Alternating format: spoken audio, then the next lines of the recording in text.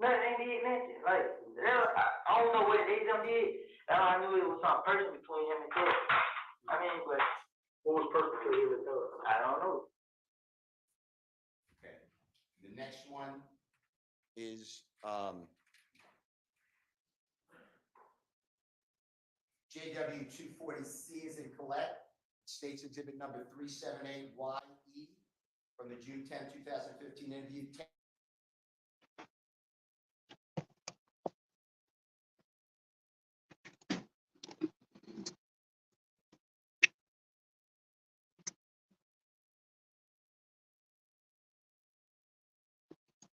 Listen to it more, I believe, and you tell us you're referring to Jeffrey and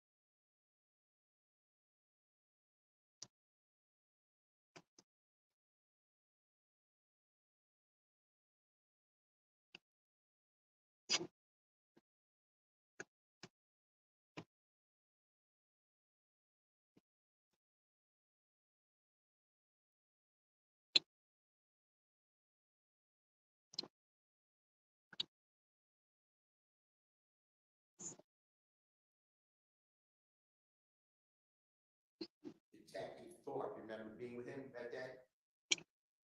January 11, 2015. I don't remember the date, but that's who questioned me.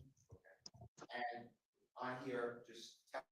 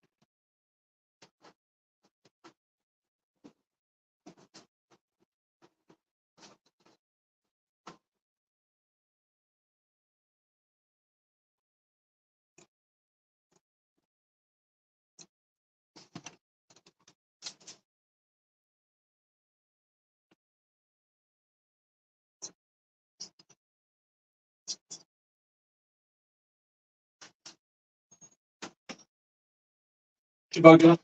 Yeah. All right, I got it. I think she switched it already. Yes, you did. Thank you very much.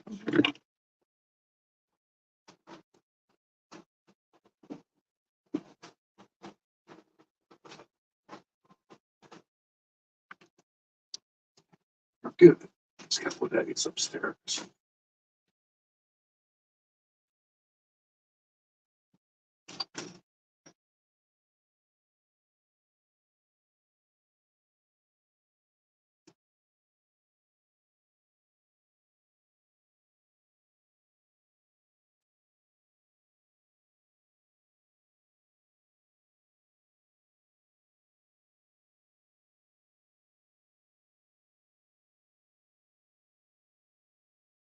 Just listen to it, make sure that that's what he says, okay?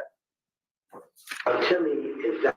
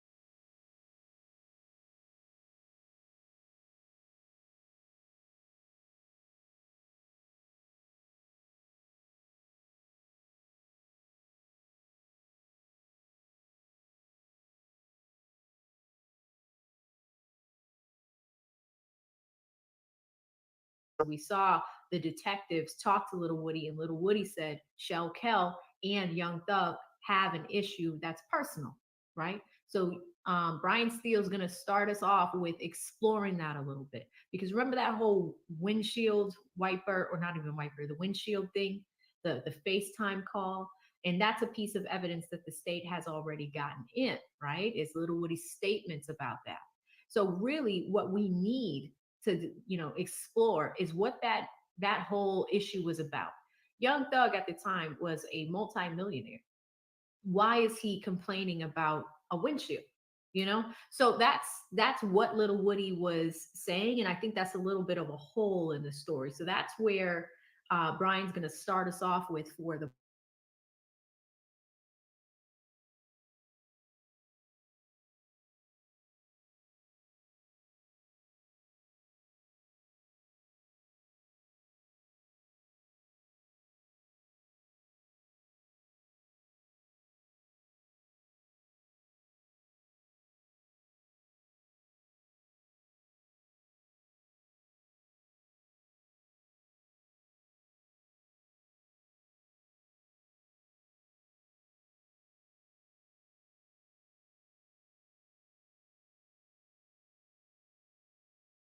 please say thank you, because y'all do not have my likes looking right. So I'm gonna pull a daddy, and I'm gonna lock y'all out. I'm sorry. I hate doing it. I really do. I don't like doing it, but I'm turning on members only. So if you have an AV membership, and if you just got one from a rabbit with a gun, guess what? Now you can use it.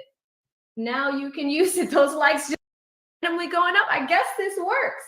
If y'all could get me to 2.3, then I will unlock the chat. But I did it. I have to learn from Lead. He is my mentor. He's one of my best friends. So, okay, at 2,000, y'all hit that like button so fast. 300 more, and I'll open it up. 300 more. But thank you so much, A Rabbit with a Gun. Thank you for sharing with the community, the Chatterhood, and making sure that 10 people just now did not get locked out. Thank you so much. Shout out to the Real Rebel Eric. Thank you, Real Rebel Eric. He drops $5. He says, Woody told those lies. I think he knew what he was doing on the phone calls. First thing it says is the call is being recorded. That's right, Eric. Like literally in the first few seconds, it tells you, hey, this call is being recorded. You're going to want to make sure that you do what you need to do. And remember that as you're speaking, right? So the warning is there. There's no way around it. Y'all are almost there with the like button. Thank you so much. And shout out to the members that have been holding it down. The Real Rebel Eric is back again. He says, Woody didn't want to go to jail. That I do believe. Woody believed telling lies would keep him out of jail. If you think about it, it kind of did. I mean, it did. And that's why I'm kind of shocked too. Like at no point did he ask for a lawyer. At no point. Right? So he got around doing all of that without legal representation, which is so interesting. But thank you so much, the Real Rebel Eric, for those great questions and observations. Shout out to D with the 199. D says AV7 for the cross-examination in the morning. Yeah, we're here. You know, I pulled a lot of hours yesterday, and we're here today to finish it off. But I'm really excited to watch all of this with you guys live. And we're just waiting for them to come back to the courtroom. And guess what? Chat, y'all are amazing. You got the likes. You got the likes up. So I am going to bring us back and allow people to pop in. If you are popping in, thank you guys. You weren't locked out for long. And I know some of y'all don't like it. In fact, yesterday, somebody was like, I hit the dislike when you do that. And then I hit like again because you locked me out. So just keep them up and then we'll be fine. No problem. Shout out to Nicole, who has been a member for 4 months. Nicole says, girl boss leading with grace, elegance, and compassion. Keep doing what you're doing, AV. Thank you. Thank you. Thank you. Yeah, you know, it gets really busy. And there's so much to do. I'm like halfway through my to-do list. There's still more to do, but you know, we'll get there. We will get there. And so many of y'all are waiting on emails and messages and DMs. We're working through them.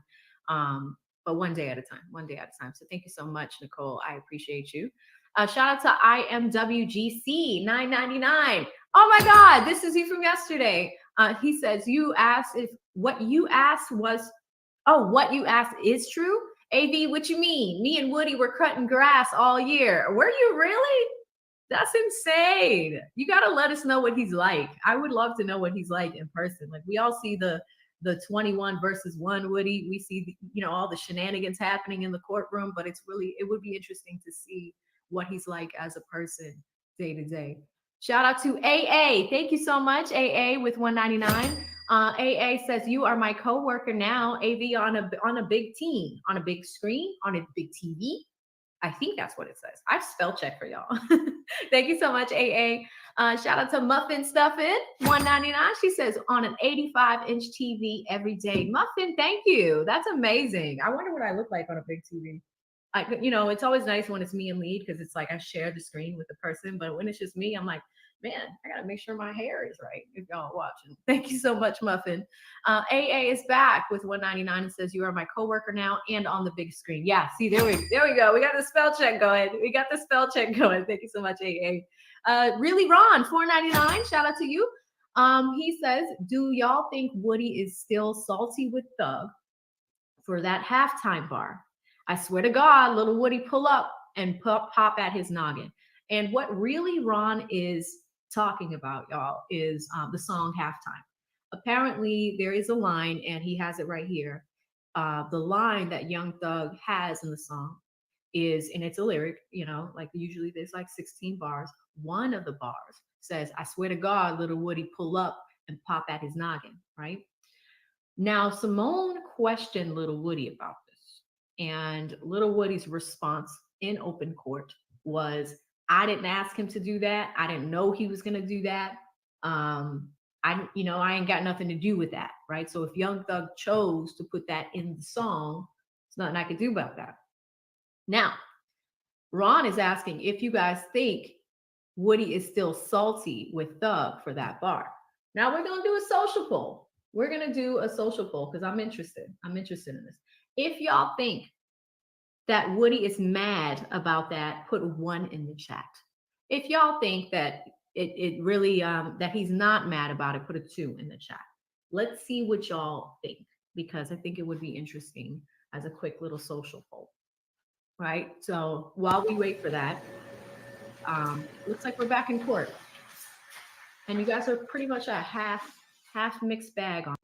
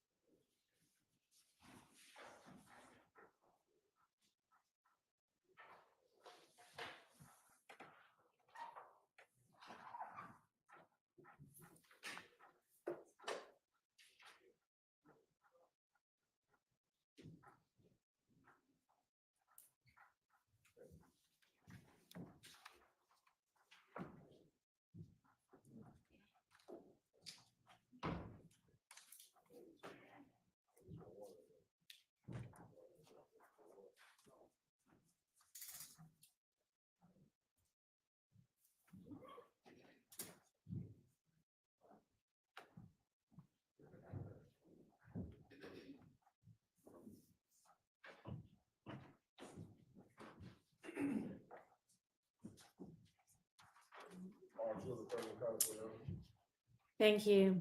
All right, as y'all can tell, we have sound again. We don't know why. We don't know if or when it will stay with us, but we're gonna, as long as we have it, move forward. Go ahead, Mr. Stewart. Thank you, Your Honor. Mr. Copeland, we are going to go back to when the audio seems to have gone out. am going to play again the JW 240C as in Colette, States Exhibit number 378YE. That's a June 10th, 2015 interrogation or meeting at 10:36:47 a.m. to 10:36:51. And this is where you are explaining, I believe, and you tell us, that they, meaning Jeffrey and Mr. Donovan Thomas, fell out. They fell out before me and Kel got into it. That's the part. If you could listen again, maybe that was when you said you couldn't hear, maybe there was an audio problem. Your Honor, can we play that through Mr. Kokomo? Yes.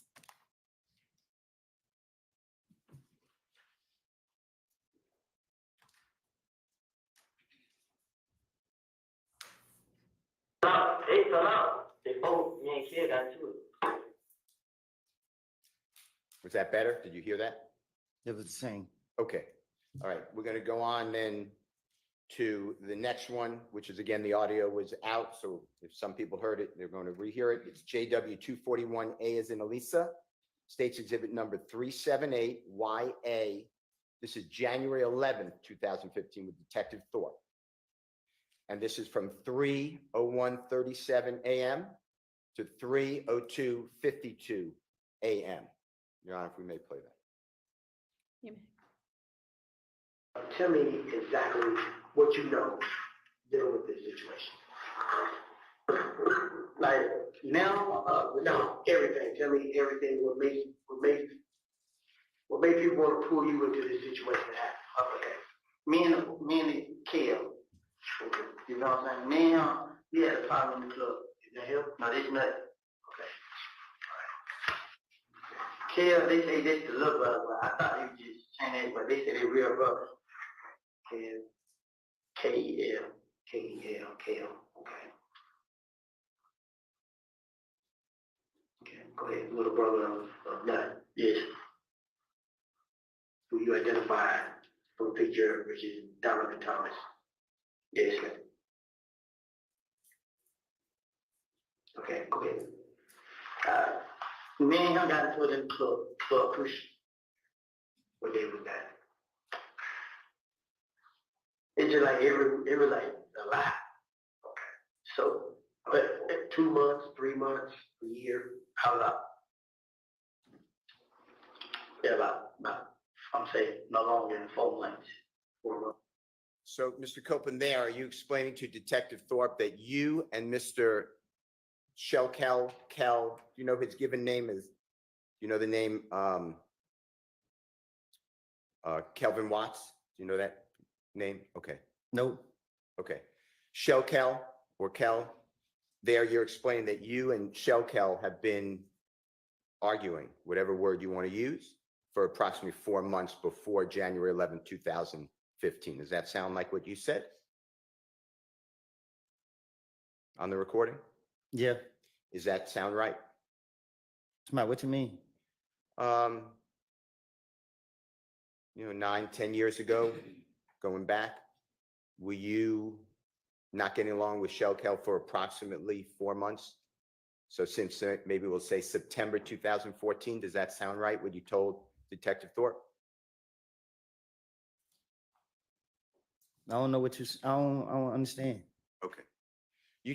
Let's just do it this way. You told Detective Thorpe on January 11, 2015 that you and Kel have been arguing since approximately September 2014. The way I got that is 4 months before January 2015.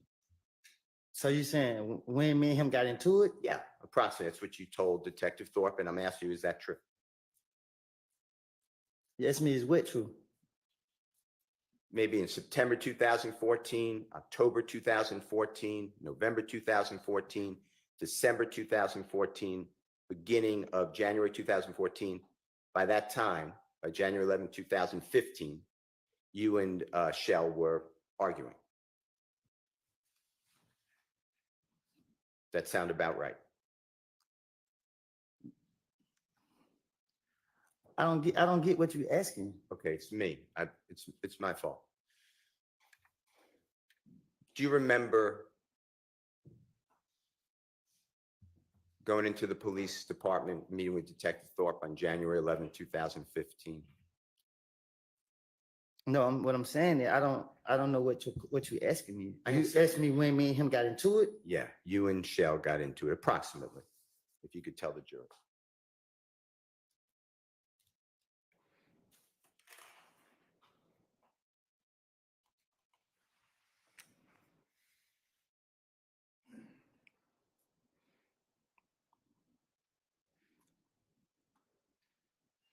Like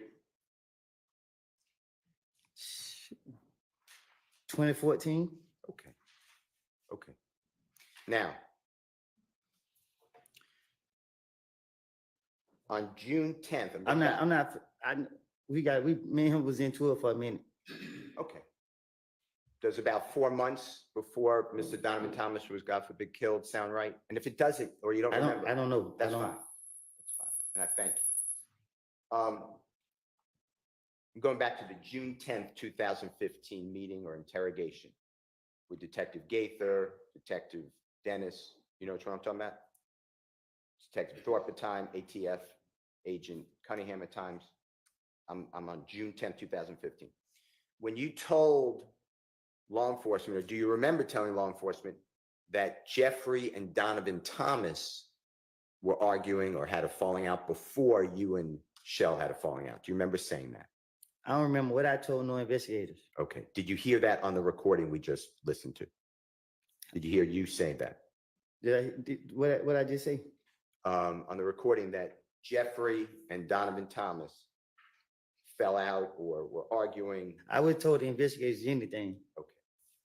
The truth is that, to your knowledge, your observation, so you saw with your eyes and you were present with your ears, Jeffrey and Donovan Thomas were, your words was, big homie. Is that true?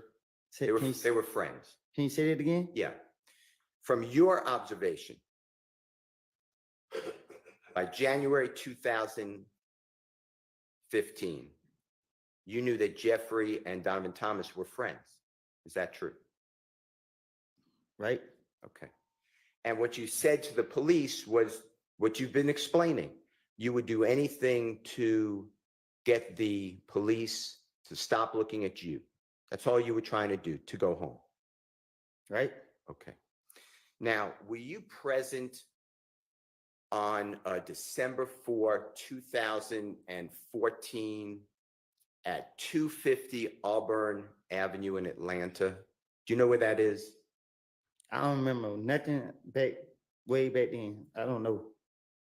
That's fine. I'm going to show you, with the court's permission, I'm going to show you a photograph of the building, 240 Auburn Avenue. Your Honor, I'll mark this if that's okay with the court. Can I have 1 second, Your Honor? Sure. I'm just looking for a number.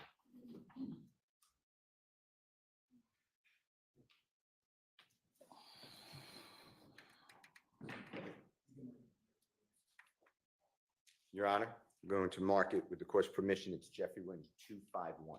All right. And we will put it on the thumb drive again. Okay. If you can, sure. It's about to come up.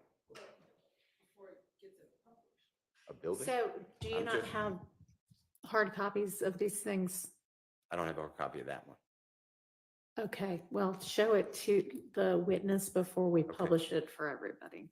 Mr. Kokomo, can he approach, Your Honor? Yes. Thank you. You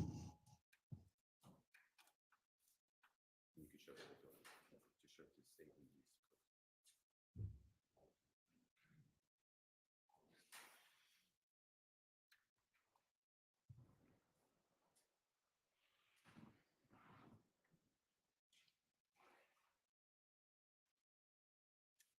Did you show him the whole building? Yeah, this is it. There it goes all the way up.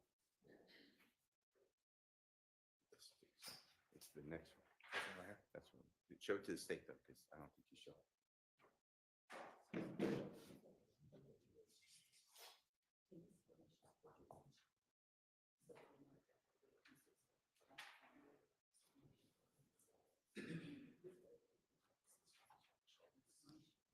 Yes, you are correct. May Mr. Kokomo approach Mr. Copeland again, Your Honor? He may, once he's got whatever this is screenshot. Mr. Copeland, if you just look at this picture, again, it's a more full view of that building that I'm referring to. It's business. This is the building. What about it? I'm going to ask you some questions. Thank you, sir. Do you remember, and the date doesn't matter that much, but do you remember being present, or were you present, for the shooting of a music video on December 4th of 2014 at that location you were just shown by Mr. Copeland? I ain't never seen that building, Okay, even today. okay, that's fine. Do you personally know whether Mr. Thomas and Jeffrey Williams were doing a music video on December 4th, 2014 in Atlanta at 250 Auburn Avenue? No, I don't know. Okay. Have you seen the music video, or do you know of the song In My Blood by Jeffrey Williams, Bloody J? Yeah, All right. Do you have any knowledge of where that was videoed, meaning the music video? And if you don't, that's fine. I don't. All right. You weren't present for that. No, I wasn't. All right. Were you present in Miami, Florida over the New Year celebration going from December 30th, December 31, 2014, striking into January 1, 2015? So it's going to be about 10 days before Mr. Thomas is, God forbid, killed. Do you remember being in Miami, Florida? Was I there? Yes, if you remember. Nah, I don't remember being there. Okay. Do you remember seeing in January of 2015, after Donovan Thomas was, God forbid, killed? Do you remember being present at shows with Jeffrey Williams and you know who Rich Homie Quan is, Yeah, the performer? You know, yeah. do you know him as Mr. Lamar too, or do you know the name Mr. Lamar? I just only know Rich Homie. Okay. Do you remember seeing, after the killing of Donovan Thomas, seeing Rich Homie Quan and Jeffrey together What you mean? in Florida performing at shows? Were you present? You said when? At what time? Shortly after Donovan Thomas, God forbid, was murdered. So January 2015. Yeah. Okay. Now,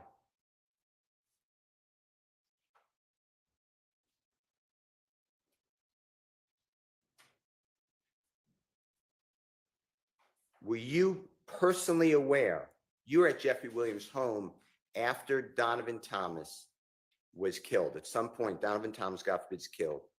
At some point, you are actually at Jeffrey Williams' home in Atlanta. Is that in the Sky House? Is that true? What you mean? Okay. So I'm locking in on the date that Donovan Thomas is killed. I'm just telling you the date. I'm not asking you to remember, but it's January 10th, 2015, okay? But Donovan Thomas is killed that night, or he's shot that night, okay? I'm asking you this. After he's shot, do you remember being at Jeffrey Williams' home at some point at the Sky House in Atlanta, Georgia?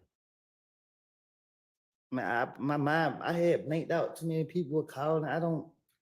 I can't remember everything that happened that night. Okay. It's okay. I'm just asking questions. You're giving the testimony. It's fine. After Donovan Thomas is killed, after the news got out that he's killed, the information, did you ever see a posting by Jeffrey Williams about Donovan Thomas's death that night, or January 11, 2015? Do you remember that on social media? I don't remember that night. Okay. All right. Okay. Did anybody with the police department, the federal authorities, homicide, I'm including everybody, or the district attorney's office ever come back to you and say, hey, I want to talk to you more about Jeffrey Williams and Donovan Thomas falling out like you told us? Did they ever try to corroborate that? And if that's a bad word, I'm going to rephrase it. All right, once I got out, Anytime. Did they ever come back to you and challenge you or ask you about this conversation that you had?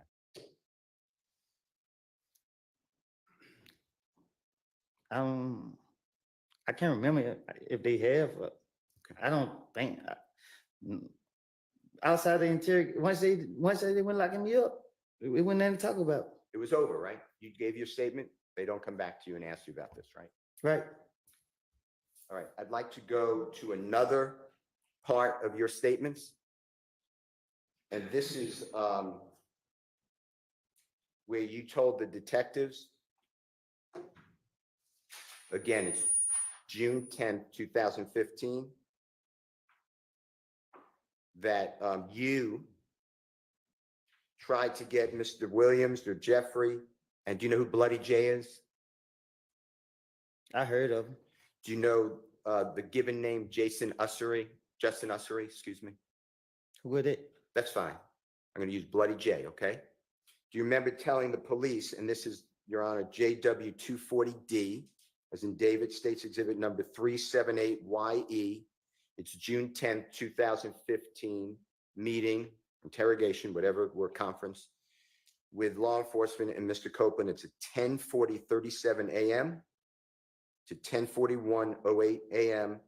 And Mr. Copeland, tell us if you hear this, okay? And if it's not, you correct us. Detective Dennis tells you, so the night at Crucial, when you were saying they jumped on you, you said, when all the, and I'm just not saying, but SHI blank popped off. So what happened, Mr. Detective Dennis, what happened when you came outside with Bloody J? Because you were saying last time, and then there's overlapping conversation, meaning I can't understand it, multiple people speaking. Then you said, when the Detective Dennis said, when you were trying to bring everybody back together. And the Detective Dennis said, you were like, is he ready? And Thug or Jeffrey kept saying, nah, he ain't ready. You remember that? That was Detective Dennis saying, you remember you told us that when you said, and you said, you mixing things up. You're talking about the time we was in when I called Bloody J and tried to get him and Jeffrey or Thug, you said, back cool. That's what I'm targeting, okay? So please listen to it. If I said it wrong, just say it right. Your Honor, can Mr. Copeland listen to this, please? And the jury. So the night at Crucial, that when you were saying they jumped on you, right? When all shit popped off. So what happened when you came outside with Bloody J? Because you were saying the last time you were trying to bring everybody back together. You was like, is he ready? And Thug just saying, nah, he ain't ready. You remember that? You remember you told us that? When you said You mixing it up. You're talking about the time we just made the shit when I called Bloody J and tried to get him a Thug, that cool. Remember saying that you were, the discussion, Detective Dennis is telling you, you were trying to bring everyone back together, make everyone, friends again. You remember Detective Dennis saying that? You just heard that? I just heard. Okay. And then you said that you called Bloody J and tried to get him and Jeffrey or Thug back cool. Do you remember saying that? Or did you hear that? Again, I'm talking to the investigators. I'm trying to tell them anything. Right. That's not true. Right. You were just trying to get out of custody or jail. You want to go home, right? I've been telling y'all that for the longest. Sustained. The statement the jurors just listened to, you were trying to finesse or lie to the investigators to get them off of you so you could go home, right? That was my plan. It was a lie, right? My plan was to spin the police, hoping they'd let me go. And did the police ever show you, or the district attorney's office, any cell phone records of you and Bloody J speaking at all on the phone? What you mean? when you said to the detective, I called Bloody J and tried to get him and Thug back cool, did the police ever come back to you at any time, or the district attorney's office, and say, here are jail records, excuse me, here are cell phone records showing you and Bloody J talking? Did they ever try to do that with you? No, once they took me to jail, I don't hear from them until I'm back on the street and I'm going back to jail again. Any time while in jail that you called Bloody J and said, wow, I tried to get everyone together? And that never happened, right? Huh? Had a phone call with Bloody J while that would be recorded? I never had Bloody J number a day in my life. Did the police ever come to you or the district attorney's office to say to you, to challenge you, or to tell you, hey, we know this to be true or not true? Did they ever do that with you? Huh?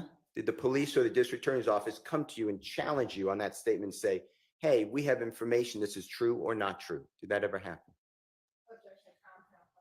It's the same question. A single question. Did the police ever do that at the district attorney's office? No. Okay. I'm going to go to another one. This is your statement again. This is June 10th, 2015. Your Honor, it's JW, Jeffrey Williams, 240E as in Aaron. It states exhibit number 378YE. And Mr. Copeland, this is at 10:45:09 in the morning to 10:46:01 in the morning. And on this one, what I'd like you to listen for is you saying, if you did say, you tell us, yeah, so I'm like, and I'm not saying, but darn, but it says another word, but this SHI blank happened, but before that happened, me and Kel was face to face. You know what I mean? Detective says yes, or Then you say, truth be told, I walked up on him, meaning Kel, with Shannon, me and him, it was me, D, my baby mama, and her friend. You said, the detective said, You said, it was Kel and about 5 more other, I'm not saying, but ends. All right, look, bruh, you know what I mean? I got a problem with you, bruh. You know what I mean? This SHI blank here, we've been knowing each other. Detective says, right. And you say, I'm telling Kel that, bruh, this SHI blank ain't about them, bruh. You know what I mean? What the HELL? Woo woo. We talked like, while me and Kel talking, Kel, you know what I mean? All this SHI blank really about Thug. The truth, this is the truth. So detective says, so Kel's beef is not with you, it's with Thug. And you say, yeah, it was with Thug. Detective says, well, then why he? And you said, it was a cover-up. You're not listening. It was a I was the cover-up. I want you to listen to this and tell me if you hear what I said. If not, just correct it. Yeah, I said something like that. But that shit happened. But for this happen, me and Kill face to face. Now, I mean, truth be told, I'm the one with Shannon. Man, it was me, D, my baby mama, and her friend. It was Kill, and about 5 more than me. I'm like, look, bro, I mean, I got a problem with you, bro. I mean, this shit here, we been on each other. I'm telling Kill that, bro. This shit ain't about that, bro. I mean, what the hell, we talk? Like, why me and Kill talking? Kill really like saying, I mean, all this shit really about the truth. This the truth. So Kill's beef is not with you, it was drugs. Wondering why I was the cover up. You're not listening, I was the cover up. Listen. Did you hear that, Mr. Copeland? Yeah, I heard. What I said, is that what you heard? I heard it. Okay. And you were doing the same thing you've told the jury over and over again, right? I was lying to the police because I wanted to go home and I was putting it on Jeffrey, right? That's why I keep telling you. And the police, you knew, wanted Jeffrey. They wanted to make a case against Jeffrey. They made that clear to you, right? Yeah, they did. So it wasn't that hard for you to realize, and I'm not saying you're not, using your finesse, but you knew who the police wanted you to implicates my word. That's a bad word. You knew who the police wanted you to say is the person responsible for this death, right? I didn't think they were gonna go after him. Okay. And you knew that they wanted information from you about Jeffrey. True? Yes. Now, when you talk about your baby mama, did you hear that in the recording we just listened to? Mm-hmm. You're talking about the Honorable Miss Deshawn Quarterman, right? That's her name? Yeah. Okay. And you're aware that Miss Deshawn Quarterman, your child's mother, had spoken with multiple, but Detective Gaither at times. True? What you mean? During this time. Yeah. And we know that because remember hearing some jail calls yesterday that the district attorney's office played for you. And you even asked Miss Quarterman or Deshawn to call Detective Gaither on one of those recordings or two of those recordings. You remember that? Yes. And you asked Deshawn Quarterman to text Detective Gaither. Do you remember that, hearing that yesterday on the jail calls? Yes.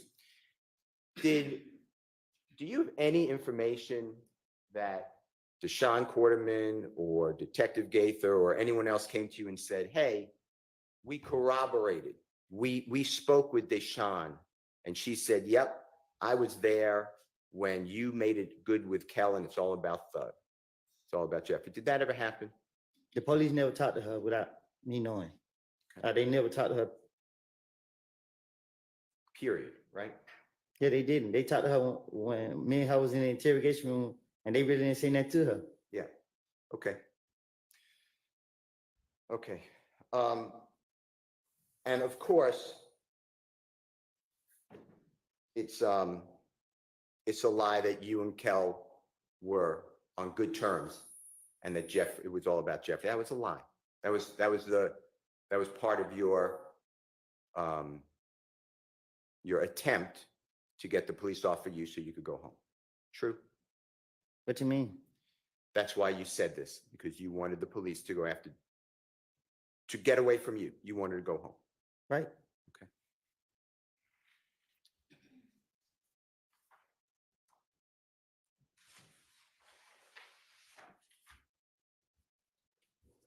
Jeffrey Williams, number 240F is in Fox, State's Exhibit number 378YE. Your Honor, this is June 10th, 2015. It's already an evidence meeting, interrogation conference, interview, whatever it is called, at 10:49:25 a.m. to 10:50:09. And Mr. Copeland, I want you to listen to this, that you are saying to law enforcement. So when they ended up leaving, we pull up at the studio. This end was there recording a song, meaning Jeffrey. That song that we pull up tonight, he did that song. I mean, like, he did it so fast, like damn N just shot at you, come make a song. So this is what I'm thinking, so we're up there chilling. So everybody was up there at the studio. So Thug dialed 911. He had a bullet hole in his car. So he want to know who shot his car. You know what I mean? I want you to listen for this. If I said it wrong, you got to correct me, please. So when they leave, we put up at the studio. This was the number one song. That song that Lou we put up probably tonight, he did that song. I mean, like, he did it so fast, like, damn, nigga, this shot come make a song. So there's no thing, damn. So we got that chill. So all everybody at the studio got paid. So Doug like, yeah, Willie was in cup. So he's like, well, he wanna know who shot his cup. I mean, Did you hear that, Mr. Copeland? Mm-hmm. Did I say fairly what it says? Was I fair? That's what it sounds like. Okay. Did the police ever come to you after you reward them with this information and play for you or even tell you, hey, here's the 911 call made after the gambling house was shot up and a supposed bullet hit Jeffrey's car? Did that ever happen? No, Did the district attorney's office ever come to you and say, hey, we had the 911 call that Jeffrey Williams phoned in, like you told us, on June 10th, 2015. Did the district attorney's office ever play for you that 911 call? no, There was no 911 call. You were just trying to get out of the police, right? Sustained. Was there a 911 call to your knowledge that was ever shown to you to corroborate, to verify, to support that statement? no,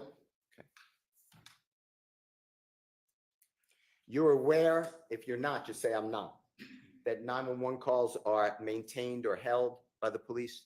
You know what I'm talking about? They're saved. They can be retrieved. If I'm asking a bad question, just say. yeah, they are. District Attorney's Office nor the police ever came to you with that 911 call? Did y'all?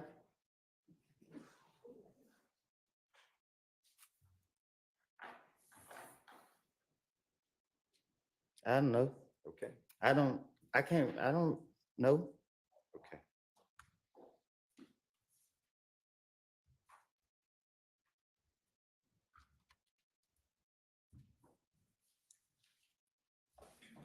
I'd like to go to Jeffrey Williams 240G, as in Goldfeder, States Exhibit number 378YE, as in Aaron.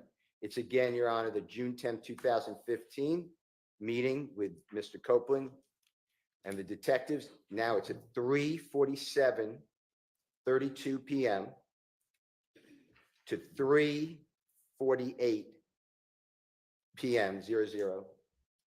And Mr. Copeland, if you can just listen for and tell us if this is accurate. You said, and we're still talking about the car windshield. Remember all this conversation about Jeffrey wouldn't let it go until his car windshield was paid for? Remember all that? I'm listening. Okay. And it should say, and correct us if I'm wrong, that you said, yeah, so when me and Kel was like, well, we wanted to see what Thug got to say. So I called Kel on FaceTime with Kel, and Kel like, I ain't let SHI blank go until you pay for my window. You know what I mean?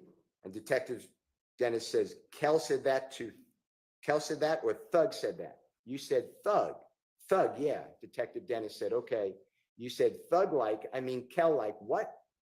Pay for your window. So he looked at me. I'm about to go. I ain't got nothing to do with it. That's on y'all. So I'm out of here. I'm out of there, bruh. You know what I mean? Like, man, get nut on the phone. You feel me? That's what Kel was saying. I want you to listen to it and see if I've said that accurately.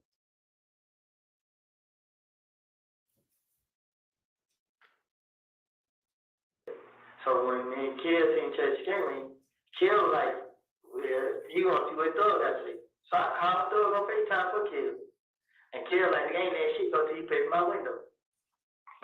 Kill, yeah. Thug like, Kill like, what? Pay for your window? So he look at me like, I'm like, bro, I ain't got nothing to do with it. So y'all, I'm out of there, bro. Like, man, get that on the phone. You did. It was Kill was saying. What I said, was that accurate? Again, I tell the police anything, get them out my face. Okay. And at that time, by 2014, 2015, you knew Jeffrey was wildly popular in music. Is that fair to say? Since I've been knowing that he's been popular. And he was also popular, if you observed it, in fashion, meaning like dress, Yeah, social media, he had influence. yeah, And he was owning several homes, to your knowledge, true? I don't know what he owned. Okay, how about cars? He had several cars, Yeah, and he would allow people to use those cars. He was free with that stuff, right? yeah. And he would rent cars for other people too, even if he didn't own it. Is that true? I don't know what he do for other people, but it was no issue. He rented cars for you. Fair? Huh? He rented cars for you if you needed it. Isn't that true?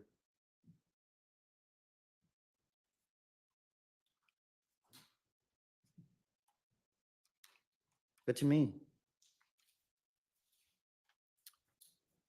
You would drive at times a rental car with permission of Jeffrey Williams that he rented. It wasn't a big deal, right? I used to just go get the car. Yeah. Yeah. Okay. And it wasn't only you, it was anybody. He's generous, right? With his things. Sustained, you can rephrase. It's fine. All right. You also knew at that time, 2014, 2015, Jeffrey would fly on private planes. True? Yeah. And he would allow you at times, I don't know the number, you could tell the jurors, to go on a private plane with him. Fair to say? Yeah. And you knew he was touring America at that time, right? He was performing all the time, right? Yeah, he was, yeah. And he would do tours throughout America. You're aware of that? He used to go to, I don't know what tour here, but he used to go to the different clubs and stuff. Okay. And do you remember him having like go to different cities throughout America? I mean, that's what I mean to say. That's fine. And Europe, countries like England and France. Sustained. Jeffrey would play in other places, not in America, outside America. You're aware of that, right? What's the relevance? So relevance is that Mr. Copeland's telling the police that Jeffrey Williams cared about a window. I'm sorry, I couldn't hear you. Say that again. Jeffrey Williams cared about a car window. The man is. Okay, I'm not sure the one has much to do with the other, so I'm going to sustain that objection. When you told the police that this is about a window, Jeffrey's window, remember what we just heard? That was part of your finesse, right? To get you out of there. When the police would question me, my only motive was to get me out of the interrogation room free. I was trying to say whatever I can to get them to let me go, to convince them that I would help them. And this just was my motive. Every time they got me, that's what I was trying to do. They were bringing his name up, and they mentioned anybody's name, I was gonna make up a story on them. I was gonna say something about them, hoping that I can convince them to let me go. And that's what happened here about the windshield, right? Same thing. I don't remember what I told them. I just played it. I heard what I said. That was part of your attempt to go home, right? True, not to be locked up. Right. Did anybody come to you from the police, the district attorney's office, and say, we corroborated, means support or verified, this this car window story? Did they ever tell you that? After 2000, when I gave an interview and went to the feds, I haven't heard anything from the state, the police, nothing until they catch me in the street. Okay. They haven't told me about nothing. They haven't reached out to me or nothing. Okay. I'd like to go to the next issue that I'd like to discuss with you, Mr. Copeland. It's JW240H as in happy, States Exhibit number 378YE as in Aaron. It's again the June 10th, 2015 interrogation. It's at 10:42:23 a.m. through 10:42:32 a.m. and I'd like you to listen for and tell us if I am wrong, where this is outside of Club Crucial, after you, remember you got into a fight on January 6th, 2015? Remember with the lip and the eye and the knot on the head, remember that? And when that went wrong, my lip, it was just my eye. Okay. And it was, the detective said to you, okay, we'll get back to see you 9. He's standing there with Bloody J. You said, so, but Thug pulling my shirt like, there goes Bloody J right there. You know what I mean? Thug and Nard were in the car leaving Crucial that night and firing at either Bloody J or Kel's people. Tell me if you hear that, okay? Okay, get back to you see 90 standing there with blood. I think it, so, but Thug put him a shirt like, there go Bloody J right there, you know what I mean? So, You hear that? Yeah, I heard. Okay.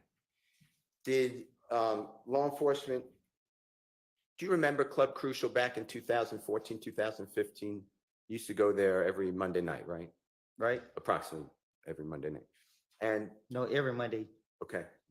And do you remember ever observing or seeing that there were surveillance cameras inside and outside Club Crucial? You ever cameras? Okay. Did the police ever come to you and say, hey, we have the surveillance camera we want you to look at, or the district attorney's office, from January 6th, 2015? Did anyone ever show you anything like that? I never heard nothing about no cameras. Okay. I'm going to play on the same issue, same time, dealing with outside of Club Crucial. This is going to be J.W. Jeffrey Williams 240I as an ice cream, states exhibit number 378YE. It's June 10, 2015, interrogation 10:43:20 a.m. to 10:44:18 a.m. And this is you, just make sure it's right. So when we pulled out, Thug and Nard got in the car together. I mean, so when they pulled out, we leave, but when we're leaving, Thug and them pull on a side street. I see them pull on a side street. My pulled on the side. He like, what the HELL y'all doing? He like, boy, we want to wait. He come out the club. I'm like, who? He's talking about Bloody J. What the HELL? You know what I mean? I said, I hear the gun cocked back. Detective asked, what had a gun? You said that N Nard. Detective said, uh-huh. You said, so I hear the gun cocked back. I'm like, what the F? So I tell them, all right. I mean, my brother was gonna have to turn around. Detective says, uh-huh. So you said, so when we go down and turn around and come back, I'm telling brother, SHI blank, just go left. And we just ride the back street all the way to the house. We just hear the SHI blank go boom, boom, boom. And we just see the car, Thug and them in chasing the other car in front of them. You know what I mean? Detective said, that is the night, the same night you got jumped on at the club? You said, yeah, Thug and them chasing them. Because at first they thought they took money from them. Just listen to it, make sure I said that fairly accurately. we pulled out. I mean, so we pulled out, Thug and another guy come in. I mean, so they pulled out, we leave. But when we leave, I threw the phone side street. So I ran up to the phone side street, my brother pulled on the side, like, oh, what the hell y'all doing? Yeah, boy, we don't really need to come out the club. I'm like, ooh, he's not Bloody J. What the hell, you know what I mean? You know what I mean? I said, I hear the gun cop back. Who had a gun? The nigga Nard. So I hear the gun cop back. What the fuck? So I said, I mean, my brother go out and turn around. So when we go out and turn around, come back up. I said, brother, you go left, and we just ride fast, we all the way to the house. We just hear she go, boom! And we just see the car door, and then chasing the little car in front of them. I mean, this is that night that this same night you got jumped on. Yeah. So, Thug and chasing me, cause at first thought they took money from me. Did you hear that, Mr. Copeland? Yeah, I heard. Was it fair what I said? What you mean? What I said was that, what you said, did I take your words and the detective's words accurately? What I said beforehand? I guess. Did the police, local police, gang unit, federal authorities, district attorney's office, anybody ever come to you with any type of verification of what you said? Did they ever say to you, yeah, this happened or this didn't happen? Did they ever even talk to you about that? No. I want to go to the next issue, and this is JW 240J as in Jake. It states exhibit number 378YE. It's the June 10th, 2015 interrogation, meeting, or interview. It's at 3:46:40 p.m. through 3:47:45. And here, Mr. Copeland, you are discussing with the detectives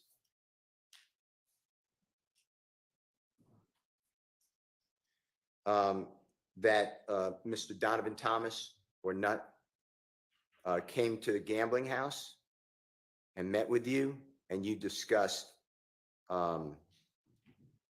your issues with Mr. Shelkel. I want you to listen to this. Specifically, you said, I was just like, darn, but it says another word, bruh, what happened? You know what I mean? What the HELL? I'm just like, the only thing I did was, you know what I mean? That N-Kel is, that's what that was, because I was just like, and then I just remembered like the stuff Nut used to be saying. You know what I mean? Like Nut pulled up at the gambling house and he tried to talk to me. You feel me? I let the window down. I cracked the window. He said, darn, it says another word, blood. I ain't blood, bruh. You know what I mean? But darn, says another word. You know what I mean? So I pull over. And when I pulled over in the car, him and Big Boo was talking. I mean, dapped him up. Boom, Shannon right there. Shannon walked right past, looked at me and was like, you know what I mean? Detective said, uh-huh.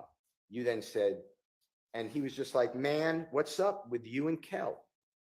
Meaning Nut, or Mr. Thomas. Like, man, these ends, let him trip with y'all. I ain't got no problems with him. You know what I mean? So we was talking.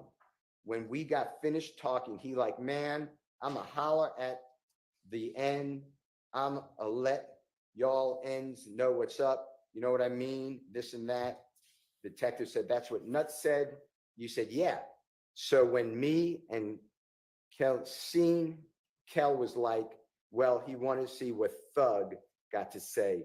So I called Kel on FaceTime with Kel, and Kel like, I ain't let SHI go until you pay for my window. You know what I mean? Just listen to it and tell me if you agree with what was said.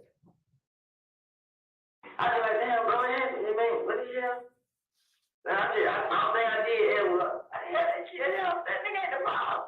Know what I mean? The nigga Cal is. That was, so I feel like, and then I can remember like the stuff Nut used to be saying. I mean, like Nut put up at the gamma house and he tried to talk to me. You feel me? I did one time, I cracked the one. He like, damn, blood. I ain't blood, bro. Know what I mean? Like, damn. I mean, so I pulled over. When I pulled over, I got the car and they did boo talking. I mean, I got more. Boom. Shannon right there. Shannon walked right past, looked at him like, you know what I mean? And he was like, man, what's up with you and Kel? I mean, they young trippers, y'all. I ain't got no problem with it. You know what I mean? So we were talking, we got there talking. Like, now I'm hiding, I'm gonna let y'all niggas know what's up. You know what I mean? This and that. That's what Nut said. Yeah. So when me and Kel seen each other scaring, Kel was like, well, he gonna see what Thug got to say. So I called Thug on FaceTime for Kel. And Kel like, ain't that shit go till you pay for my window. I mean, Kel. What I said, was that fairly accurate, what you were saying with the detectives? I never had no conversation with Ned outside the gambling house. Exactly. police never came to you in any way to say, hey, we corroborated that or support or verified that, right? That never happened. I never had a conversation with him. I want to talk with you about Jeffrey Williams number 240K, as in Kitten, States Exhibit number 378YE. Your Honor, it's at 9:56:01 to 9:56:27 a.m. It's June 10, 2015 meeting. Mr. Copeland, I want you to listen for, and then, correct me if I'm wrong, that you said to the detectives on June 10, 2015. So I went and got the car. I pull up at the green store. I ain't seen them out there. So I was talking to Little Rick. Me and Little Rick talking. I called D. D said he was on Cleveland. So Rick asked, like, where you just go? Because I was going to the girl's house. He like, all right, boom. I get in the car, I ride. I pull up at McDonald's. When I pull up at the McDonald's, detective says, you went to McDonald's? Bye-bye. You say, on Cleveland. Detective said, on Old Hapeville? You said, nah, the one across, and the detective then cuts into your statement. I want you to listen to it. We're talking about, obviously, where you were at around the time of Mr. Donovan Thomas getting shot, okay? Just to orient you. So I got cuffed. I got put up at Greenstone. I ain't survived. So I'm talking to Rick. Me and Rick talking. I called him. He said he's on leave. So Rick had like, where you could go? We turn around. And I'm gonna go to the girl. He's like, all right. Boom. I get him a car. I ride to him. I pull up at the McDonald's. When I pull up at the McDonald's, to the McDonald's side. Cleveland, Wakefield, like, the one right across the street, yeah. Did I say fairly what you said to the detectives? Did it sound correct? That's what he said. Yeah. Okay. Now, did you ever get word from the district attorney's office, the detectives, the ATF agents, anybody that Little Rick confirmed your statement to the police? That they spoke with Little Rick? No. Okay.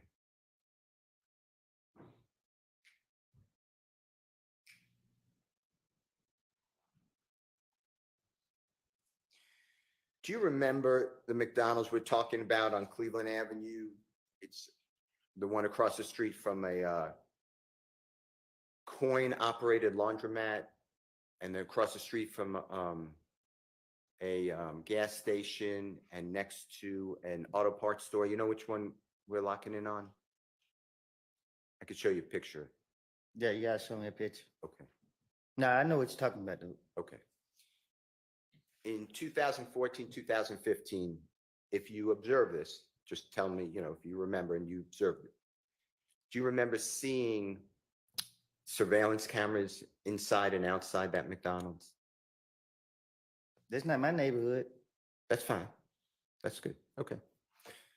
All right. Now, you're aware by the time that all this happened, January, we'll just say January 2015, January 10, before Mr. Donovan Thomas's, God forbid, shot. You're aware that cell phones, cellular telephones, give a general description of the area the cell phone is in. Is that true? Can you say it again? Yes, sir. Yes, sir. At and around or before Donovan Thomas's shooting, that's what I'm locking in on. Were you aware, did you know that cellular telephones can tell a general vicinity of where the phone is? Do you know what I'm referring to? You said, do I know about it? Yeah. Did you know about it back then? Yeah. Okay. And in fact, you told the police On January 11th, 2015, within 7 hours, 8 hours of Mr. Donovan Thomas being, God forbid, shot, you brought a cell phone in the interrogation room with Detective Thorpe and said, my phone will tell you where the phone was. Remember doing that? Right? And that was you trying to tell the detective, don't look at me for the killing of Donovan Thomas. Fair to say? That's why you went there, right?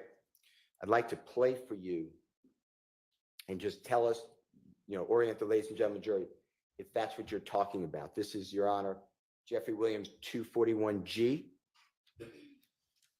It's in Gold Federal States Exhibit number 378Y. A is in Elisa. Your Honor, this is the January 11th, 2015 interrogation or meeting with Detective Thorpe and Mr. Copeland. It's at 3:14:09 a.m. to 3:14:23 a.m. If you can listen to this, Mr. Copeland, just make sure that you tell the jurors correctly if this is what you're talking about.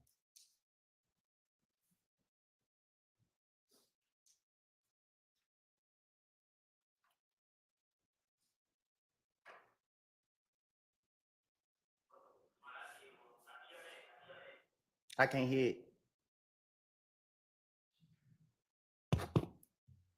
It wasn't shared.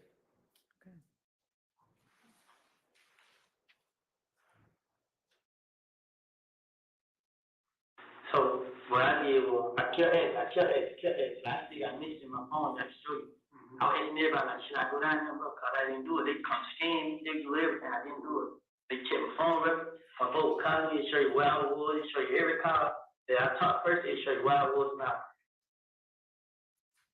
Is that you, Mr. Copeland? If you heard it, saying, you could check phone records, you can see where the phone was, where I was. Is that fair to say? Huh? Sorry. Were you talking about in the Jeffrey Williams Exhibit 241G, States Exhibit 378YA, from the times that I announced? Was that you showing the detective with your phone on the desk? Trying to show him I'm innocent? Yeah. Yeah. And that phone, you see the phone that's in the Honorable Judge Whitaker's courtroom on display? That's the phone you brought in. On the camera? Yes, sir. Yeah. And did Detective Thorpe ever take your phone?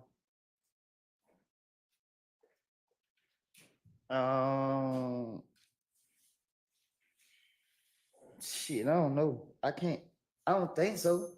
Well, let's do it both ways. I don't really remember how it was so fast. I don't really remember how it went. Okay, well, let me ask you this, and if you don't remember, just say I don't remember. Did anyone on the district attorney's office or the police department ever show you the contents of your phone, that they looked into your phone? Did they ever come back to you and say, hey, we can tell where you are, or these are the text messages? Did they ever show you that? Miss Hilty told me that, I think in Glanville office, that something about my phone showed me somewhere else. I can't. She said something to me about it, like during the trial. But I don't recall exactly how she said it. Now, you had multiple phones, fair to say, on January 10th, 2015? What you mean? Multiple is a bad word. You had more than one phone on January, the day that Mr. Donovan Thomas was killed. You had more than one phone, right? Everybody got more than one phone. Okay, and including you, right? Yeah. In fact, you told the jury on August 12th of 2024 that you had more than one phone. And if you listen to this, just make sure that's what you're talking about, the night of Donovan Thomas's murder. JW 249, Your Honor, at 5:44:48 to 5:45:16 from the Fox 5 stream of this trial.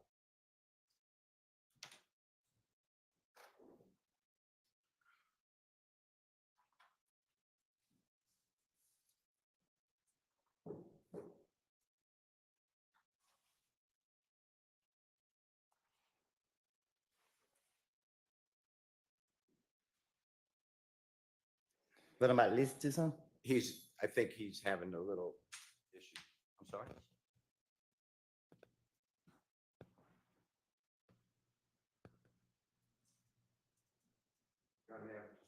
You may. Do any need to have a restroom break anyway? Let's have a short recess while they get that queued up. It's about time for a restroom break. Can I step out?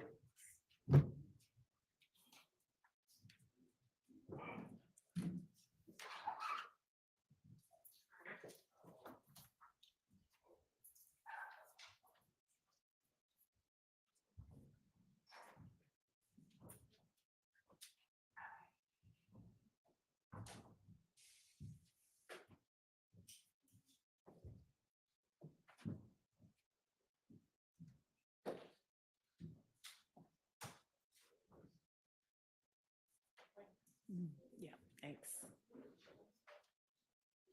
All right, we'll take however long it takes the jury to get back, 10-ish minutes.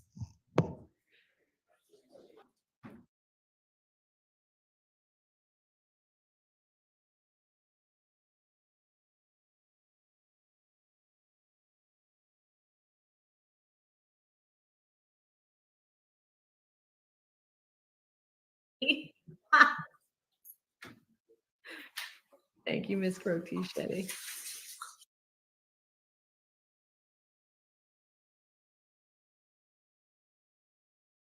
Did Detective Thorpe ever take your phone?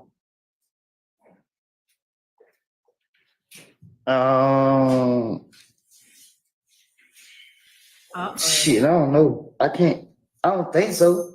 Well, let's do it both ways. I don't really remember how it was so fast. I don't really remember how it went. Okay, well, let me ask you this, and if you don't remember, just say I don't remember. Did anyone on the district attorney's office or the police department ever show you the contents of your phone, that they looked into your phone? This is bad, guys. It's, again, trying to keep the interruptions to a minimum. They probably got phone records on Woody. They probably have phone records on Woody. Notice he pinned Woody down like, hey, where were you between December 30th, 2014 and December 1st of 2015? You were in Miami, right? And now he's bringing up cell phone records. Look at the line of questioning. Little Woody, were you aware that in 2015, there are ways to track your phone? He didn't say those words. You guys remember the forensic data expert I had up here last week, Spencer? Spencer told us about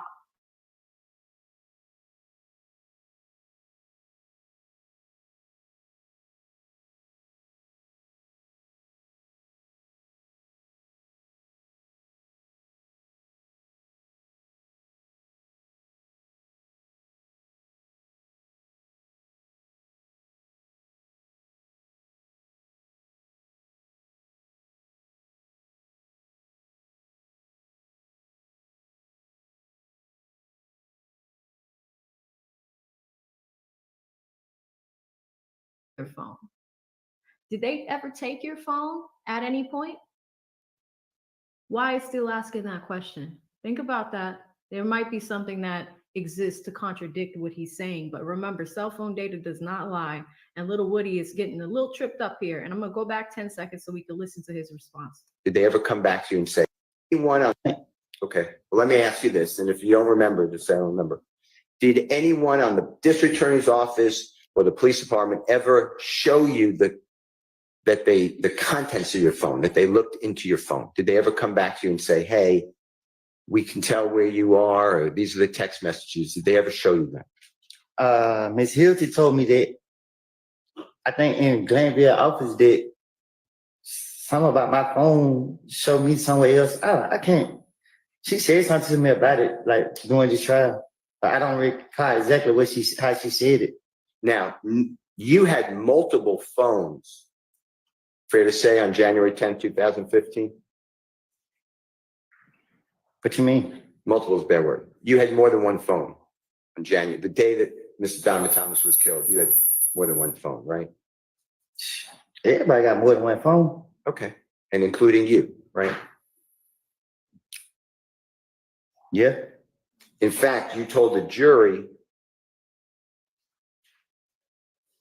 on August 12th of 2024, that you had more than one phone, and if you'd listen to this, just make sure that's what you're talking about, the night of Donovan Thomas's murder. JW 249, Your Honor, at 5:44:48 to 5:45:16 from the Fox 5 stream of this trial.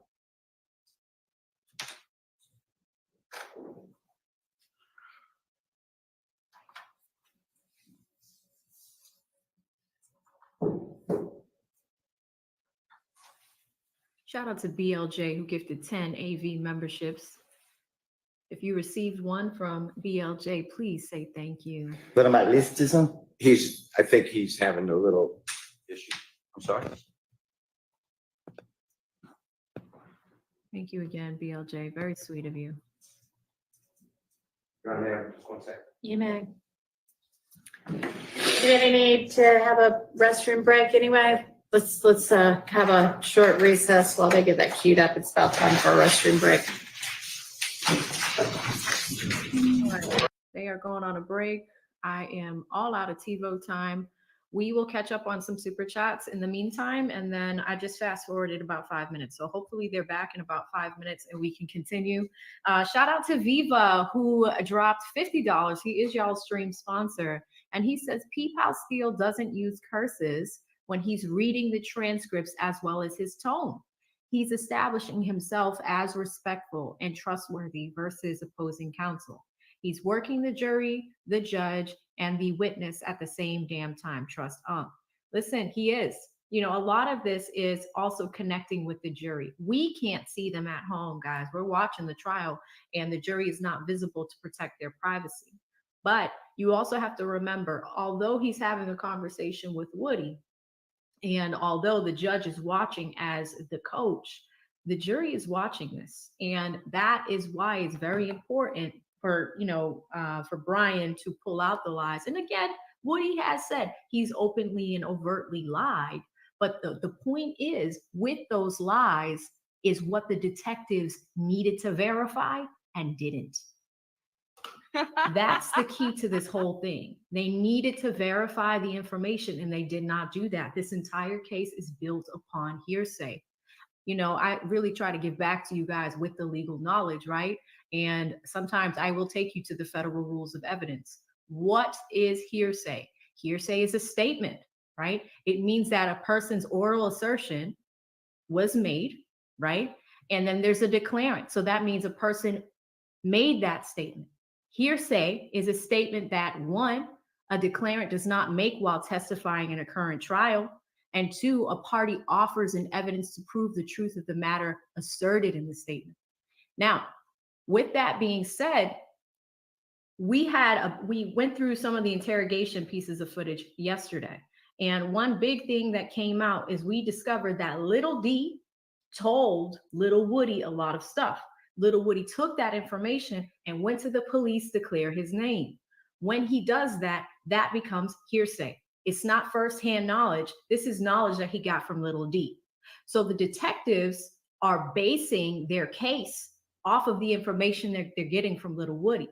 But the issue is Little Woody never had firsthand knowledge.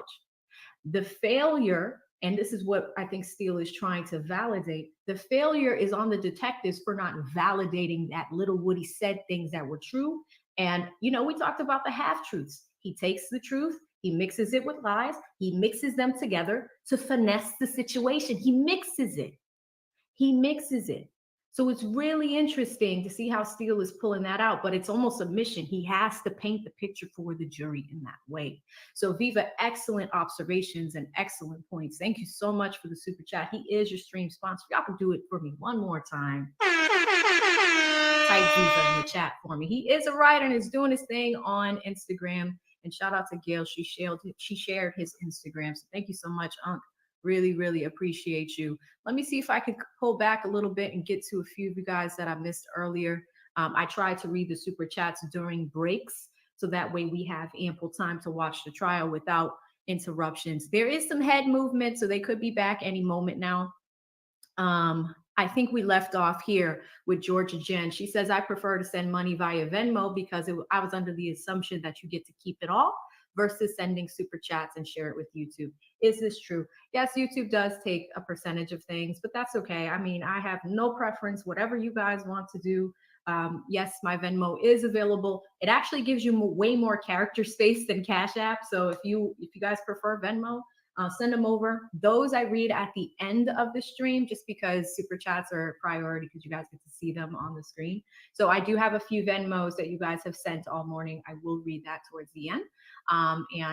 Thank you for the question, Georgia Jen down there in Georgia. Shout out to Mary, who became a member. Welcome, Mary. Shout out to Mary Sala with a super sticker slinging them cards. It's good to see you. Thank you so much for the super sticker. Shout out to a view from Tracy's Point with $10.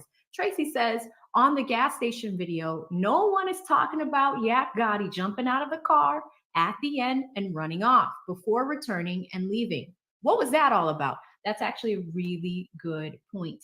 They did focus on Yak Gotti going into the convenience store and coming out of it, the Infinity. And then, you know, there was some movement, but I imagine that what we're going to do is Doug Weinstein's probably going to expand on that a little bit more on cross-examination because that's his client.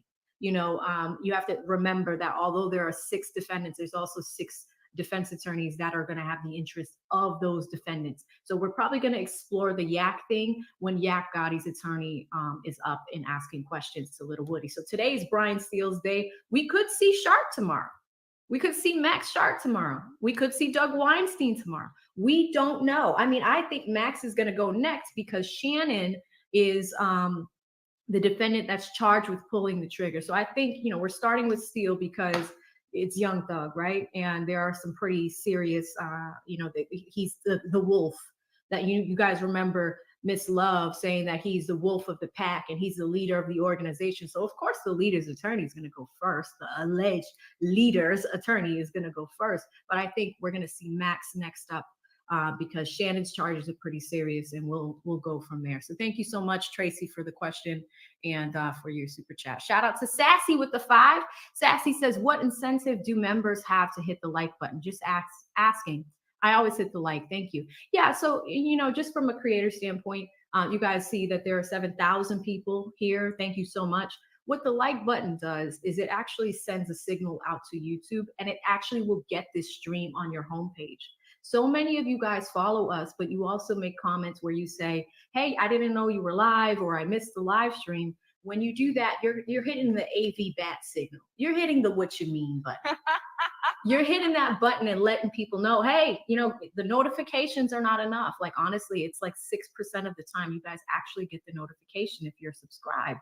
But if you're watching TV on, you know, most of you watch us on TV, you know how you're on your homepage and you open the YouTube app, this will put it on that front page. That's why we ask you guys to do that. It's not because anybody's getting greedy and, you know, they want all of that. You're actually helping get this. And also you're shaping your YouTube algorithm.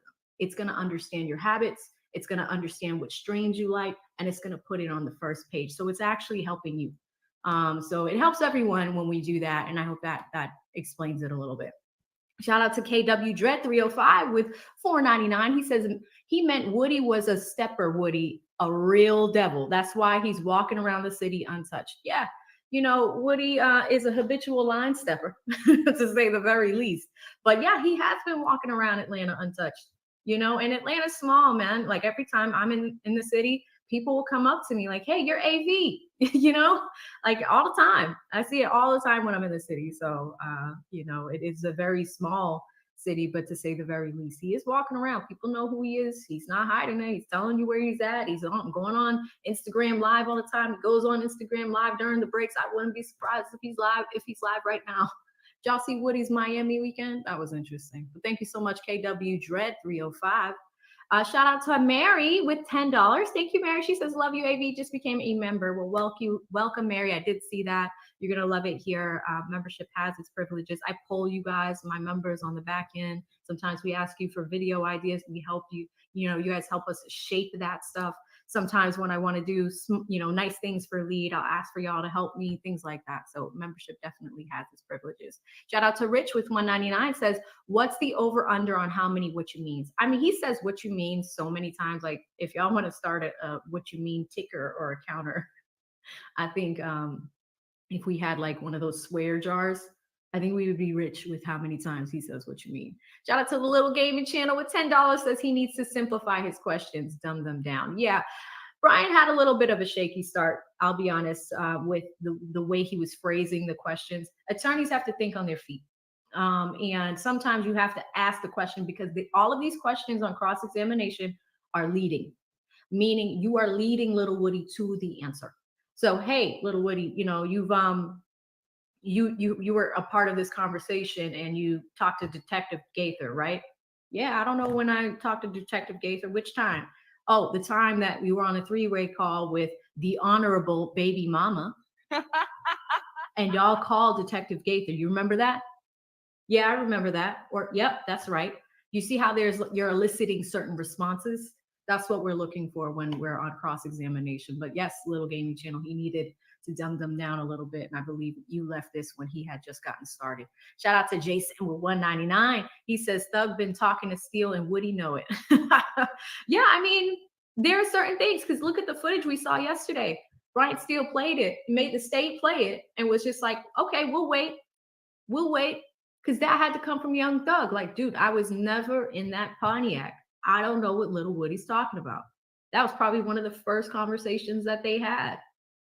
You know, so Brian playing that's, you know, kind of helping Thug's innocence with that and proving the lies. And Little Woody, in fairness, did say that he made that up yesterday. He said, yeah, I made that up. But it's for the jury to see. It's for the jury to see. So thank you so much, Jason. Really appreciate that one. Shout out to Jay, way too goated with 199 says Love and Hyatt. Clown faces. Listen, you're seeing a few objections from them today. But yesterday we saw way more objections. They wanted that ex parte meeting out. They did not want it to be touched. They did not want to touch it at all. So super interesting there. Shout out to the real rebel Eric with another 2 says still find a way to dumb it down. Still find a way to dumb down the question, brother. Yeah, so the real rebel Eric is kind of noticing the same thing that the Little Gaming Channel did at the beginning. Shout out to C Rose Cat with 499 says Steele's method may backfire if he keeps using big words. Woody really can't keep up. Yeah, y'all are really observant this morning. That's the other thing. You have to, when you're talking to a witness, you got to be relatable. You got to, you know, make it very, very simple for them to comprehend the question and answer the question, right? So you gotta simplify it. So, you know, with him trying to censor himself too, like not wanting to say the N-word and the swearing and all that, you know, at some point as an attorney, you need to decide how much you want to censor yourself, because you also don't want to confuse the person with the question, right? So really great observation. Shout out to D with 499. D says, why does the state want the big fish instead of justice? The state should want justice. You know, the state should want justice for Nutt's family. The state should want justice for, if this is a criminal organization, alleged criminal organization, the state should want to know, okay, how are we going to get justice for all these people that have been hurt with all this gang activity? How? You know, like that's what you should be concerned about instead of going after Young Thug. How about like if there were 5 separate shootings, focus on each shooting at one time. But for you to lump all of this stuff together into RICO charges, that's why this case is an absolute dumpster fire and a nightmare, not only logistically, but to prove all of these overt acts. It's insane. So thank you so much, D, for the super chat. Appreciate you. Shout out to Jay, way too goated with 499. He says the judge is corrupt as AF. She's irritated about about YSL Steele. These people are all evil and need to be fired. Look at her demeanor. Shake my head. This is a circus. Well, we know that. We know that. She is a little annoyed this morning. Not many interruptions from her. If y'all noticed that, so super interesting. Thank you, Jay. Shout out to Audrey with 199. She says, AV, you look good and sound good on the big screen. Thank you, Audrey. And it's so cool to know that so many of you guys watch us on your big screens. Shout out to Full Drinking and Half Thinking. He gifted 10 AV memberships. I remember, like, when you guys gift them, I'll try to pull those up on the screen in real time because I know a lot of people want their memberships. They've been waiting for their memberships. And, you know, it's good to know if you get gifted one right away, because there's so many people watching. 7,000 people in here. Y'all got my likes looking amazing. So thank you so much. And having the memberships is your key to cut the line and hang out with us whenever we go to members only. So thank you so much. Full drinking and half thinking. If any of the mods are hanging around, this is also a content creator. Content creators, it's a group of brothers, always supportive, and we try to support them as much as possible. So if you guys want to check out their channel, if one of the mods are hanging around and want to drop the link to their channel, that'd be fantastic. Shout out to B with 199. B says, Love and Hilton dressed like a box of good and plenty candy. Yeah. I mean, are you guys surprised? There's always some types of crazy outfits. Yesterday we had a picnic table theme, like a little khaki picnic table theme. That was pretty cool. Today they're dressed normally. However, you guys are making some comments about Hilton's dress. It's the same color as one of the super chats, so that whenever y'all drop 50s, it blends in with Simone in the background. It's so funny. Shout out to Michelle, who's been a member for 5 months, one of my faves. She says, love Brian Steele. Everyone hit the like button. Show AV love for her hard work. Yeah, of course. You know, and you guys have been doing fantastic with the likes. So thank you so much, Michelle, for being a member, valued member for 5 months. Shout out to Troy, 199. He says, is that Marcus from WFIGM? Know what I mean? Yeah, listen, I think Woody he's coined this one. What you mean? You know, this is his statement. I mean, every time he says it, it's hilarious to me. He says it in an interesting way. Shout out to the little game channel with the 10. He says, honorable Deshaun. Really, Ninja? Hey, the baby mama is honorable. And still does use, you know, like a lot of attorneys do. Like when you're talking about judges, that's common, right? The honorable Judge Whitaker as an example. But still will use honorable in describing attorneys and now baby mamas. So super interesting. Shout out to Shay B with the 5. Shay says YSL Steel is teaching a master class right now. I know Love and Hilton mad because this is how you question and make it clear for the jury. Yeah, instead of him controlling you. Woody's not supposed to be controlling the conversation. You're supposed to guide the conversation. And now we're seeing a complete night and day of that. And Steele is doing it with the intention and the purpose to prove that the investigative team is not didn't perform the way that they should have. And I bet you that's going to come out in closing arguments, because that's probably his intention. We can go back to YSL Steele's opening argument, and Lead and I did that back in December. Freaking video only has 17,000 views. This is crazy. But in Steele's opening argument, he had to try to humanize Young Thug, talk a lot about his career, his upbringing, things like that, and how Young Thug doesn't have time to be in the streets.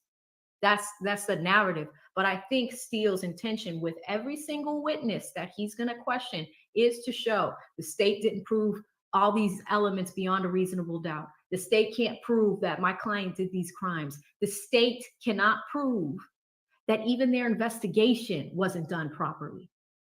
And that's what Little Woody helps paint as far as the wider picture. Little Woody's just a color on the painting that, like, you know, Steele is trying to paint. He's just a color. He's just a piece of it. He's not the whole picture, but it's an important piece of it. You know, so super interesting. Thank you, Shay. Shout out to Trucker T in Brooklyn with the 5, says Grand Rising Power 7 and ladies of the chat. Thank you so much, Trucker T. Tomorrow's Wednesday. The ladies in this chat be going in. Tomorrow, is it Wet Wednesday tomorrow? Is it Wet Wednesday? The ladies in the chat be going in. So thank you so much, Trucker T. Really appreciate you.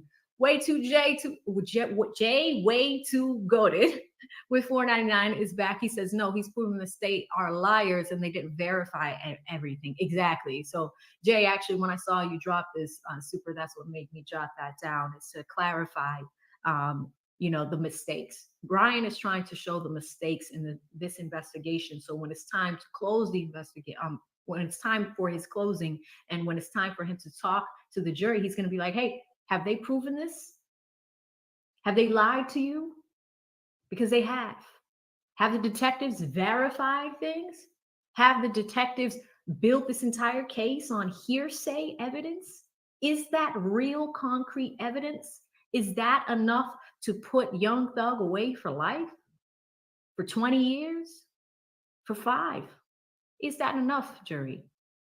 The jury that's sleeping, the jury that's doodling on notepads, the jury that's like having conversations with each other, the jury members that are getting evicted from their homes, the jury members that are getting paid $25 a day for the biggest case in Georgia history. That's the equivalent of $3 an hour.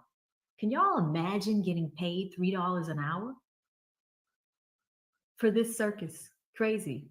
Again, shout out to Viva Wood Life, your stream sponsor, and he is giving us some commentary on Brian's performance. Thanks again, Viva.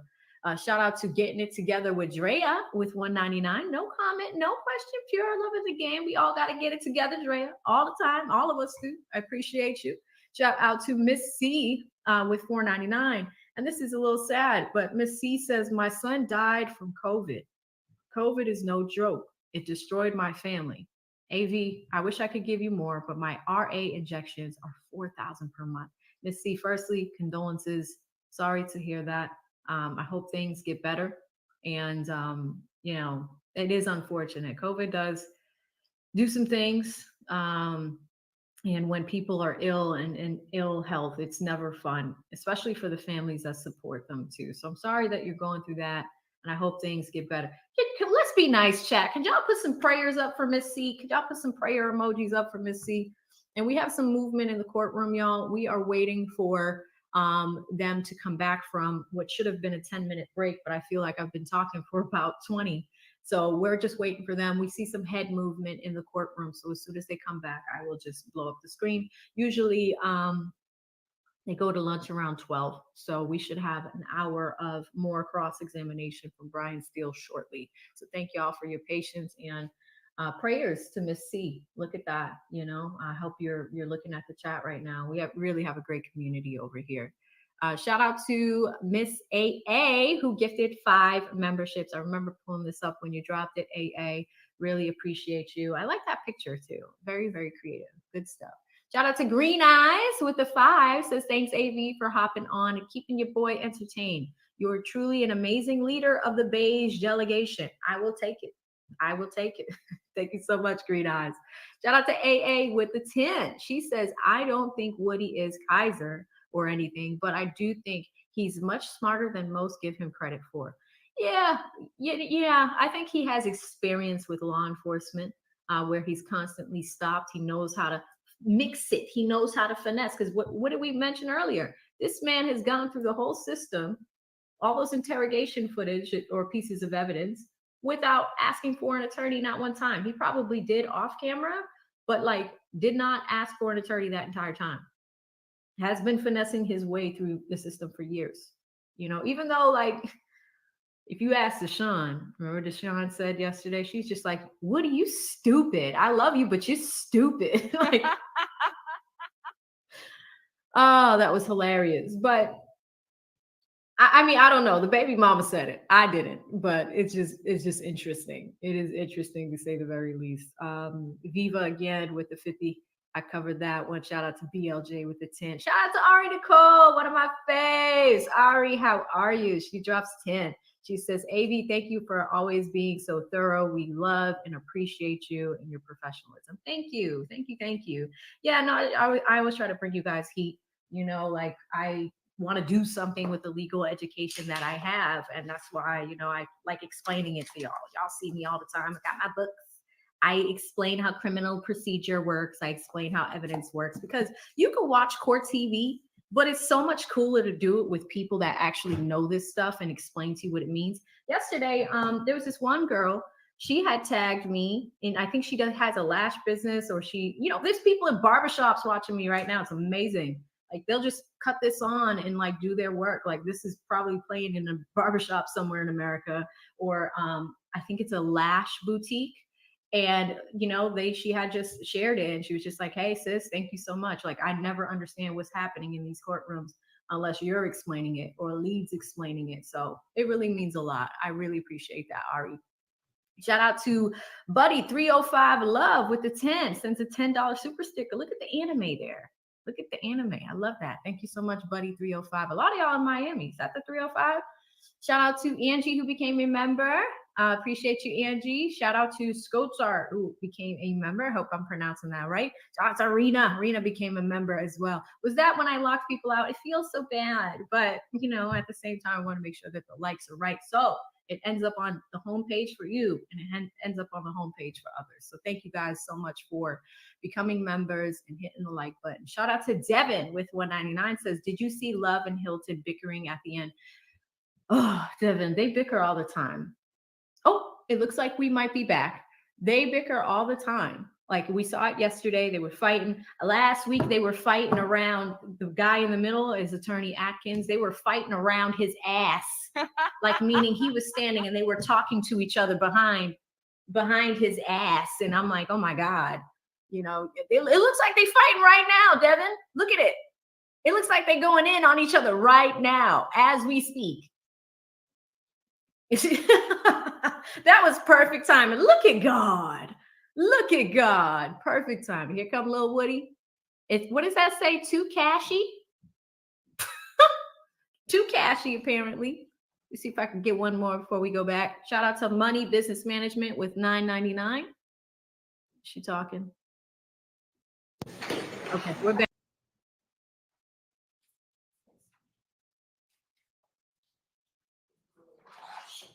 All right, for the jury.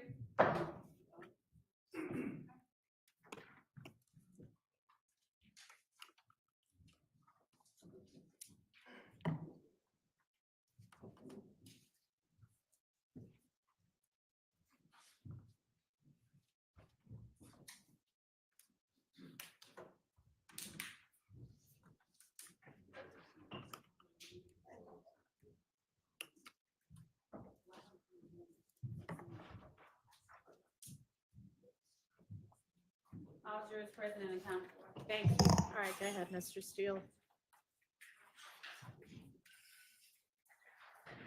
Your Honor, I'd like to play Jeffrey Williams or JW 249. It's at 54448 to 54516 from Fox 5 stream of this trial.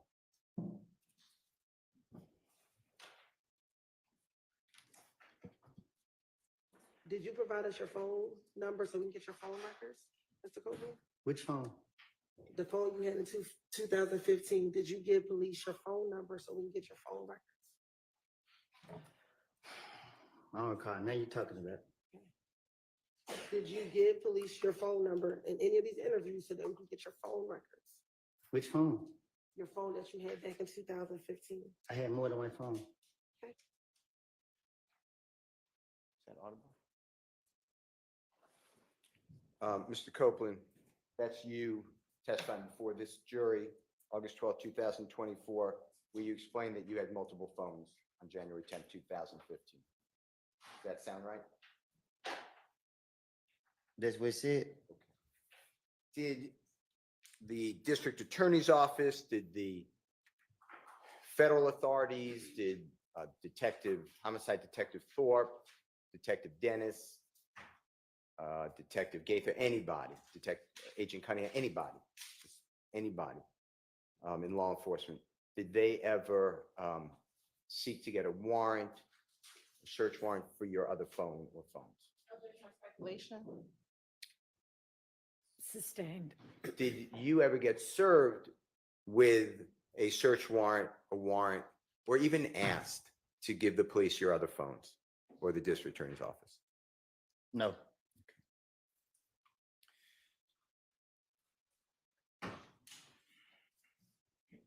I'm going to show you and play for you, with the court's permission, Jeffrey Williams or JW 244D, as in David, States Exhibit number 378, YB as in Barry. Your Honor, that's the January 28, 2015 meeting or interrogation.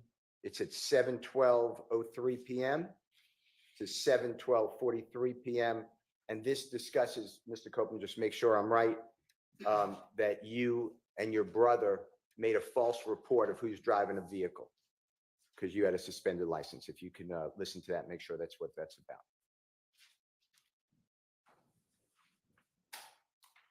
So I jumped back in the car, we rolled, got off on Lakewood, got back on the freeway, went to the house, told my brother, and he didn't get tried to kill me. Why you had your brother file a police report? Good, I ain't got a license. You still a victim though, like. They still lock me up. Bruh, if you ain't in the car, listen, if you ain't driving the car when we get there, we're not gonna waste our time on lock you up for driving. Because now you didn't kind of, now you didn't kind of sway the investigation because y'all made a false police report. Now I ain't trying to lock y'all up for that shit, but if we get some evidence or get a gun or something to match shell cases or whatever like that, it's kind of like you threw the investigation off by having your brother take the report. You know what I'm saying? Like at that. Is that pretty much what it discusses, Mr. Copeland? Huh? Is that what it discusses? What you're discussing with the detectives, you had your brother file a report, a false police report. Is that what it's discussing? Right. Okay. And you understood on January 10, 2015, that the cell phone that you told the police about would show an approximate location, right? Huh?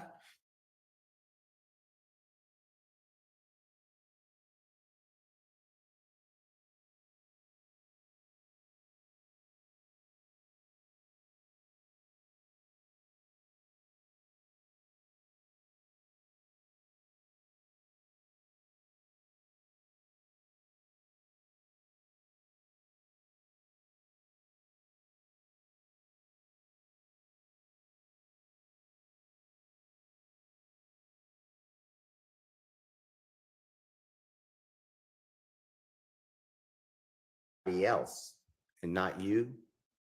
At the time of Donovan Thomas's shooting, the police didn't have all your phones, right? Well, you didn't give, I'll correct. Just rephrase it. It was kind of Sure. confusing.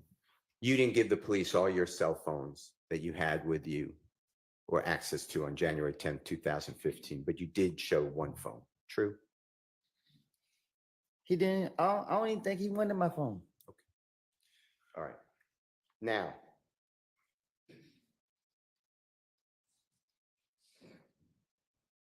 did the police ever come to you? When I say police, I'm including everybody, or the district attorney's office, come to you and inquire of you, ask you, your phone shows no calls between 7:01 at night and 7:23 or 24 at night on the night Donovan Thomas is shot. Did they ever ask you to explain or why there are no calls during that time? Did they ever discuss that with you? They don't tell me nothing. Okay. All right. I'd like to go to the next recording. And this is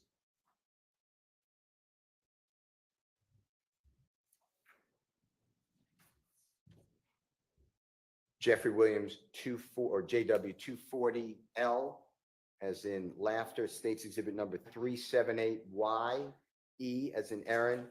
Your Honor, this is June 10th, 2015. And Mr. Copeland, June 10th, 2015 interrogation meeting. It's at 9:55:46 a.m. to 9:56:01 a.m. And it is you, I believe, and you make sure, saying that you called Jeffrey Williams from the green store. And it's something like this.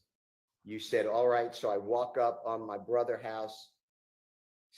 Hey, bruh, let me see your car real quick. He gives me the car. Boom. I get in the car. I pull up at the green store. When I got to the green store, this is what I did. I called Thug. I ain't called D right then and there. Detective says, and you say, I called Thug. He ain't answer. I'd like you to listen, make sure that that's correct, okay?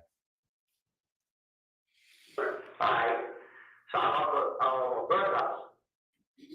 I run to the car right quick and give me the car. I get the car, pull up at the green store.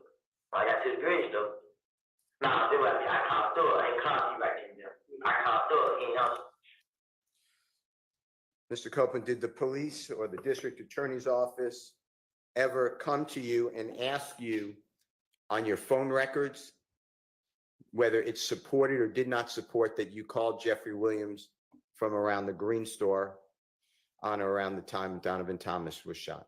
I don't know what you, I don't, ask me again. Yes, sir.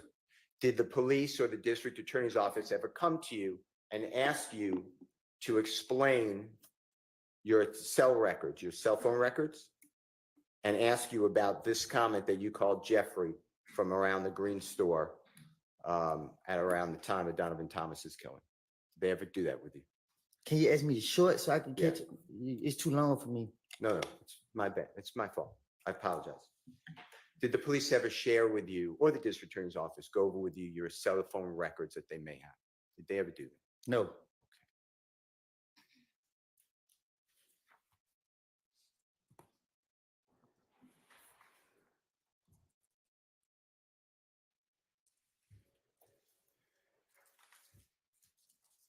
Going back to 2014, going into 2015, you met Jeffrey Williams for a short period of time that you were, my word would be hanging out with him, but that's a bad word, that you were in his company and he was in your company, a short period of time. Is that fair to say? Right. And when you met him, you already said that he was very popular. Yes. True. And is it true that that you observed he was trying to help people like you, but other people too, to get jobs, like legitimate jobs? What you mean? Recording studios. No, I'm saying I don't get what you're asking me. Okay, let me ask it a different way. So forget about what I said. When you met Jeffrey, did you witness him trying to get people to have a legitimate job? A legitimate just means a job at a recording studio, make music, trying to help people. I can't speak for other people, but he tried to help me. And when you knew him for the period of time, we're really talking about like between your birthdays. Do you know Jeffrey Williams' birthday by any chance? And if you don't, that's fine. Well, now I do it, but You didn't back then? Okay. I didn't, yeah. Is it fair to say that you and he knew each other, but like after your birthday in July of 2014 and really stopped because you were in custody anyway, by July 2015? That's the period of time that you knew each other? Is that true? No, I didn't. From 2014, I met him like at the end of 2014. And then you already told the jury, but you got locked up a lot. The police kept locking you up in January, February, March, April, May, and then June. You were locked up in federal custody for 51 months. True? Yes. Okay. And that's really the only period that you knew Jeffrey. Yeah. The only time that you were around him or he was around you. True? Well, really, we wasn't even together every day. I was out in the neighborhood. So when the state is asking, like, you questioned about, you were so close with him, what you really did was you'd go to a studio, he'd let you come to a studio. True? Yes. I was going with somebody else. Yeah. You went originally with a gentleman I know as Mr. Trontavious Stevens. You know that name? Yes. Is that also Slug and Tick? I Same know. person? I called him Tick. Yeah. Okay. And that's how you first were introduced to be around Jeffrey Williams. True? I think so. And then you would see him, he'd allow you, and when I say allow you, I mean, it was okay. It allowed a lot of people to go to his shows, right? I think Tick invited me out. Okay. And that was really your relationship with, and he would take pictures with you if you wanted to, and he wanted to. True? Yeah, I asked. Yeah. And you put that on social media. You were promoting Jeffrey, and you liked that. He gave me, yeah. And it gave you a little bit of maybe No, a lot. fame. Okay. Gave you a lot of fame. True? Yeah. And you were trying to launch your own career as a musical artist at that time. True? I was trying to find myself. Okay. Later, though, you did try to, and you did launch your career as a musical artist, right? Well, I going back to jail, they started locking me back up. You were trying to do that, though. You were trying to do I it. tried it. Yes. You had a manager. Huh? You had a manager. Yes, I had a lot of stuff. Yeah, they were controlling your social media feeds, etc. Yes. True. Okay. You put out music videos. True. Well, my manager and them did. Sure, but you were featured. You were starred. Right, It was your music. right. Okay. Jeffrey never had the pleasure of having you featured in one of his songs. Is that true? No, I ain't never been in his song. Okay. And Jeffrey never was featured in one of your songs. Is that true? No, me and him don't have music together. All right. But he did put you in one song of his. You know the song Halftime? I'm listening. Do you remember the line, and I'm not saying this a quote, but something effective, if you mess with me, Woody will come up and pop in the noggin. And if that's not a quote, I'm not trying to misquote it, but that's what is that something like what it says in that song? Yeah. And the song is Halftime, right? Yes. Wildly popular song. Yes. And the police, when that song was released, the police seized on that to use it against you, basically. You knew that, right? Sustained. From your vantage point, and what that means is you learned that the police was using that song. They asked you about that song. No, they told me. Yeah.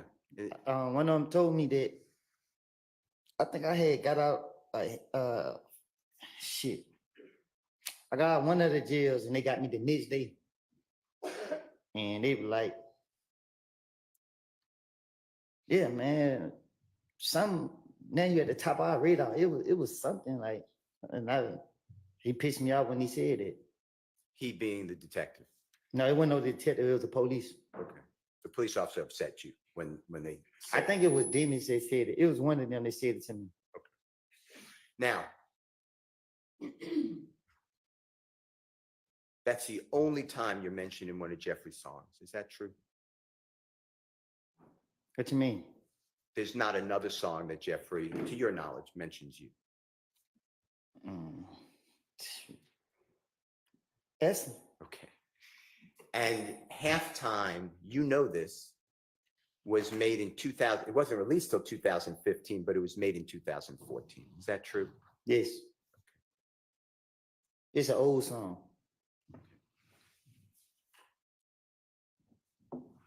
And there's no truth to that lyric that you would pop somebody in the noggin for Jeffrey. Am I right? I would never. Okay. I want to go back to what we talked about earlier, that Jeffrey was in fact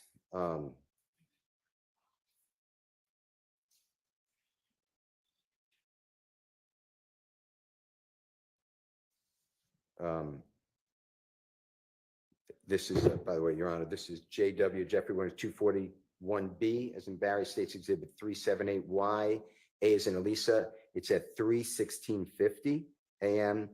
to 3:16:56 a.m. And this is January 28th, 2015 meeting or interview or interrogation with the police. Okay, Mr. Copeland, I'd like you to listen to this about things were good with Jeffrey. If you could just listen to this. Defense counsel said January 20th. I think this is the January 11th interview. You are, and thank you very much. I apologize, Your Honor. It's Mr. Copeland, it's January 11th, 2015 with Detective Thorpe. Same time. They like, I was cool with him at first. When Thor started letting me hang and put me out in songs and videos. You were telling Detective Thorpe that Jeffrey was cool with Mr. Thomas, right? I guess. And that's the truth, though, right? I don't know. I'm saying I can't hear what I said in the video. Okay, how about this? From your observations, Jeffrey was on good terms with Donovan Thomas. I don't think I ever seen them two. I can't remember being around both of them Ever? at one time. You never saw them dap each other up? I'm saying, I don't think I've been around with, I don't think I've been around, like, if, I never seen them, I don't think I've been around with both of them in the same place, if that makes sense. Yeah, of course. Okay. I don't remember, I can't remember seeing both of them in the same place. Okay. I want to talk with you about what you told the detectives. It's June 10th, 2015. And this is when you're telling the detectives you're at the McDonald's and D gets into your car. I want to talk to you about this. This is JW or Jeffrey Williams 240M as in magic, states exhibit number 378, YE as in Aaron, 2:45 p.m. to 2:46 p.m. And you say to the police, SHI blank, I just heard D got in the car and he was like, they just killed him. Or he like, yeah, he like, boy, they killed Nut. Detective Thorpe said, who he say killed Nut? You said, I'm telling you. Like my heart started pounding. Like who? He was like them. And then Nard got in the car. He shut up talking. So we get riding. I'm like, where the HELL, we going? But he told me that I was already trying to get the HELL away from them. So Moonson FaceTimed me. He like, boy, you know, old boy just got shot, right? They saying, boy, he just might not make it. I'm like, who? He like, Nut. I'm like, huh? Man, he trying. He like, SHI, boy, you know, they could scream out a name, right? Man, boy, I ain't got nothing to do with it. So SHI, I'm like, man, my head started hurting instantly. I got off the phone with him. So we following behind them, that's when we dropped them at Thug's house. They was in the car, in the first car. So when we pulled up, I want you to listen to this and tell me if that's what we're talking about. Excuse me. So I just heard D got in place like they killed him. Yeah, he like, well, they killed Nut. When you say killed Nut, I'm gonna tell you, I'm like, my heart started pounding like who? He like, damn. And then another guy in the car, he shut up talking. So we get the line. I'm like, where they was going? But when he told me that, I was already trying to get a head away from them. So I moved to a FaceTime, he like, but you know, old boy, they got shot, right? Saying, boy, his ass might not make it. I'm like, who? Like, Nut. I'm like, him. Man, he like, shit, well, you know they could scream, out of name, right?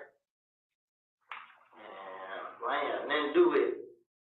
So shit, I like, man, my head started hurting instantly. I got off on him. So we fight behind him, we drop him. Then we pull up his own thug.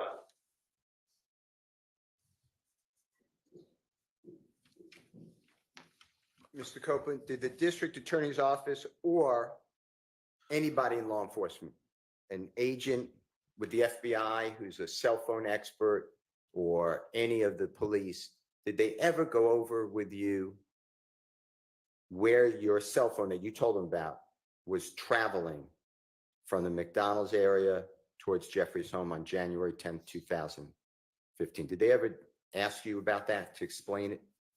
No.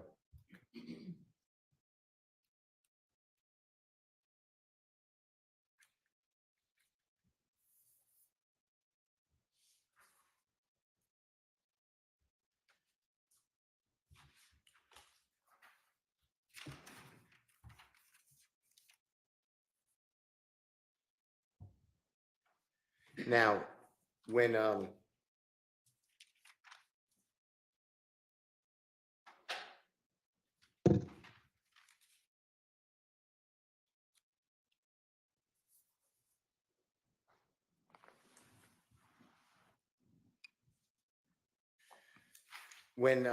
you were trying to, or you put out some of your music, I want to talk to you about that if I can, okay?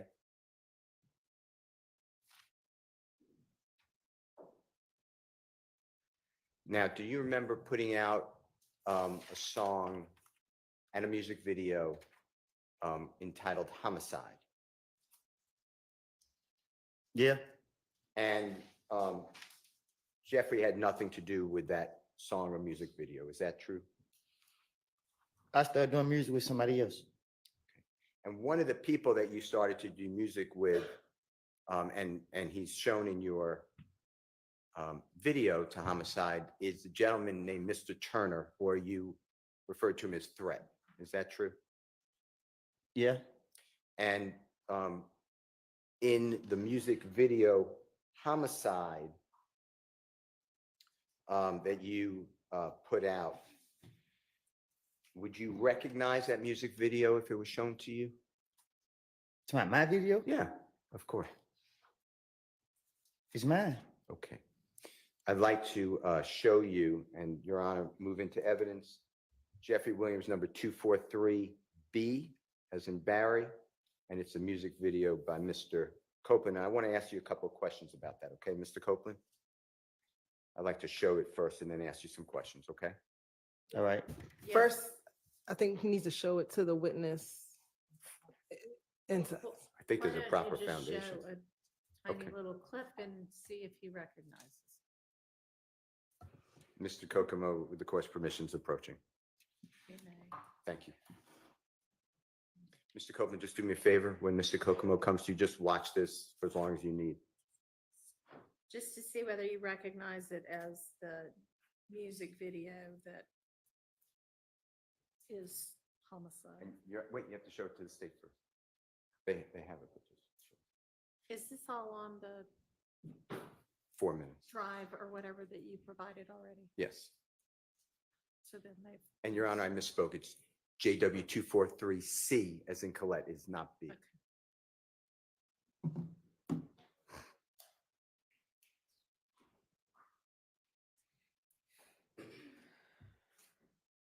Yeah, in my video. And Mr. Copeland, I heard what you said. I'm going to repeat it. If it's not what you said, just correct me. That is, you recognize it as your video. Yeah, I shot that video. Okay. Your Honor, I move into evidence. I'd like to play Jeffrey Williams 243C, as in Colette. Relevant, Your Honor. What's the relevance? I believe that there is an indication of an image of, that appears to be like Mr. Donovan Thomas, and Threat is in the video as well as Mr. Copeland. All right, can we just maybe zoom to those Sure. parts and do those little parts instead of the entirety of it? Yeah. Unless the entirety of it's relevant. No, no, no. Okay, We can thank you. absolutely do it. I move for the admission of everything, but for purposes of Sure. expedition. All right, Okay. it's admitted. And I would just need Mr. Kokomo, Your Honor, to announce what time he is Okay. playing, if that's okay. Or he could tell.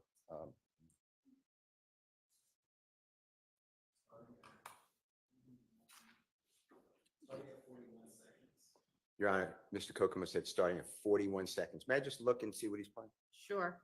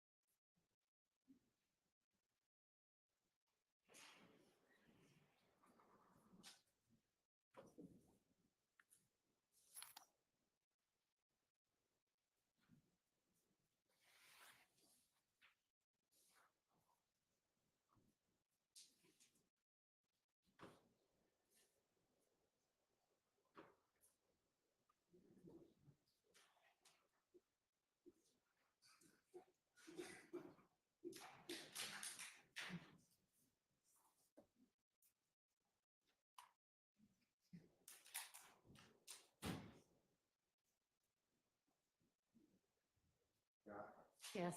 We would like to play with, of course, permission. I know it's in evidence, but 4034 through 4050 first, and then it's going to be stopped, and then 35602 to the end. Okay. Go ahead.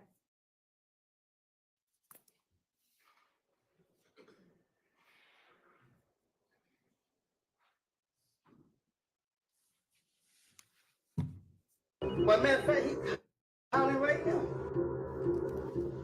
Say, twin, we got that fuck nigga y'all been looking for. Where y'all at? Where you at? We at the spot. Man, he got it right now. We on the way right now. We on the way right now. We on the way right now. All right. They on the way now, little bro. And if you can go back, Mr. Kokomo, just for the jurors, Mr. Copeland, I'd just like to explain some things. The person right there in the black, in the black shirt with the red-looking bow tie and the red vest on the cell phone, you see that person? Can you tell the jurors who that is? Threat. And I heard you, but your hands are over your mouth. Do you mind just I telling? said that threat. Okay. And then if you go back a little bit, Mr. Kokomo, and Mr. Kokomo, what time is that we just announced? 53:58, Your Honor, is what we were just talking about. And if you just go back a little bit more. Keep going back just a little bit more. Right up, go just ahead, right there. And Mr. Copeland at 4094, is it fair to say that's you? Yeah. Okay. I'd like to go to 5602. That's wrong. 3 minutes, 56 seconds, 02 to the end.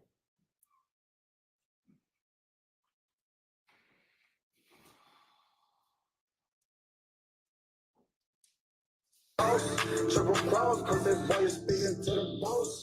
Me and Woody pay I do win what it costs. We ain't take no loss.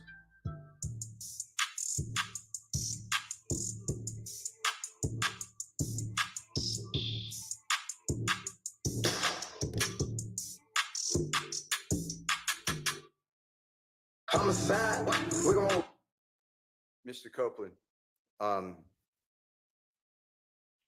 you remember telling District Attorney Hilton before June 7th, 2024, that's the first time the jurors ever saw you come into the courtroom? Judge Glanville was the judge at that time, and you invoked the Fifth Amendment. That's the day I'm talking about. So before that day, okay? Am I losing you? Because I'm not trying to. I lost you? Yeah. Okay.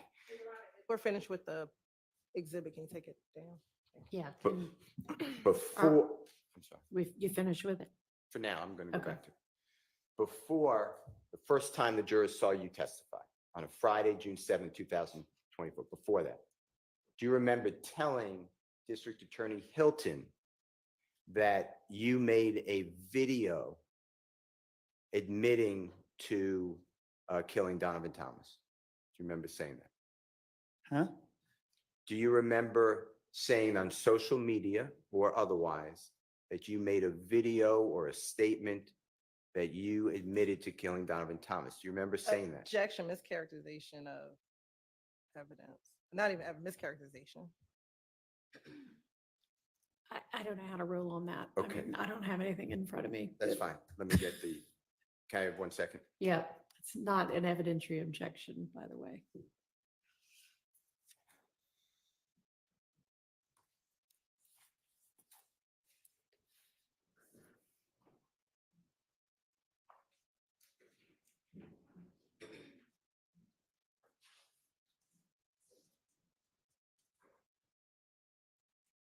While they're pulling up, I'm going to ask you another question. On what we just saw on Jeffrey Williams 243C, that man who had money on his head and then was shot in the video, remember that on the homicide video? Did that have anything in your mind to do with Donovan Thomas? I don't get what you're asking me. Did you, when you did that video, did that have anything in your mind to do with the killing of Donovan Thomas? No. Okay, it's just a video. a music video? Yeah, just a video. Now, when,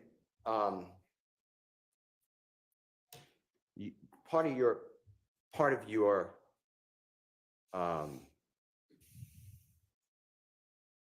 what you try to give out to the public is that, you are a real gangster. Is that true? Huh? Do you remember giving an interview, on the porch interview? Do you remember that? Out the porch? Off the porch, yes, sir. Do you remember doing that interview? I remember doing it, but I don't remember what I said. Okay. Do you remember saying that you are, a real gangster, but other people are just, musicians? They're just play gangsters. Do you remember saying something like that? You gotta show me. All right. Mr. Kokomo, this is Your Honor, Jeffrey Williams, 246. It's April 29, 2020, off the porch interview with Mr. Copeland. And the relevant times are going to be 5 minutes, 4 seconds, 5 minutes, 12 seconds, 8 minutes, 59 seconds to 9 minutes, 7 seconds.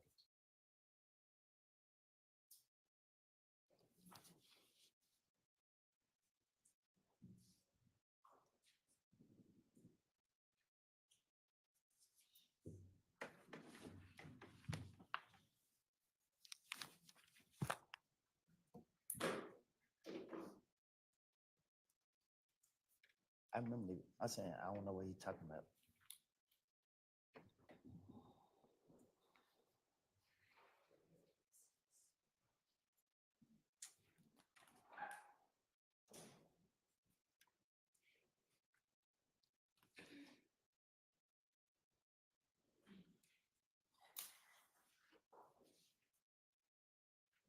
Sorry, Mr. Copeland. Do you remember that video, excuse me, the off the porch, interview? I remember, but I don't remember what was said. Okay. Was that you in that video that was shown to you? In that picture he showed me? Yeah. Yeah. And do you need to hear what was said? Did Mr. Kokomo play that for you? No, he just showed me a picture and walked off. Mr. Kokomo, would you just show Mr. Copeland the relevant portions, 504, and you can listen to any of it, 504 and 512 and 859 to 907. Mr. Copeland, just listen to this yourself, please. They have it.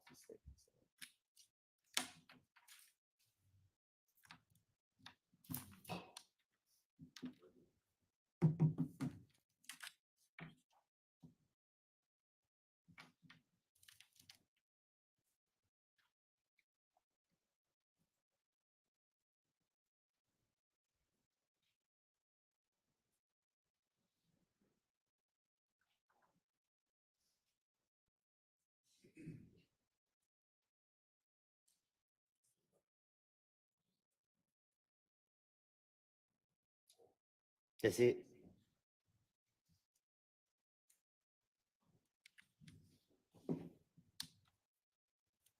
That's you in your, during your interview or part of it?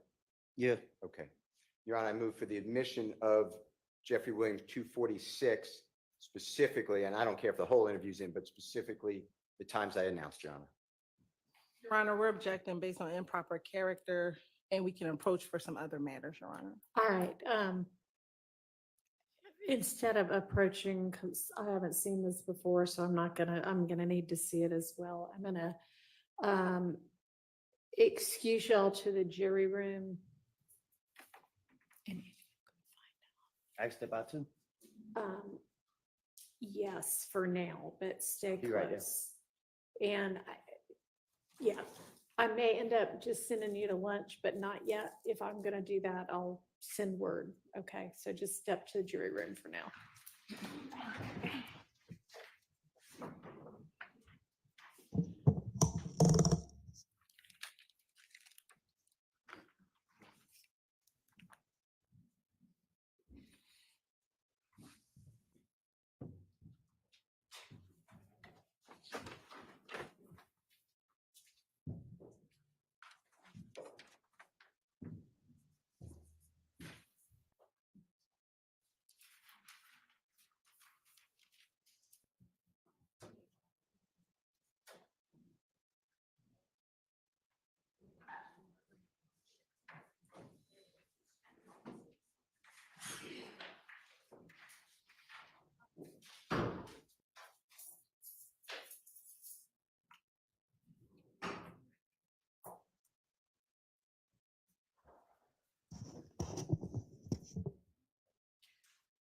All right, I know there was an improper character objection. Whose character?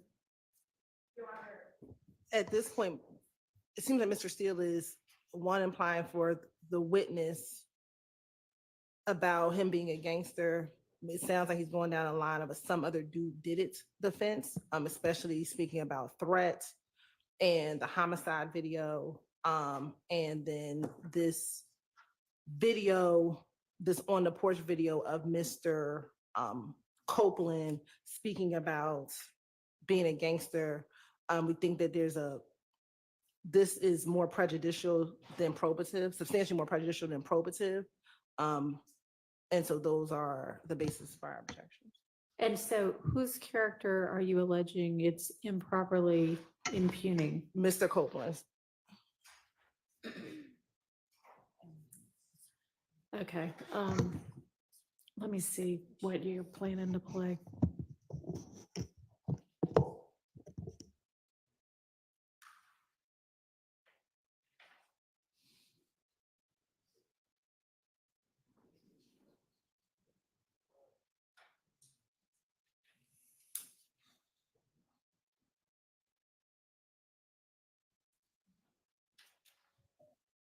So at the end of the day, I got a story to tell. Yeah. You want to listen to it? Or you keep listening to these niggas that ain't did nothing gangster, nothing tougher than they life. So.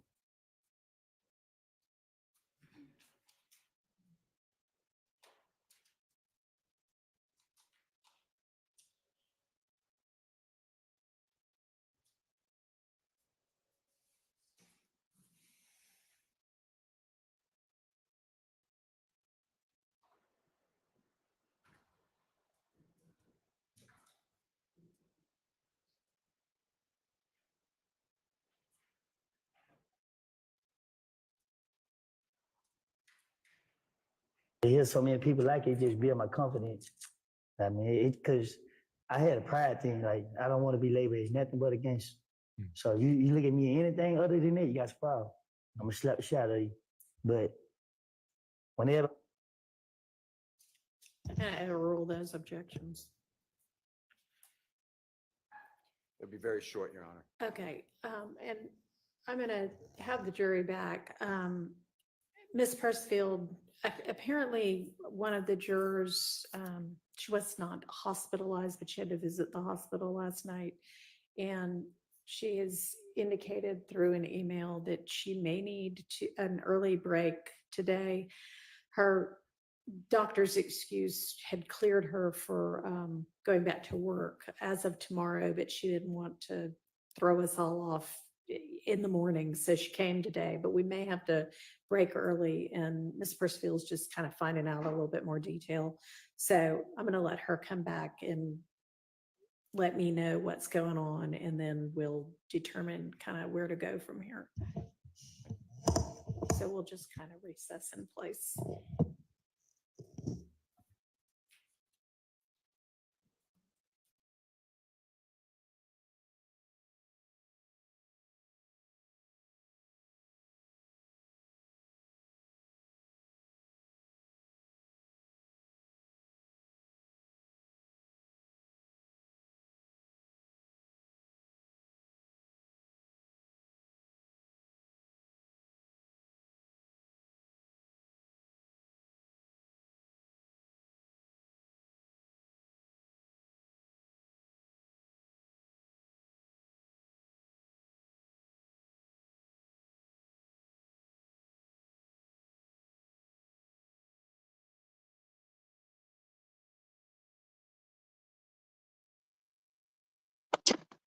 Hey, everybody.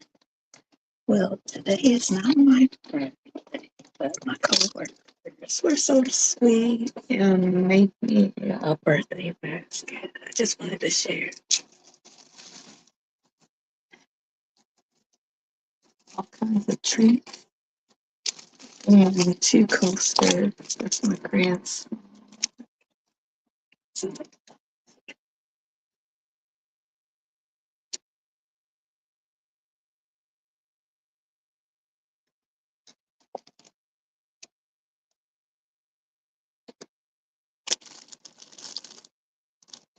A bunch of snacks. whole eating. That was so sweet. And they decorated my area.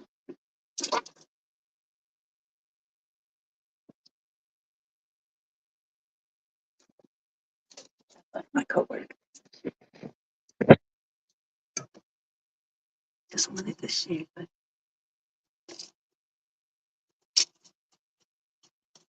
I think they're probably gonna go along. So what I'm gonna do,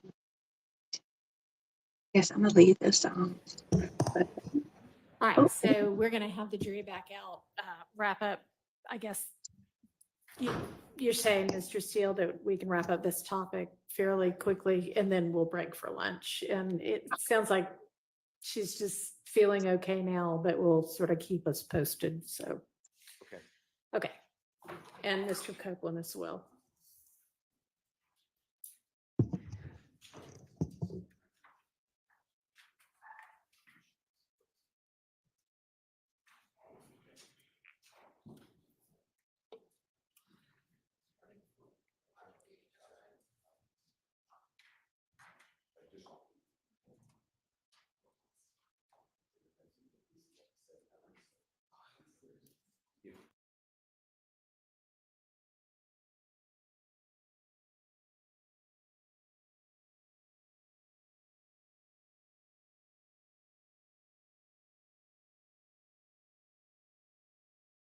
We're breaking. Well, yeah, Okay. if this will be a clean kind of place for us to stop, sure. It'll be fine.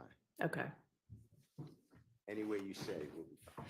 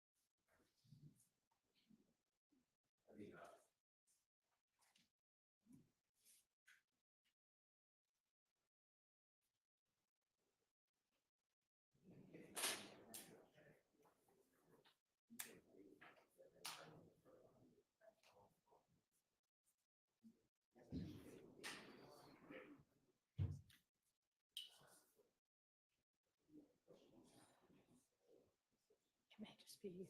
Let him go.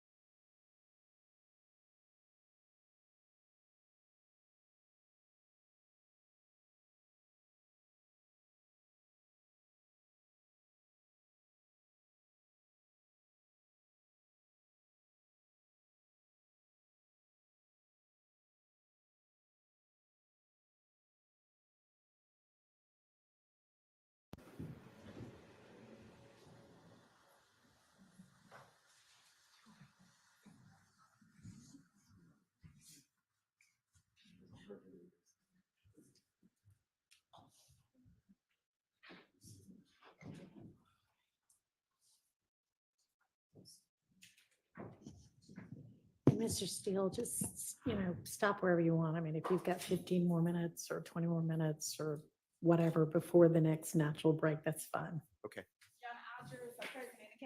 All right, thank you very much. Go ahead, Mr. Steele. Your Honor, with the court's permission, I'd like to publish to the jury Jeffrey Williams or JW 246, specifically the time frame 5:04 through 5:12. And Mr. Copeland, if you could listen to it, and I just want to ask you some questions, okay? All right. You might need your earplugs if you want to use them.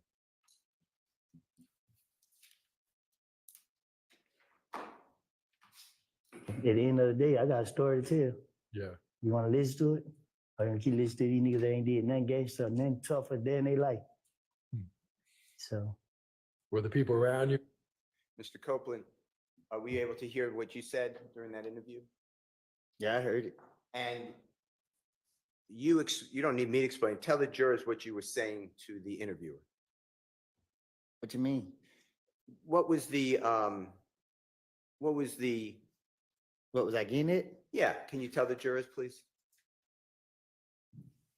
Well, I did an interview and I got hear the question that he asked me. Okay, let me ask you this. Some jurors may not know what off the porch is. Can you tell them what that is? It's they interview rappers, upcoming rappers, and ask questions about the music and your background and stuff like that. That's what you ask? Yeah. And this was done approximately April 29, 2020. Do you remember that? It was done. I don't know when. Do you remember it was done during COVID, if that matters at all? Before I went back to jail. Okay. And in that segment that the jurors heard it, but you're explaining that you're a real gangster, not these other people who are pretend. That I'm not saying that's a quote, but something like that. That's what you were discussing, or you said. Is that true? That's what I said. Yeah. Yeah. Okay. I'd like to, and you discussed Jeffrey Williams in this. If you remember, I could play for you, but if you remember off the porch interview, is that true? All right. You said he was like a role model. He blew up, or whatever the right word is. True? Well, he showed us that it was real. I'd like to show you or play for you. If you don't mind, you might need your earpiece again. This is 8:59 to 9:07. I'm going to ask you the same type of questions. Just what did you say? What did you mean? I'm going to ask you the same type of questions. What did you say and what did you mean? All right. Same thing. Because I had a pride thing. Like, I don't want to be labeled as nothing but a gangster. So you look at me anything other than that, you got a problem. I'm going to slap the shit out of you. But when everybody. Did you hear that? You hear what you said? I think we all heard. Yeah. And what you're expressing is that's what you want people to look at you as. That you're tough. No, I just wanted people to know, not to look at me. I wanted them to know that you're tough. I ain't tough. I just ain't scared. All right. Now, you also put on your social media, I think the state showed it to you, but let me get the exhibit number.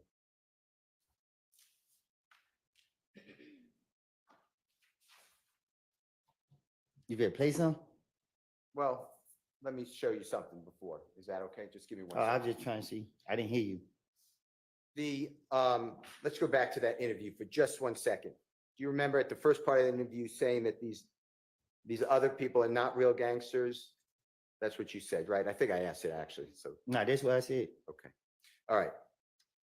On your social media, give me 1 second, okay? You're on, man. Just go back. Yeah.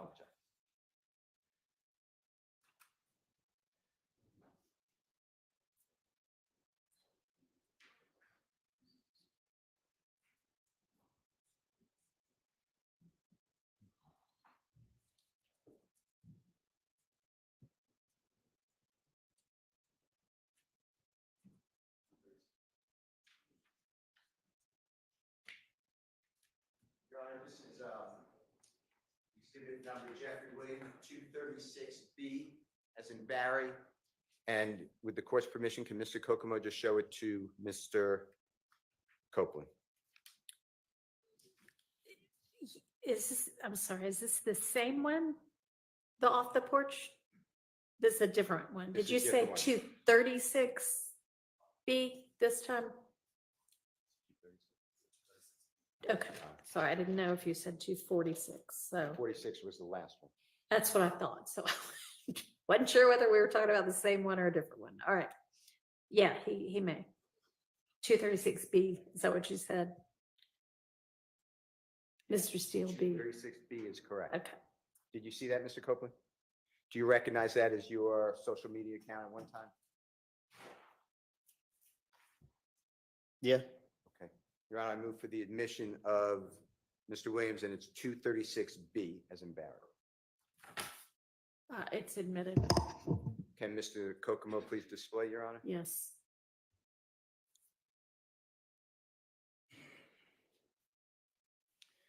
Mr. Kokomo, Mr.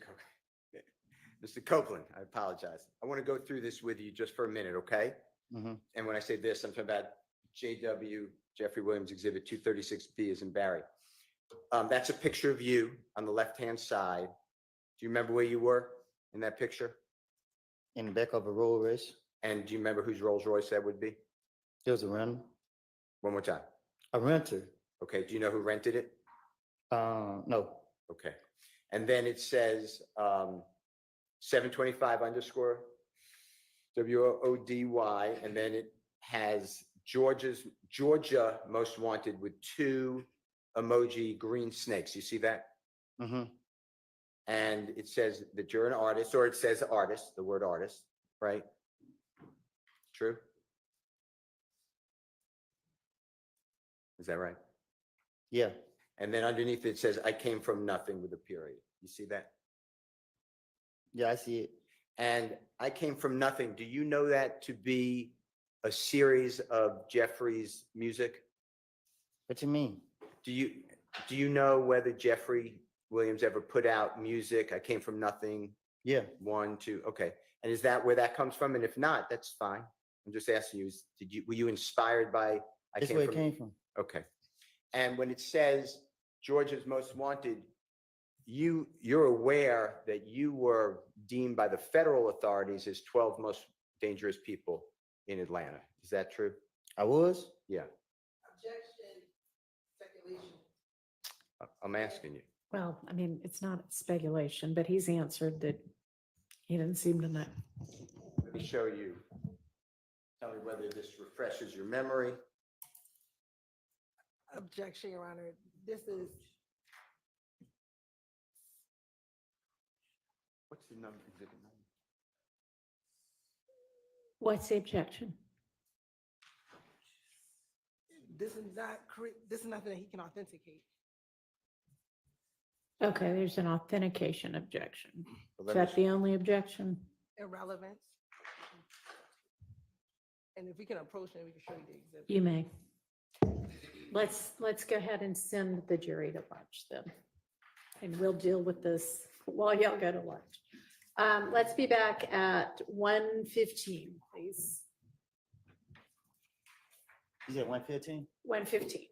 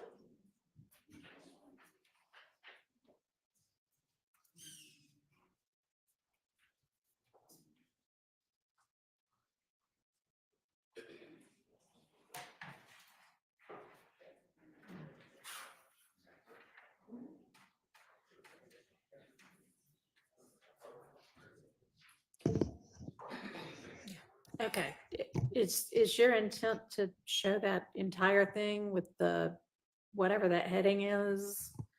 I was going to, Your Honor, if Mr. Copeland can recognize it, I was going to admit it into evidence, and it is from, we received in discovery from the state, and it's Operation Phoenix, and it's the authorities announced on October 29th, 2020, charges for the 12 most violent offenders in Operation Phoenix, and I was going to show that to him. All right, and then he has that on his Instagram, or I shouldn't say Instagram. It's a social media account. I think and it's when's that social media post from? That is, it's in his, oh, I'm being told the answer. It's in his biography or bio.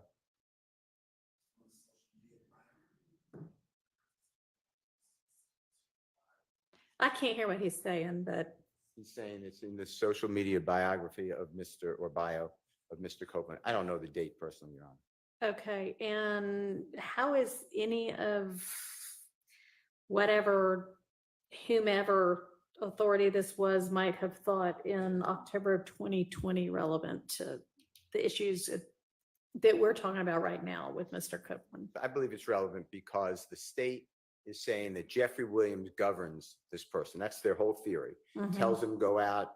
They're using a lyric, one lyric from one song. Jeffrey Williams, as the court may not know, has thousands of songs that Woody's going to pop you in the noggin. That is the quote. And I want to show that they hardly knew each other. They knew each other for a short period of time. Mr. Copeland did not commit crimes for Jeffrey Williams. Jeffrey Williams encouraged Mr. Copeland to conduct himself lawfully. That was on a jail call that we heard yesterday. In fact, included on that, Jeffrey Williams, through his sisters, saying, get out of the streets. You have a child. You don't have to live that life. And I want to show that Mr. Copeland ignored all of that. And after he has no contact, he has zero contact with Jeffrey Williams, he is still putting on his social media that he is a gangster, or 12, one of Georgia's most wanted. He is by the prosecution. These are federal authorities, by the way. So when I say prosecution, I'm talking about the federal authorities, deemed him one of the 12 most violent offenders in Georgia in 2020. And he has done an interview with Off the Porch in April 2020, where he's stating that he's a real gangster, the other people are not, and that if you disagree with that, he's going to, straighten you out, basically. So I think that's all important to the jurors, because it will hopefully undress this impression, wrong impression, in my opinion, strongly wrong impression, that the state is putting up, that somehow this man is all around Jeffrey Williams, knows what he says, knows what he's thinking. He overhears him on conversations, and Jeffrey Williams is there when the police keep calling Kenneth Copeland. It just, in my opinion, and hopefully the cross-examination, that just wasn't their relationship. So, okay, well, most of what you mentioned already has already been put before the jury, and this particular exhibit does not in any way shed any light on whether Mr. Copeland is or is not close with Mr. Williams. And I just do not see the relevance of it, particularly given that he said he didn't know that that's what law enforcement thought of him. okay, So I'm going Understood. to sustain that objection. I understand. Okay, we All will right. move on. Okay, so let's all break for lunch. Can I just give this then to, it's on the thumb drive, of course, but can I just give this to the court reporter? It's the print, unless you don't want it, No, yeah, that's fine. but I understand it's not in evidence. Correct. In fact, you mind, I could, because it's going to be a lot of, has right not admitted into evidence on it? Or That's fine. Excluded.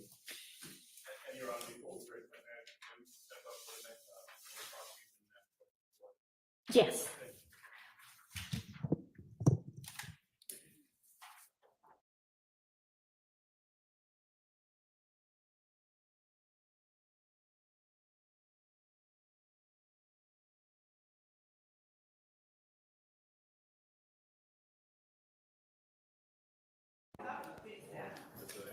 What?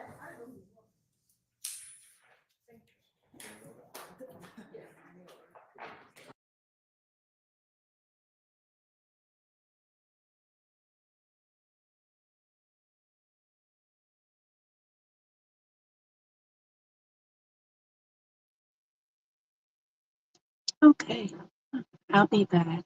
Gonna eat my lunch.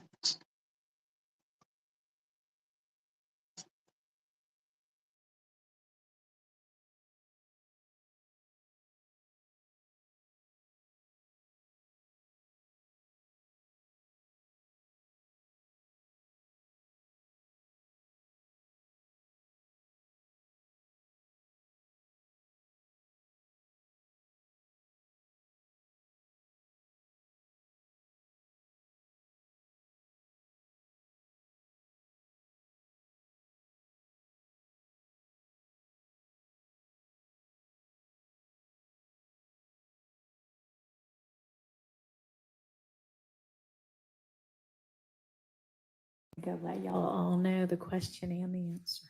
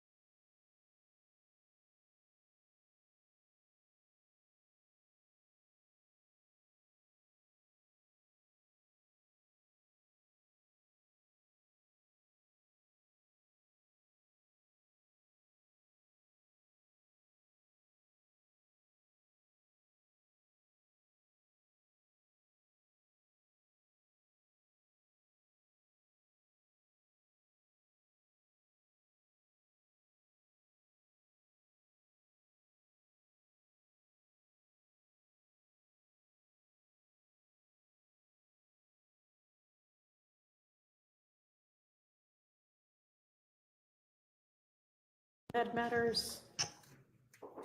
Yes, Your Honor. Your Honor, Mr. Steele has provided to us in that Dropbox link, an exhibit that I assume he may intend to use with Mr. Copeland, and it's going to be Exhibit 236A. It's a Instagram posting. I believe the posting may have been on June 27th of this year, in which Mr. Copeland appears post, he is an innocent man in real life. The demons that has been on me at certain times in my life had full control. And he goes on, I think I know who he is the innocent man that he might be referencing, Your Honor. I'm not sure how this is going to come out during Mr. Copeland's cross-examination. However, the state's concern would be the initial part of he is an innocent man, and that's invading on the province of the jury, depending on what he is innocent of, or determining from this post what he may or may not be innocent of. I'll cite the court to Fordham v. State, which is 352 Georgia Appeals 520. From what year? 2019, Your Honor. Okay. And essentially that Georgia law generally precludes a witness from testifying. Slow down. Sorry. Georgia law what? Generally precludes a witness from testifying as to his or her opinion regarding an ultimate issue in the case, because to do so would invade the province of the jury. And so if you're trying to say he's an innocent man, that could be perceived that you're trying to invade what the jury ultimately has to decide about Mr. William or any of the defendants' guilt or innocence. And so I'm just bringing to the court's attention, I don't know how it's going to come in, but that is the state's concern regarding this posting. Mr. Steele.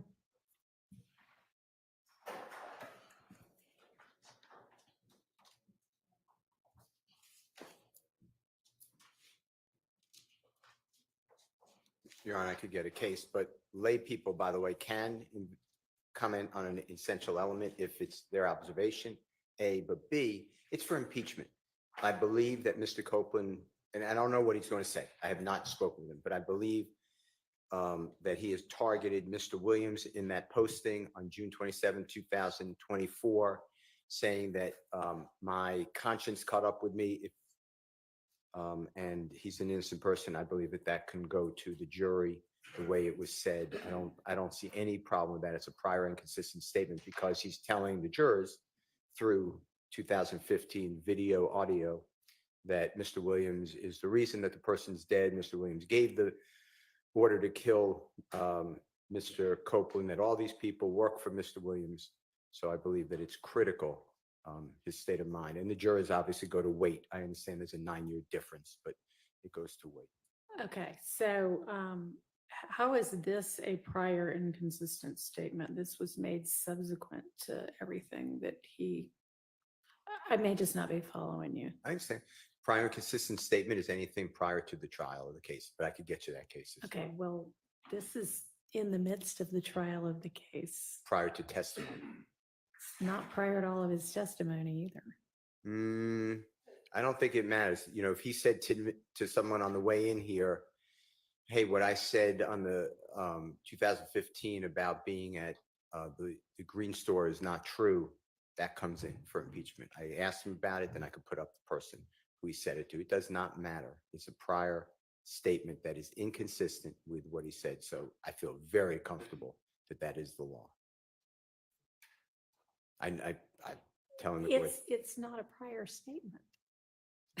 It can't possibly be a prior inconsistent statement if it's not a prior statement. This is not a statement he made prior to any of his 2015 statements to law enforcement. Let me get you the case, but Okay. It does not have to be prior to the statement that you're impeaching. It's a prior statement of that witness. He made a prior statement on June 27, 2024 that is inconsistent with his previous statements, but I can get you those cases. Okay, I don't know that it's inconsistent with his trial testimony, though. He's testified at trial. Everything I said to the police, I just said it because I wanted to get out of there, and none of it was true. So this is not inconsistent with that either. Well, it is for two reasons, or I believe it's admissible. One, he's saying that what he said was about an innocent person, which is different than I just wanted to get out. So I was saying some truth and some non-truth. And second, it impeaches his 2015 statements. It may do that. And that's admissible. But let me get you a case instead of just me saying it's prior inconsistency. Okay. Let me just get you a case. All right, was there an objection other than, Yes, Your Honor, because I don't believe it's a prior inconsistency based upon his testimony in trial.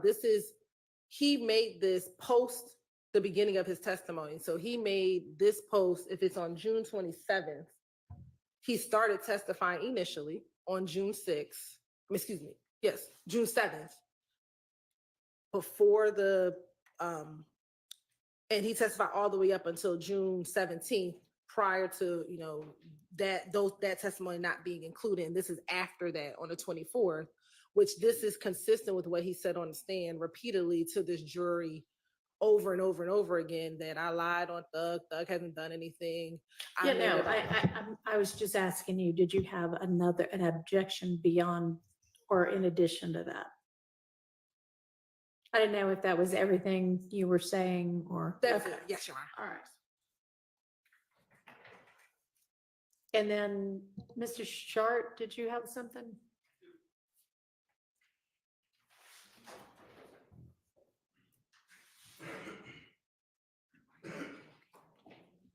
Your Honor, it is my belief that Mr. Steele plans to play a phone call that Mr. Copeland is on with his sister.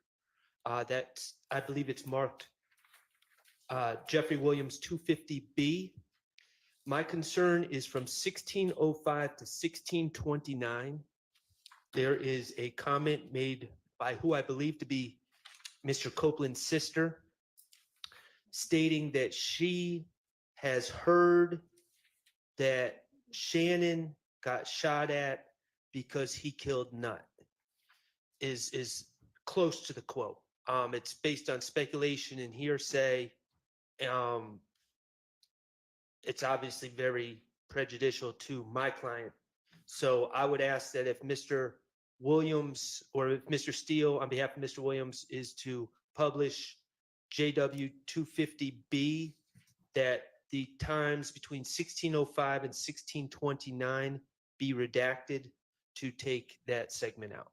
All right, any response, Mr. Steele? Any objection to that part coming out? Okay, thank you. All right, anything else?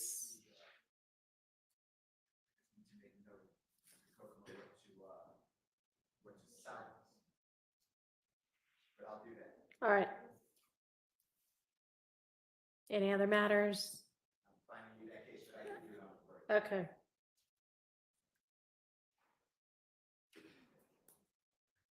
All right, then let's get Mr. Copeland and the jury in.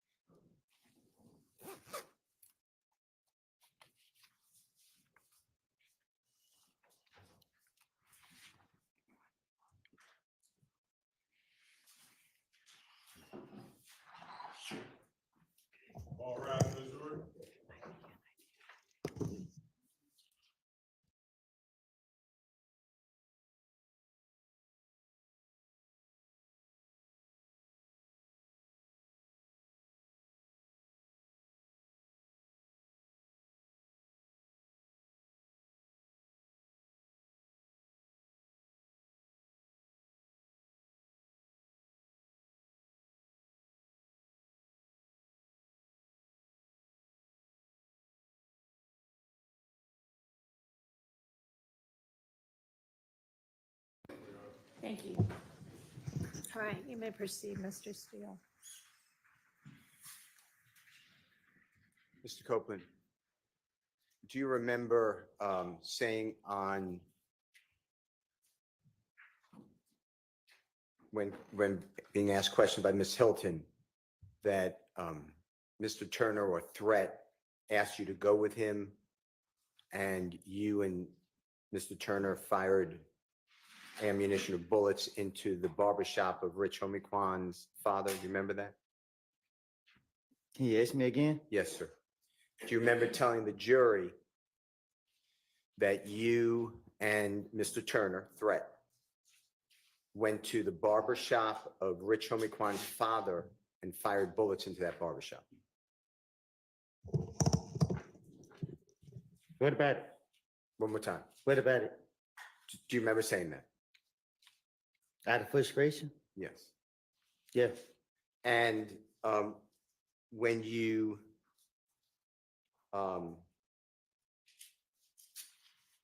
did that, do you know whether there were people inside that barbershop at that time? I don't recall. Do you remember telling District Attorney Hilton before you started to testify on Friday, June 7th, 2024? I asked you this before, but I'm going to ask you again, okay? Before, when you first came into the jury to testify, before June 7th, 2024, so before that date. Do you remember telling District Attorney Hilton that there was a video of you and others saying, "We killed Nut," may exist? Do you remember saying that? I don't recall.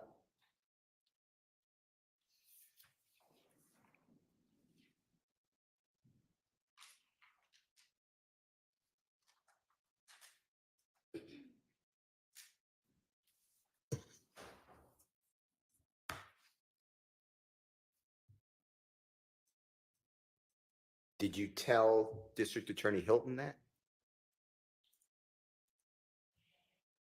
Gotta tell her what? That there's a video with you and others admitting that you killed Donovan, Nut, but Donovan Thomas.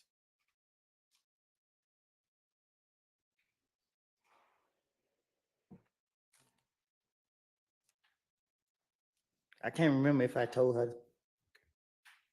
All right, let me go into this.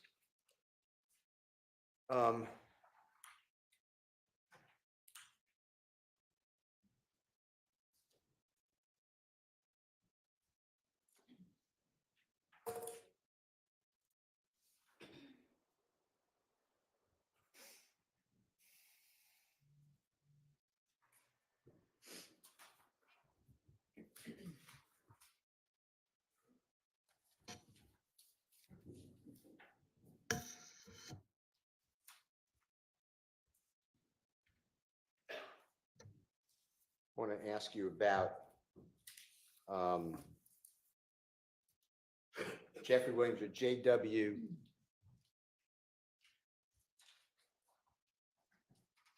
(240P) as in perfect, and that states exhibit number 378YE.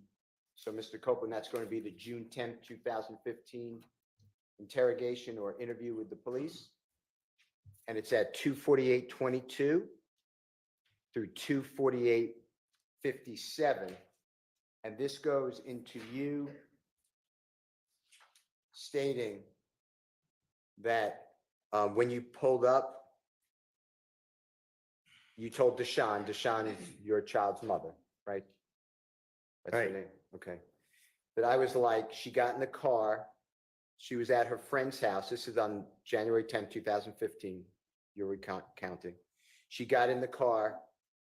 You said, "Man, these ends just killed Nut, bro." She like, "Who?" I told her, "It's Thug and them." She like, "Huh? What happened?" Like, SHI, I don't know. D just got in the car and like, SHI, boy, they just, you know what I mean? They just told me that. So she like, "What you gonna do?" "What the F you mean what I'm going to do? I ain't got nothing to do with this, SHI." She like, "Yeah, you know, like we all know they was gonna say my name, so I was like, I don't know. So we got in the car and we rode home. Okay? I'd like you to listen to make sure I said that right, if you don't mind listening.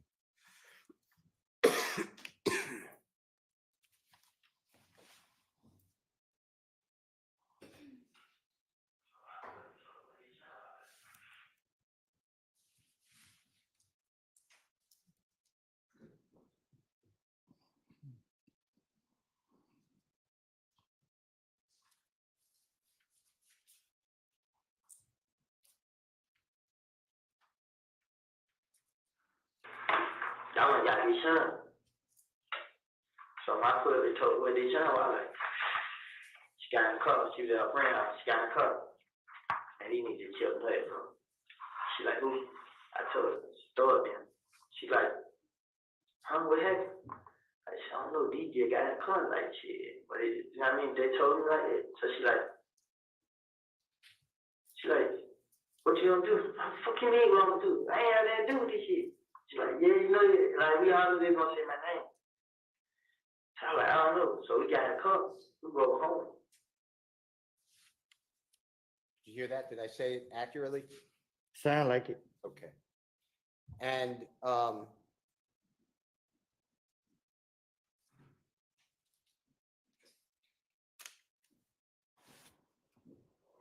do you remember telling the police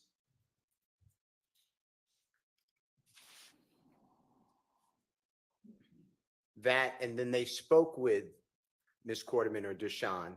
You're aware of that, you said earlier, right? They did? Yeah, you're aware that she would call them for you, text message them. Oh, yeah. Collect calls. Never corroborated or never asked about that, right?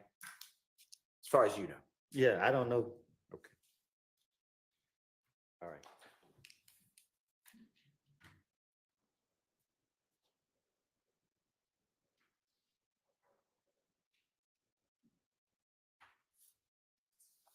You want me to have 1 second? Sure. I apologize.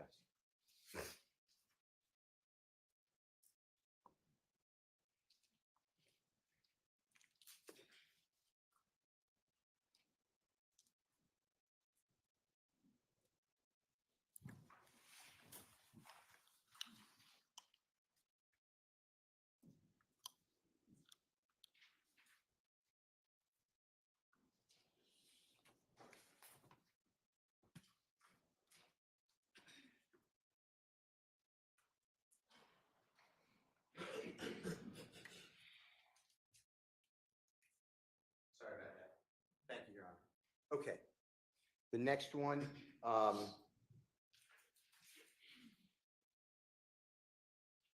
we discussed already, I believe. No one ever, you told the police that on June 10th, 2015, that from the McDonald's, me and him get on the expressway, boom, and they are following y'all in the Nitro. Asked the detective, you said, yeah, no. They told us to follow them. So you're following them, the detective said, and you said, yeah. But when D told me this, HELL, no, I ain't fixing to follow them. But D didn't get out of the car with me, but I'm trying to trick D so I can see what the HELL is going on. Boom, so we follow them to Thug's house. They stayed downtown at the Sky House. I'm going to play for you, make sure that's right. Jeffrey Williams of JW240Q, State's Exhibit number 378YE. It's the June 10th, 2015 interview. It's from 9:58:12 to 9:58:39.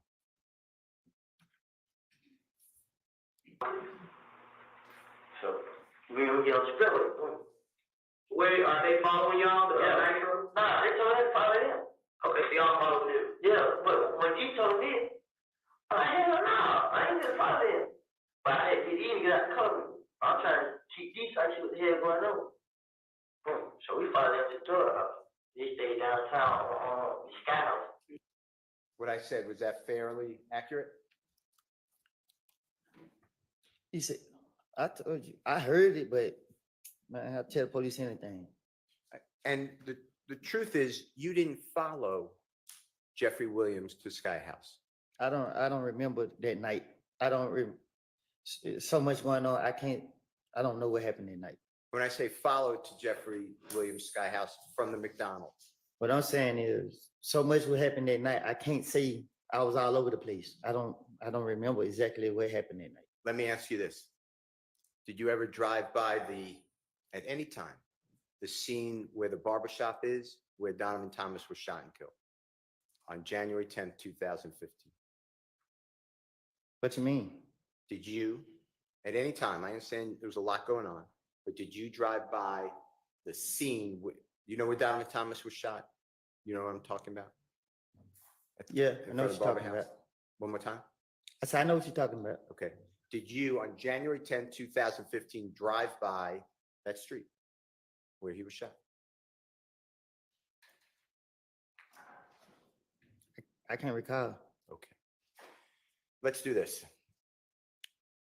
Did the police, detectives, federal, anybody, district attorney's office ever come to you and inquire of you whether or not your phone records show from the McDonald's area, cell phone tower, to the Sky House? Did they ever ask you about your phone records to see if it tracks what you told the police?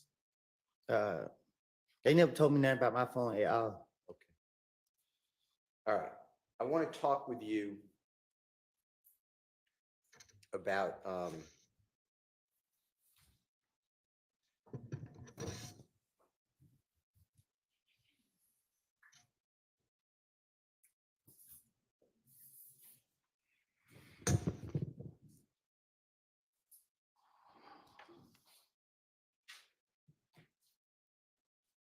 the meeting with Detective Thorpe. So it's about 7-8 hours after the shooting of Donovan Thomas, January 11th, 2015. Your Honor, this is Jeffrey Williams, or JW 241D, as in David. And this is State's Exhibit number 378YA, as in Elisa. It's 3:18:50 a.m. to 3:20:42 a.m. And Mr. Copeland, if you could just listen for this, and if I said it wrong, just tell the jurors I got it wrong.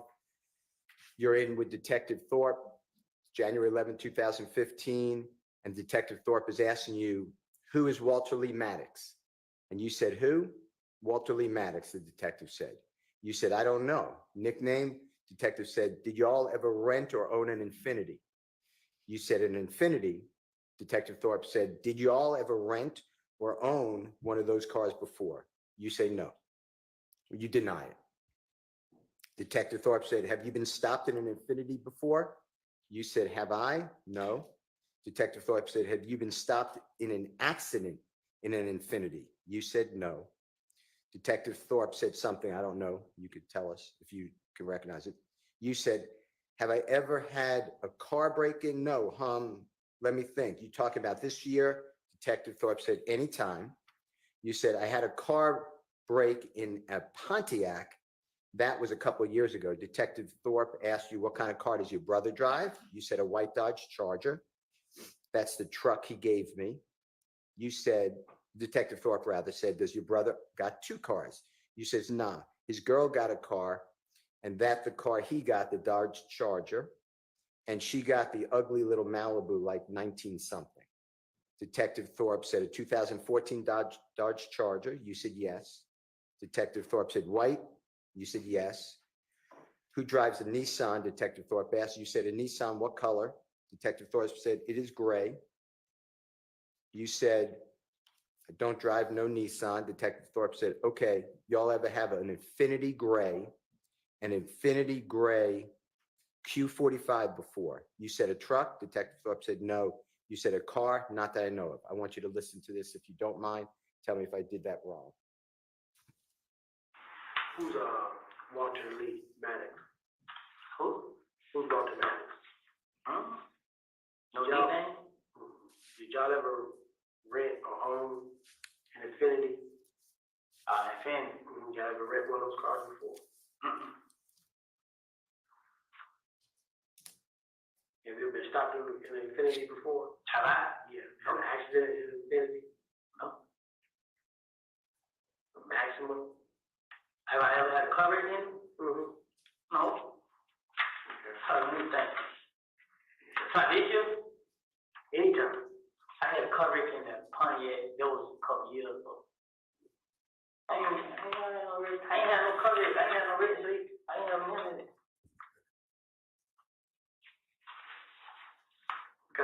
mother drive.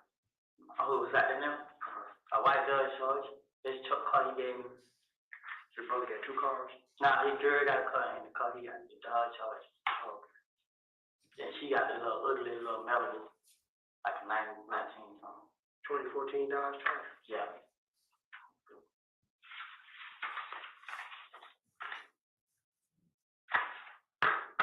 One. Yeah.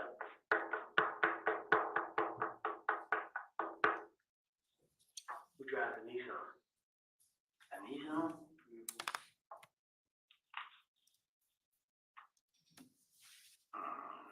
What color? What color is it? Gray. How about that? Nissan. Okay. Y'all ever had a Infinity Gray? A gray Infinity Q45 before? A truck? No. A cup? Yeah. Not that I know of. Were you able to hear that, sir? I think we all heard. Okay, similar to what I said? Huh? Similar to what I said? I guess. Okay. Mr. Copeland, you referred to Detective Thorpe as a squirrel brain. Do you remember that earlier in the testimony? Do you remember saying something like that?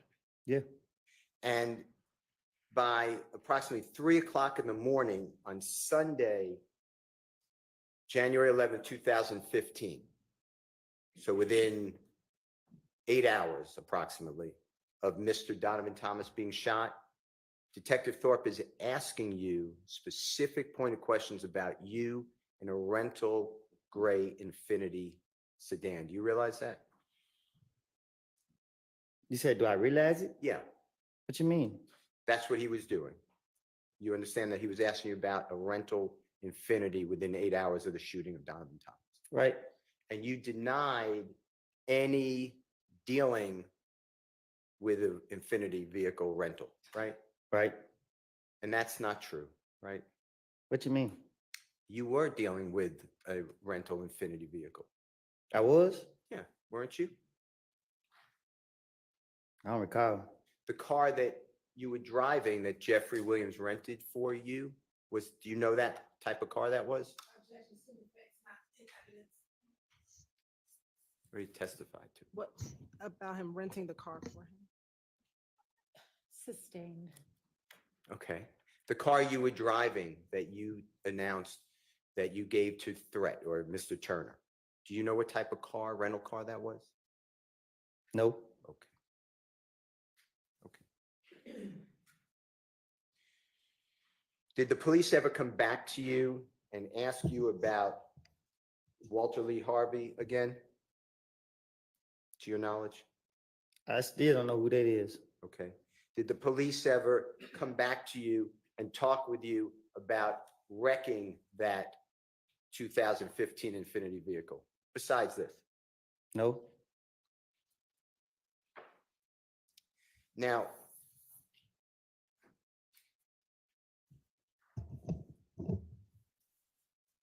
you have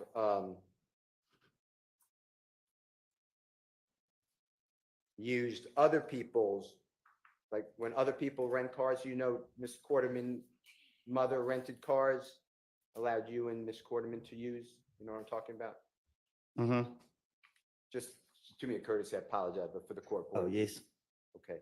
And that would be in Miss Quarterman's mother's name, the rental car. You're aware of that, right? Right. And I want you to listen to, if you don't mind, J.W. Jeffrey Williams 240R as in righteous, states exhibit number 378YE as in Aaron. It's also June 10th, 2015. Meeting or interrogation by the police, 11:33:17 a.m. to 11:34:10 a.m. And I'm just going to tell you and just make sure this is what it says.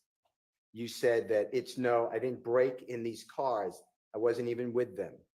I just gave them the car. Detective said, but you said, but for what reason though? Because they was going to do some stupid SHI blank to get some money. Detective Dennis said something, I don't know what it is, so you could help us if you don't mind. You said, I knew they were fixing to go. Detective Gaither said, You knew they were gonna do a job. You ain't what exact job it was, and then there's overlapping, meaning everyone's talking at one time. Detective Gaither said, but you know what an effing job is? You said, I just. Detective Gaither says, you know they ain't going to church. You said, I was just looking at like SHI. I ain't doing it. I ain't getting in trouble behind it. That's how I was really looking at it. Detective Gaither says, but you're still effing up Deshaun. Because if something else would have happened in that effing car, that truck is in her mama's name. Detective Dennis said, what if they did a robbery? You said, like I told them. Detective Gaither said, and it's the first report. Detective Dennis said, right. Detective Gaither said, we found. Detective Dennis said, we ain't even check. And you said, what I'm saying, no. What I'm saying, I already told them. I said, look, y'all, this car is Deshaun Mama name. You feel what I'm saying? I just said it like that. I said, it's in her mama name. She's gonna tell the police if y'all do anything. I did it. And I'm saying, y'all, I ain't going down for nobody else. I told her just like that. Just listen to it, make sure that what I said was fairly accurate. That ain't my fault that you did that. No, I didn't break any car. I wasn't even with them. I just came in the car. But for what reason though? Because you knew they was going to do some stupid shit to get some money. I knew they was going to go. You knew they was going to go to jail. You didn't know how they back jail was, but you know what the fucking jail is. You know they ain't going to church. I know I was in jail. I just looking at it like shit. I ain't gonna get in trouble for that. That's how I've been looking at it. But you can still fucking up their shot if something else would happen in that fucking car. That trunk is in her mama's name. What if they did a robbery? Like I told him. And this is just the first report run. We found. They didn't check on What I'm saying, I told him, I said, look, the car that your mama name. You know what I'm saying? I said, yeah, that is your mama name. She don't tell the police if y'all do anything, I did. And I'm letting y'all know I ain't going out for nobody else. I told him just like that. Is it fair what I said? That's what you all are talking about? That's what it sounds like. So even though it was, and Deshaun and you have a special relationship. I mean, you share a child or children, right? Yes, a child. Okay. And you're aware that her mother is renting a car in her mother's name, letting you use it, and Deshaun, or excuse me, Miss Carterman. And it's used for criminal conduct by stealing people's cell phones, laptops, breaking into cars. You're aware of that, right? No. You're aware on June 10, 2015, when the police came to arrest you, they searched that rental car in Deshaun Quarterman's mother's name and found other people's cellular telephones, laptops, identifications. You're aware of that, right? Yeah, after they locked me up. Okay. And you were involved in breaking into those cars and stealing, using her mother, Deshaun Quarterman's mother's rental car, right? Objection, Your Honor. Assume effects not in evidence. Asking him a question. I think he just answered it. Right? They charged me. Okay. Why, I just ask you, why would you be entrusted by somebody?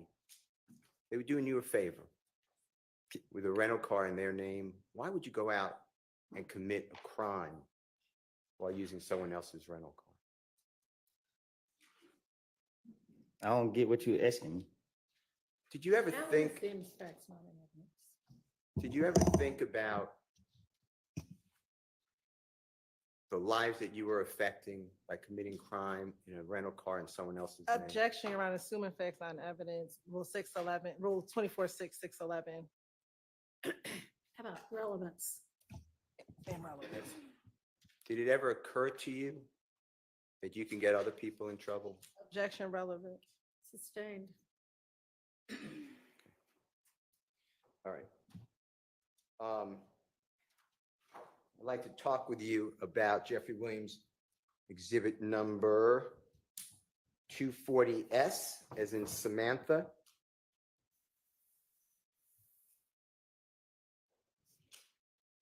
This is at State's Exhibit number 378YE, as in Aaron. It's June 10th, 2015 interrogation. It's at 10:00:31 a.m. to 10:00:46 a.m. And please listen and make sure that what I'm announcing is accurate. You're talking about, if you remember, and you'll listen to it, O.G. Bentley. Do you know the name Kelvin Treadwell? Do you know O.G. Bentley by a government name? Do you know who that person is? I don't even know who OG Bentley is. Okay. All right. Where you said, you feel what I'm saying? This is what D's saying. Bentley's supposed to went and hid the car and the guns. Detective said, where? You said, I ain't never heard it. Like they just cut me off.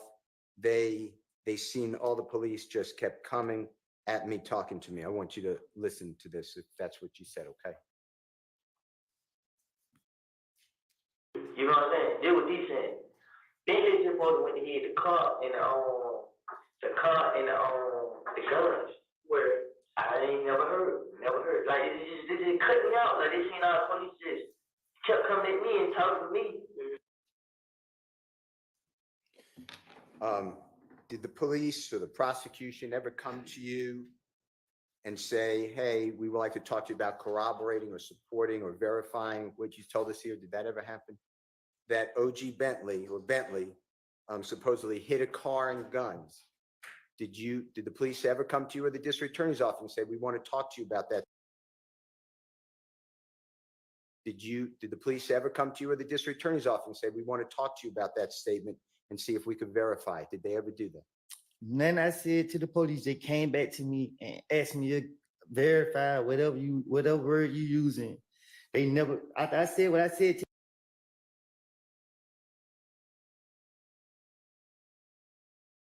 Could you help me out if you don't mind?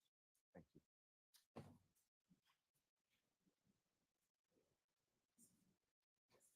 It should be the nitro.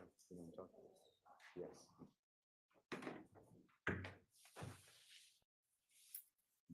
This is already in evidence, Your Honor. Right.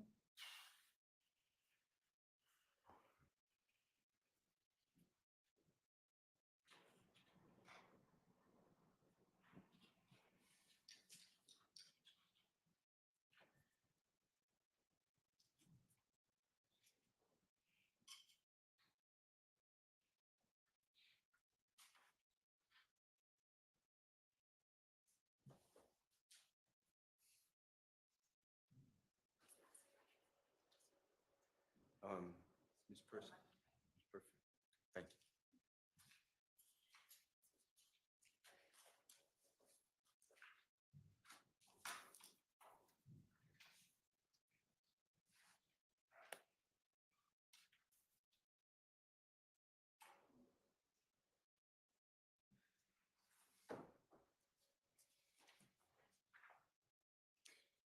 If you could just blow up the actual image. Mr. Copeland, if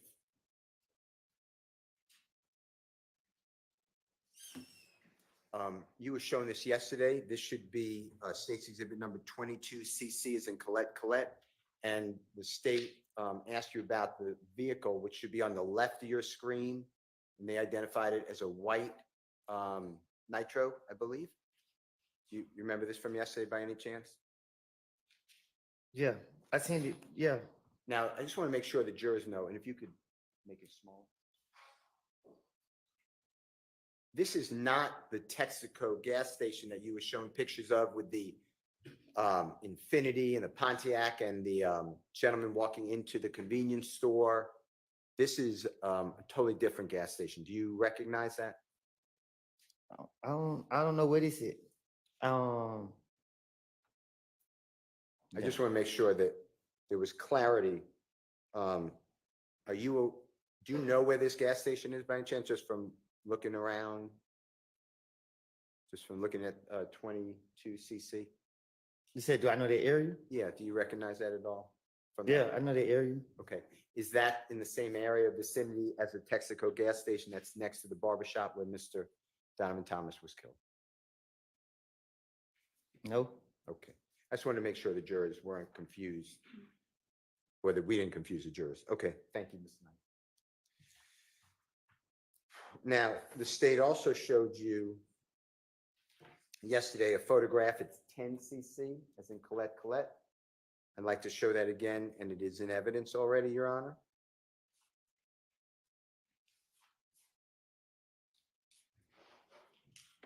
And if you could blow it up if you don't mind. Do you remember seeing this yesterday by any chance, Mr. Copeland?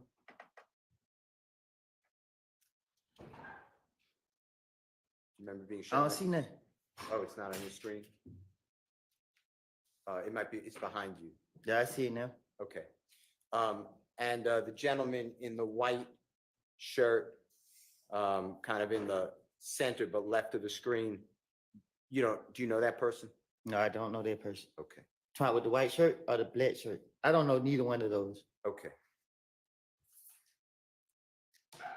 That doesn't, being shown that yesterday by the district attorney? Let me be clear. Yes, sir. I see him around, but I don't know him. Okay, thank you. But that doesn't verify any of your statements to the police, does it? Huh? Objection, improper question, Your Honor.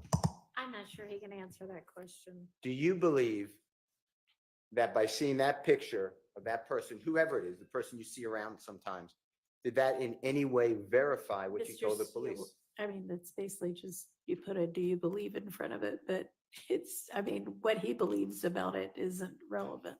Did the police ever do anything to show you, or the district attorney, to corroborate your statement to the police? I understand what you're saying, that it was made up, but did they ever do anything to say, to try to tie it to that person? Did the police ever do that to you?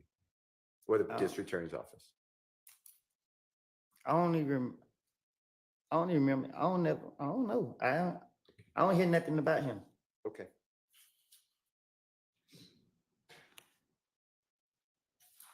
All right. I want to talk with you about your statements to the police.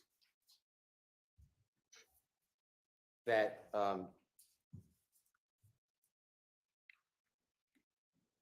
Jeffrey, that you were with Jeffrey when you were getting calls from the police, okay? There was some discussion like that, and it's, Your Honor, is JW Jeffrey Williams 240T, as in terrific, States Exhibit number 378YE, as in Aaron. It's again June 10, 2015. This is at 9:50:35 a.m. to 9:51:48 a.m. I'm sorry. Of course. 9:50:35 a.m. 9:51:48 a.m. And if you hear this, Mr. Copeland, if I'm, just make sure that after you listen to it, I'm correct. You said, I'm like, don't worry about it, N. But anyway, long story short, the detective was calling my phone. You know what I mean? And he was right there. Detective said, Thug was right there. You said, yeah. You said, so I answered the phone and he looking at me like this, but I don't know what's going on. Detective says, why is he looking at you like that? You said, because he see me answering the phone for them. Detective said, but at what point does Thug have anything to say, nuts murder, to be looking at you in any kind of way? Like, don't worry about that, like this and that. And you said, I'm fixing to give it to you. Detective said, please, we've been waiting for months. You said, no, I ain't. Guess what? I heard he was trying to kill me, but I ain't. This is what happened. I answered the phone. Hello? Yeah, this. I knew it was the detective calling. Detective said, the one that's handling the murder case? You said, no, different detective. Detective said, okay. You said, I thought one of them was you. My sister said that she described, you know what I mean? But she was just like a man. Detective said, right. So you said, so I just thought she was talking about you. Detective said, okay. You said, so she was like, detective's called. All right. So I answered the phone and he's right there.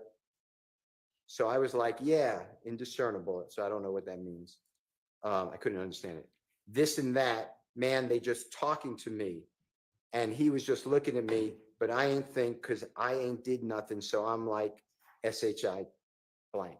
I'd like you to just listen to this if you don't mind and tell me if this is what you're saying, and I'd like to ask you some questions. Okay, don't worry about it, nigga. But anyway, long story short, the terrorist was calling my phone. You know what I mean? And he was right there. Yeah. So I answered the phone, and he looking at me like this. So, well, I don't know what's going on. Like, why are he looking at you like that? Because he see me answer the phone for him. But at what point does Thug have anything to say about Nuts murder and to be looking at it any kind of way, like, don't worry about that? Like, I'll get to you. Please, we've been waiting months. No, and guess what? Well, I heard you track him, but I ain't. This way, I answered the phone. Hello? Yeah, this I knew it was a detective call. The one that's handling the murder case? Nah, it was different detectives. I went on with you. My sister said that she described it. You know what I mean? But she was just like a man. I thought she was my too. So she was like, detective call Ice. So I answered the phone, and he right there. So I'm like, yeah, this Kim Copeland, what's this and that. And they just talking to me. And he just looking at me, but I ain't think he could, I ain't need that. So I'm like, shit, nigga, answer the phone. Yeah. Mr. Copeland, what I said, was that substantially right, according to what you just heard? That what it sound like? Did the police ever come to you, or the district attorney's office ever come to you and discuss with you whether or not anything about you were around Jeffrey when police are calling and his impression of it or reaction to it? They ever do anything to verify that, to your knowledge? No. It's made up, right? Well, they said that their own mouth. You heard them in the investigation. You ain't giving us nothing. You bushing us. I mean, like they knew what I was doing.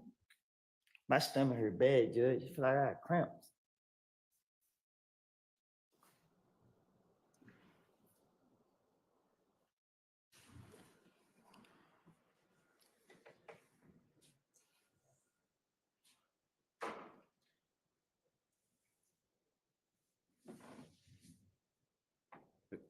Can I ask you a question?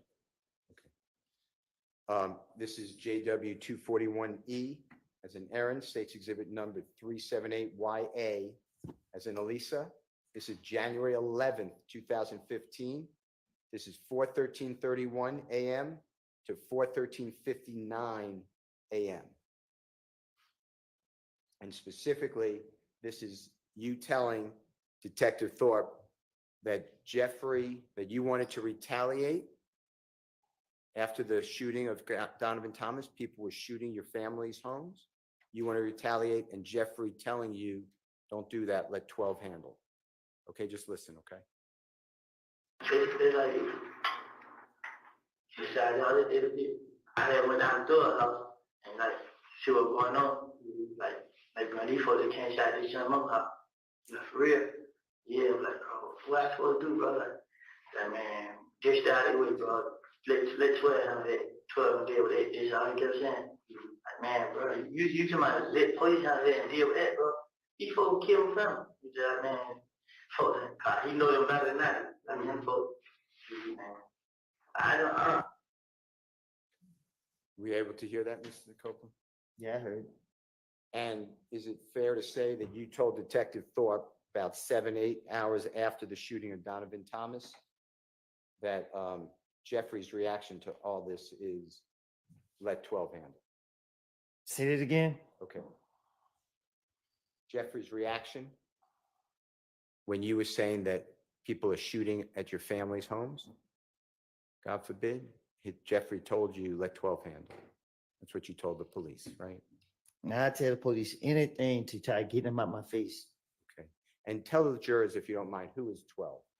Who? Who is 12? Who is 12? Yeah. Shit, they know the police.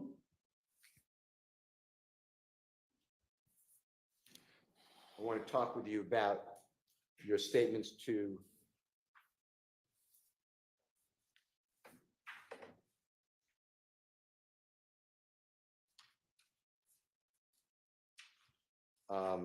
law enforcement. This is JW 240U as in unbelievable. It's State's Exhibit number 378YE as in Aaron. This is 10:58:11 a.m. to 10:58:46 a.m. This is again June 10th, 2015. And Mr. Copeland, just to orient you, this is where you're talking to the police about Jeffrey supposedly want to have you killed, okay? Have who killed? Remember that? Have who killed? You. Me? Yeah, that's what you told the police. I'm going to read it and then you tell me, well, I'm going to say what I think it said, but you correct us. You said, it ain't none of that. It ain't. This is what only thing, when the police called, bruh, he seen me talking to them and he just feel as I ain't supposed to say nothing. You know what I mean? He just want me to just let y'all put one on me for murder. You know what I mean? That's what he want. Detective said, and Sam called and not saying nothing. And you said, that's what he wanted. That's what I feel like deep inside my heart. Like I ain't even told my brother. I ain't tell nobody that this N is trying to have me killed. I ain't tell my baby mama, you know what I mean? Detective said, right. You said, it was a feeling like when Nut first died and everybody was coming, screaming my name, seeing how nervous and scared I was. If you could listen to it, if you don't mind. It ain't none of it. It ain't just when all I'm saying, when the police come out, bro, he seen me talking to him. And he just feel, and then I ain't supposed to say nothing. You know what I mean? He just want me to just they try to put one of me for murder. I mean, that's what he want. And stand tall and not say nothing. That's what he want. That's what I feel like deep inside my heart. Like, I just told my brother, I ain't tell nobody about something that they trying to kill. I ain't tell make more. I mean, And then I'd like to play for you Jeffrey Williams 240W. As in wonderful, it states exhibit number 378YE as in Aaron. It's at 10:58:50 a.m. to 10:59:09 a.m. So it's right after where we stopped. So it's really a continuation. And I'd like you to listen to this and focus on your statement that, you know what I mean? It was, I got scared to be around him, be told, the truth be told, I got scared. I told my baby mama, like you can call her now, man, we gotta go, man. I think that N thug, like that night they shot at us when I was telling you all that story, in my heart, I was like, darned, it says another word, that N thug trying to get me killed, you know what I mean? Right. I mean, I got scared to be around. Be told, truth be told. I got scared. I told baby mom, are you calm now? Man, we gotta go, man. I think we do. Like when that night they shot at it. When I'm telling y'all the story with it, in my heart, I just like, man, they thug trying to get me killed. You know what I mean? Did you hear that, Mr. Copeland? Yeah, I heard it.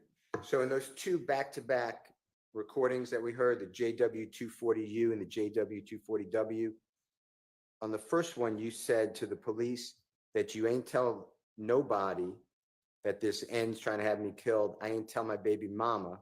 And then in the second one, the JW240W, you said, truth be told, I got scared. I told my baby mama. Did the police ever ask you about that and push back and say, how do you say that? How do you say what? Yeah, that you didn't tell your child's mother and you did tell your child's mother. Did they ever do anything like that? I think they just try to make me feel comfortable. Like they just talk to me to try to make me feel comfortable to open up to them. So that's what I was thinking. I don't know. I'm not telling people anything. I ain't care about getting caught up in the lie. But I was trying to be as convincing as possible. Okay.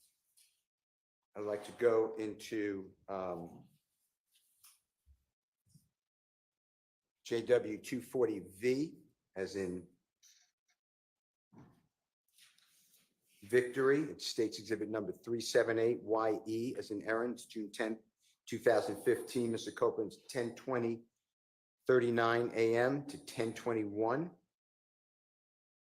even, or 10:21:00 a.m. And this, I'd like you to focus on what you're talking about with Valerie told you that Jeffrey wanted to set you up. And you said that, yeah, but see, Valerie got in the car. She was like, hey, bro, I'm going to tell you something. Don't say nothing. You know what I mean? Like, what's up? She like, thug, this and that and that. And I'm like, detective said, no. And then you said, now I'm like, what you mean? And she like, don't trust this end, bruh. You know what I mean? He trying to set you up, talking about every time I go out, I got out of jail, something got shot up. Detective says, uh-huh. Can you listen to that for me? All right, thank you.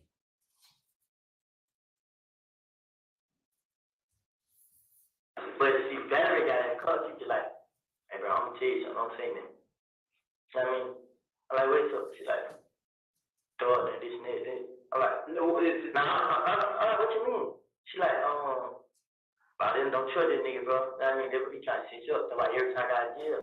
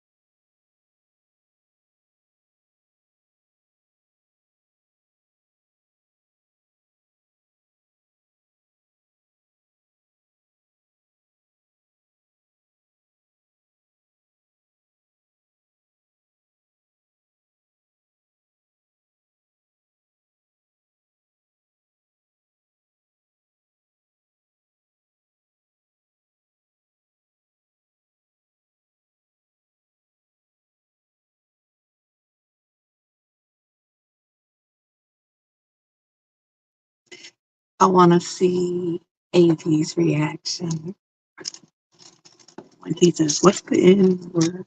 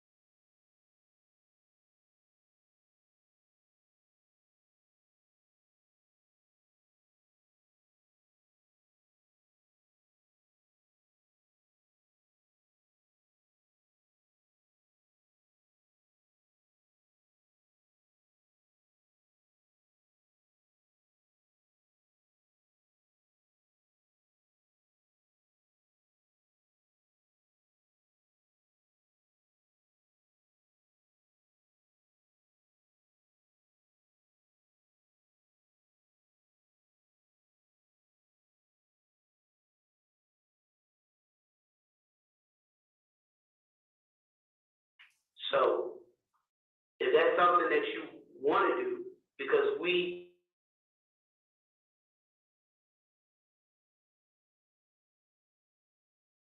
would like to, solve some of these retaliatory shootings and all that stuff. But as far as your faith, at this point, you could. And the only thing that may possibly help you is you helping yourself by speaking what you know. Right. But you know what?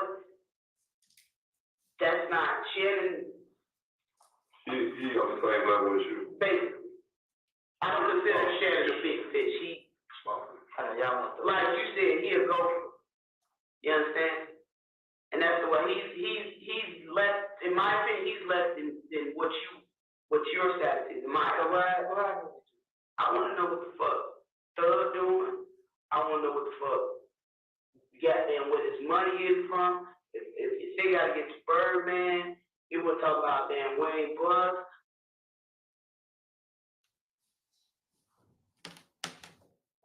Fair what I said, Mr. Copeland? This what it sound like.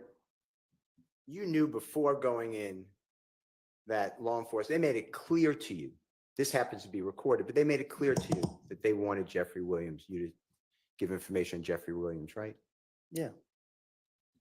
And the only way that you were going to avoid, in your opinion, what you were told, pretty much the rest of your life in prison, is that how you understood it?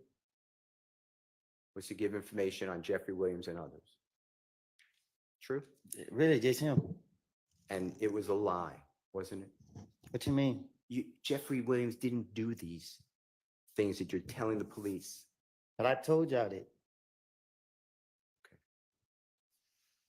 All right, let's take a break.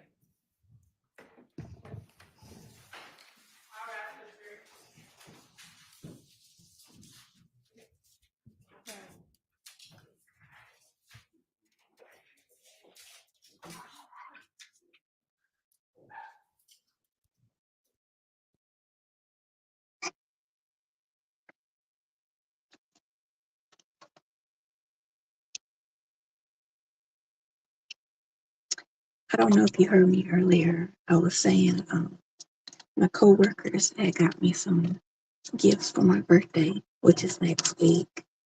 And this is one of my grandson. And this is me and my grandson. Big old coasters. Those were so cute. All right, And I've of asked course Ms. they got Busfield me. to check on how the juror is doing as well, so I'll let y'all know what we hear back. Anything before we take our recess? I will get you those cases. Okay, all right. That's cute. With all my favorite treats.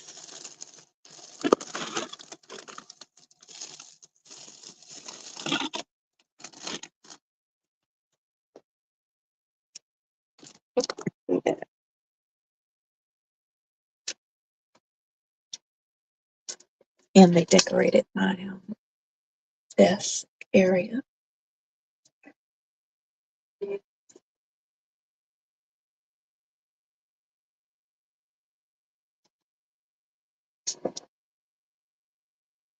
And got me this picture of my family.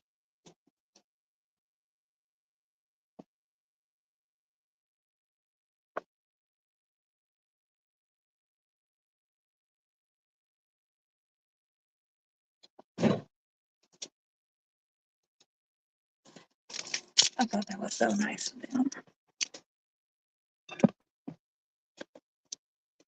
Made me happy.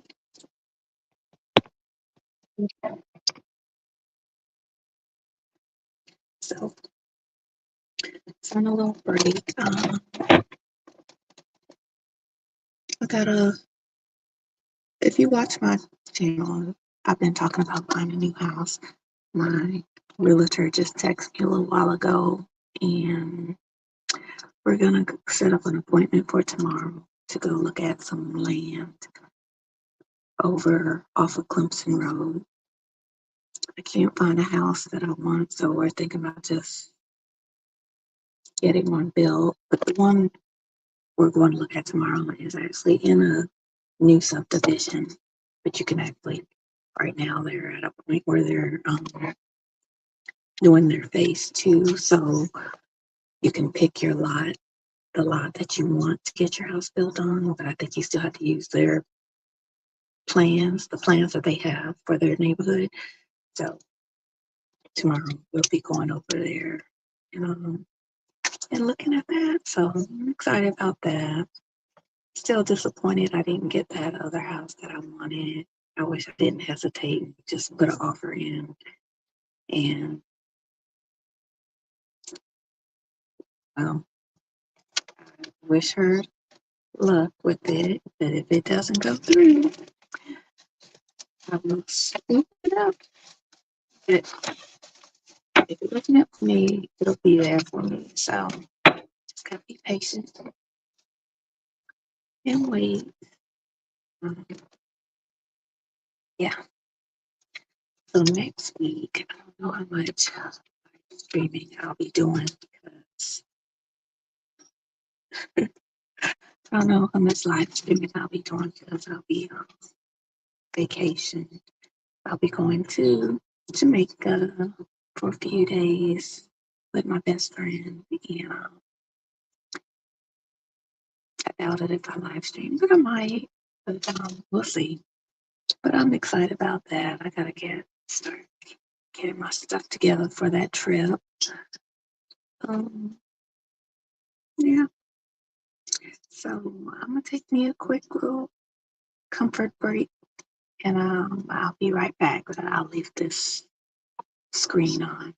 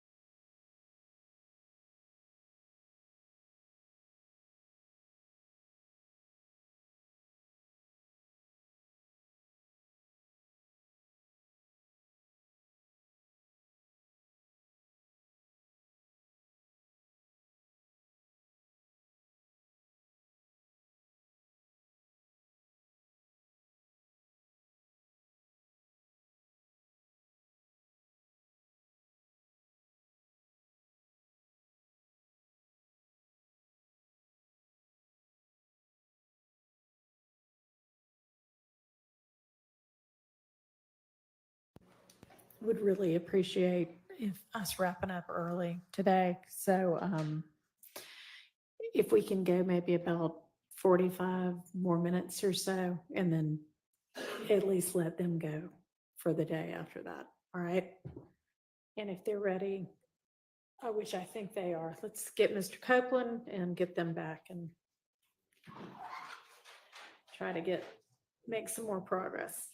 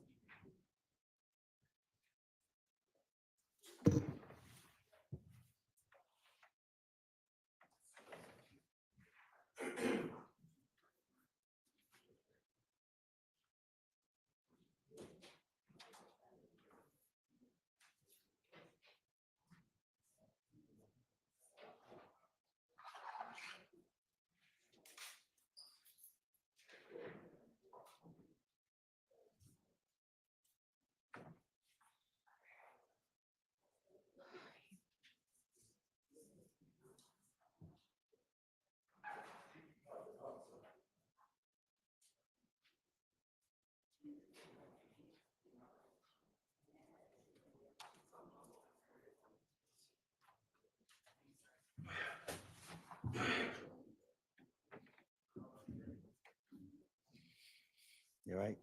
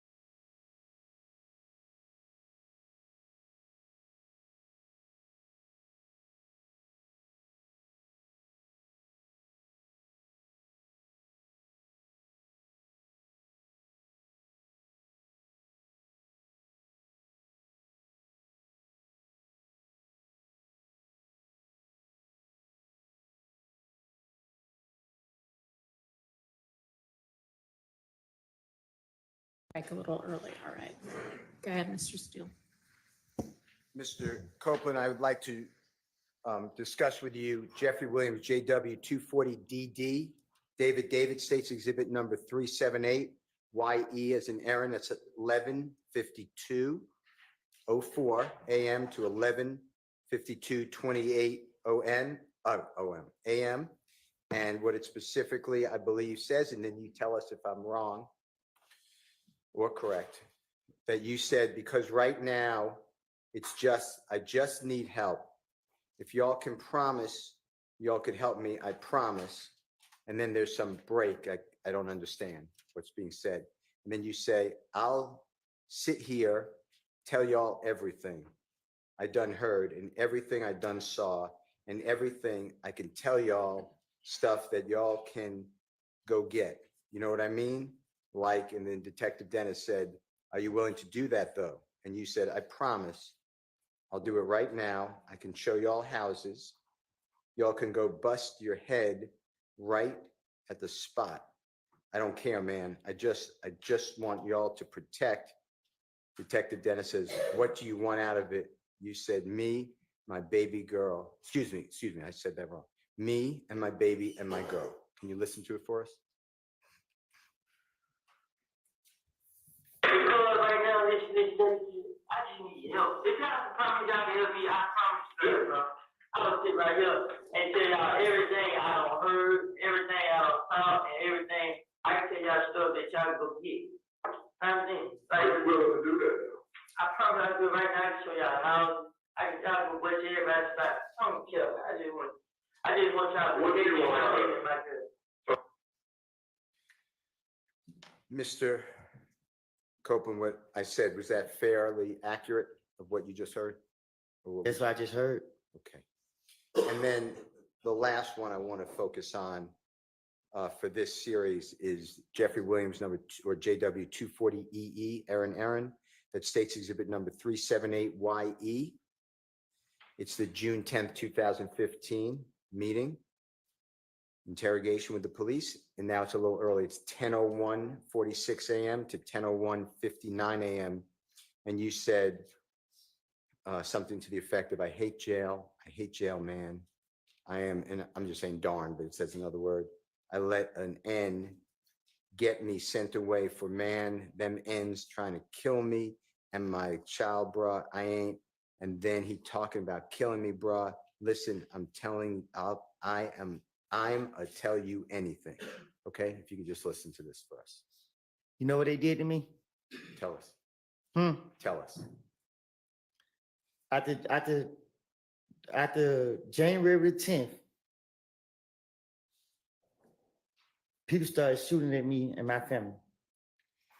February, I went to jail for trying to protect me and my baby and my girl at the time. They put me in Rice Street on some stuff called medical flow. It's somewhere hid in the jail. It stink. It's crazy people in there talking, yelling through the door, putting feces all on the window and on the wall. They locked me in the room. It's one door right here, it's one door right here, and it's another door back here, and it's another door back here. I'm behind this door. I don't see nobody, I don't talk to nobody, I'm by myself. I'm at the verge of losing my mind. People trying to shoot at me while they got me locked in this room. I can't talk to nobody, I can't see nobody, I'm locked in this room. They held me in that room for 3 weeks. I got out of jail. I had a court date for another county where I never even been to for some charges I never even did. I don't steal out of stores. I went down to that courthouse and tried to get it situated, went in the wrong courtroom, told the deputy, hey, my name is such and such, such. I missed court, I'm here to fix it. He said, oh, I gave him my name, told him what happened. He said, oh, you got a warrant, and he locked me up. They put me right back in jail. I stayed in jail a whole month. I had to use the money for selling my four-wheeler to pay an attorney to come represent me. I got the lawyer to come represent me. That lawyer, he got me a bond. A friend of mine gave my baby mama the money to pay my bond. She paid my bond. I got out of jail. The very next day, Atlanta police came into the gym with a whole lot of them. They got me, said that this my bag, this my gun. They took me from my neighborhood to Turnerfield. They questioned me. I told them it wasn't my gun. They let me go. They came back and get me June 10th. They questioned me. I was at the verge of losing my mind because every time I come outside, they keep locking me up. They got me. They did it. They held me in the interrogation room for a whole day, probably. I don't know. They put me right back in Rice Street, put me right back behind all these doors. They constantly kept doing it to me. You know what I mean? Like, I don't, at this point, like, man, I'm tired of keep reliving this stuff. I'm tired of it. I'm tired of it, man. I'm sitting right here. I got cramps, man. I got knots in my stomach, man. I haven't ate none. I tried to eat yesterday. I haven't ate today. Y'all sitting up here. I asked for a break. I asked. I'm in pain right now. I understand it might be my fault. I'm telling y'all, I made it up. I lied. Damn, man, this is crazy. I'm telling y'all, my stomach hurting, man. Well, with the honorable court's order, we're going to be leaving in a little bit of time. Can you try to just listen to the JW 240EE that I just said?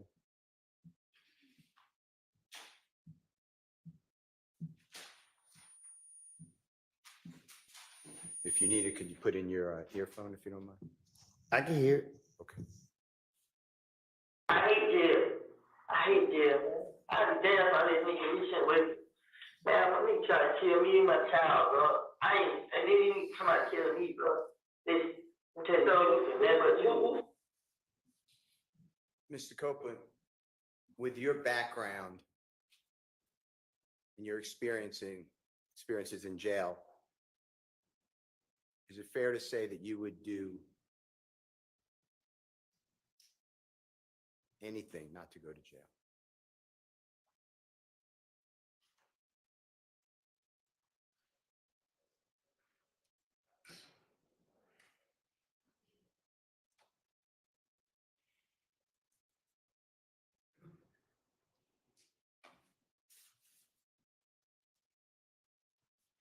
Mr. Copeland, can I ask you a couple of questions?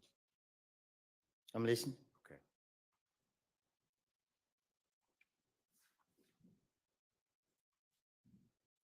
For people who've never been to prison or jail, do you know the difference, by the way? Y'all know the difference. Objection around relevance. Sustain. Whether it's a prison or jail, is it fair to say that Rice Street is not either one. There's not prison or jail. I don't know what that place is. This is the worst place in the world.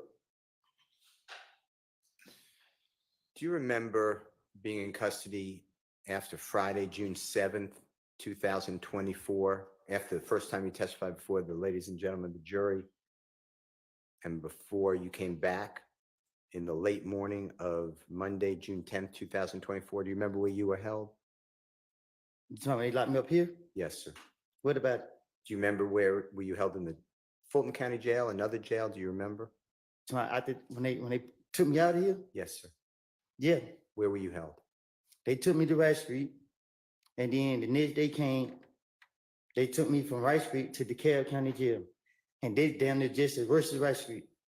And DeKalb County Jail, describe to the ladies and gentlemen jury what it was like when you were in that jail. Objection relevant, Your Honor. Goes to his motivation for testifying here.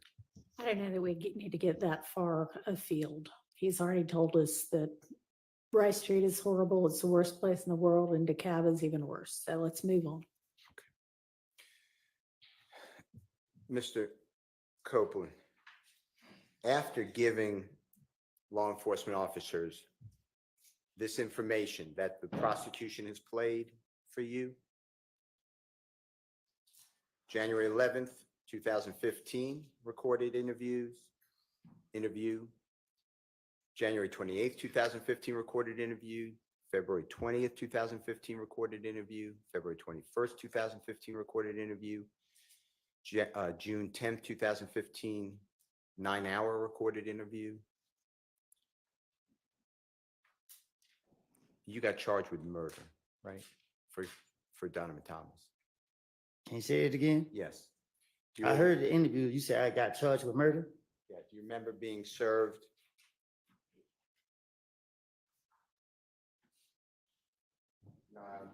Marking Jeffrey Williams number 245. May I approach, Your Honor? You may. I'm going to show you this, Mr. Copeland. If you need any assistance, let me know. Do you remember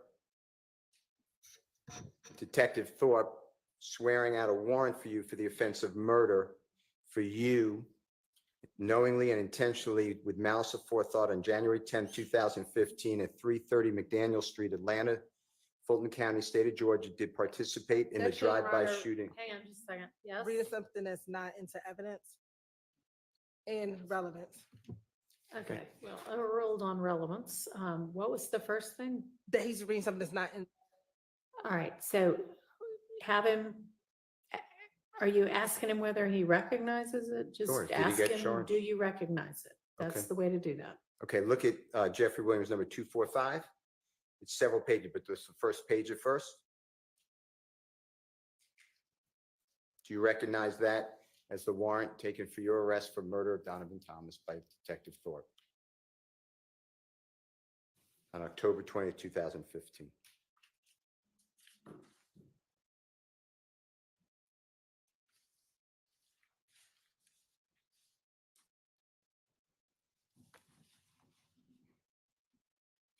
Yes? Wait, Do you recognize that? it's a warrant paper. For you? True? I see my name on it. Okay. And that's Detective Thorpe? Swore it out, right? Do you see that? You gotta show me. May I approach your honor? You may. May I approach you, Mr. Copeland?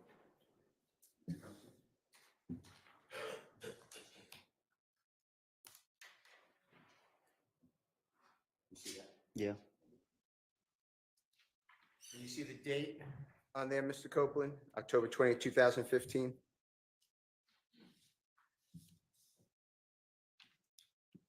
You said who? October 20th, it says 10/20/15, 2015. Do you, No, I don't see it. may I approach your honor? You may. Are you gonna ask him whether it was served on him? Because he didn't really answer whether he recognized. Date? Mm-hmm. Yes. And at that time, you were in federal custody at the Robert A. Dayton Detention Center. When I say that time, October 20th of 2015, you were awaiting the federal charges that eventually you were sentenced to 51 months in custody, right? No, I was sentenced to 5 years. Okay, apologize, 60 months in custody. Apologize. While you were held at the Robert A. Dayton Detention Center in Clayton County, do you remember that? Lovejoy. Yes, Lovejoy. Do you remember being served by a United States Marshal these warrants while in Lovejoy? No, my attorney told me. Okay. And you were charged with what crimes? He just said murder. All right. For Donovan Thomas, right?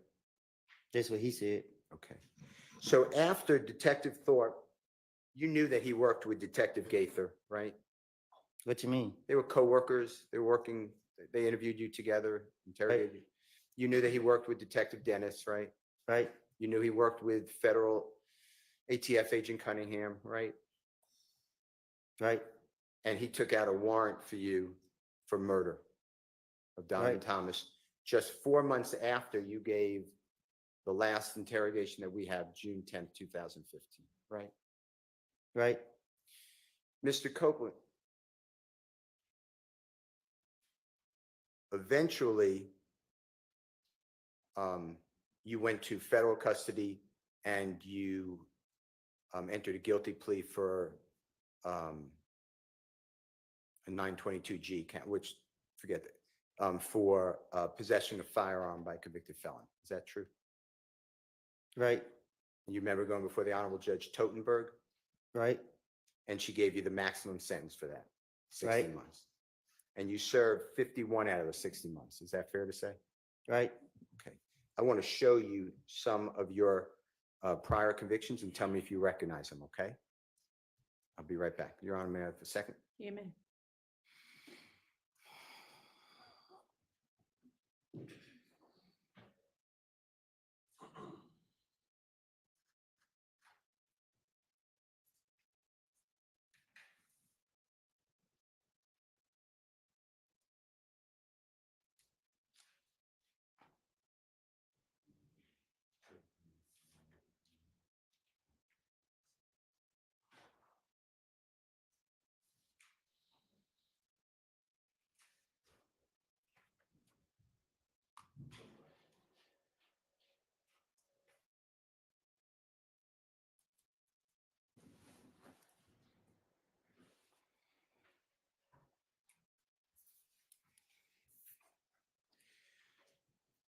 While they're looking for that, Mr. Copeland, Jeffrey Williams wasn't charged with murder of Donovan Thomas, right?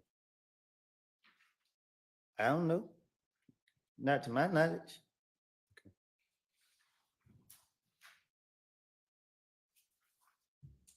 Even in this indictment, Jeffrey Williams not charged with murder of Donovan Thomas. Do you realize that? And if you don't know, just say, I don't know. Objection, Your Honor. Improper speculation. It's the indictment on trial. Well, it really doesn't matter whether he knows it or not. Ask your next question. I'm just waiting on the certified copies.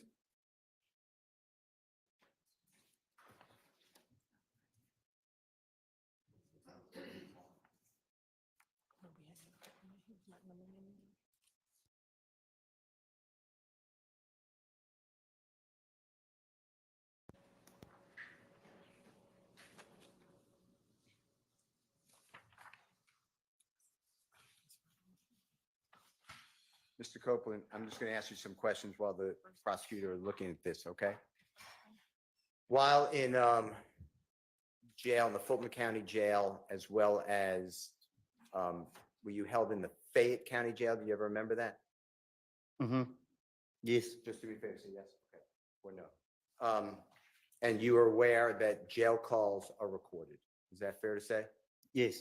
Now, is it true that at times people in jail, I'm not saying you, but people in jail have contraband cellular phones, like cell phones like you would use today?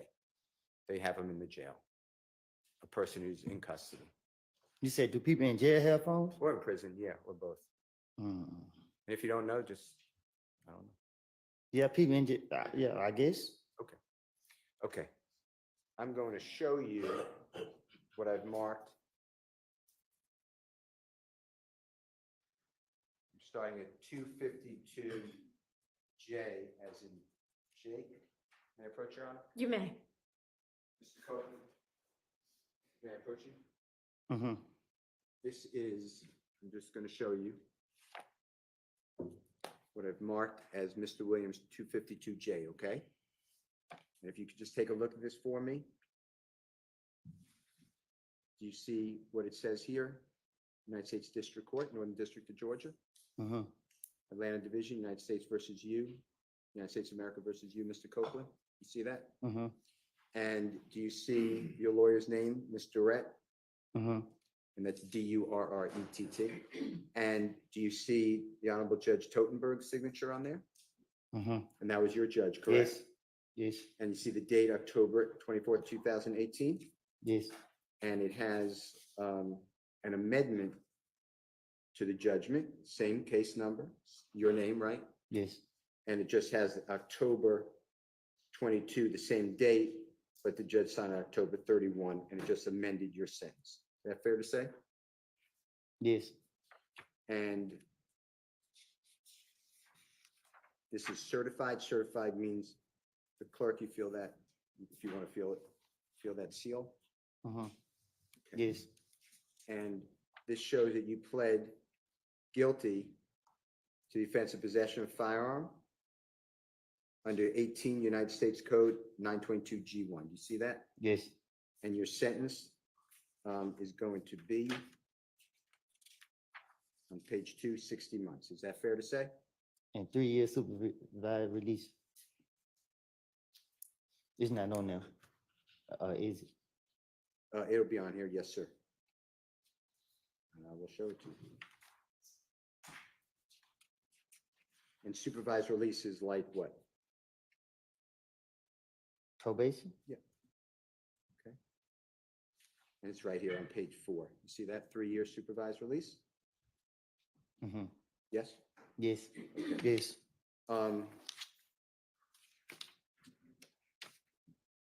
Your Honor, I move for the admission of its certified document 252J. It's a conviction of Mr. Copeland from the Northern District of Georgia. The offense date is April 28, 2015. Your Honor, the judgment date is October 24, 2018, but then it was amended. It was a correction. It's October 31, 2018. All right, so a minute. I'm just going to move this to court. Please.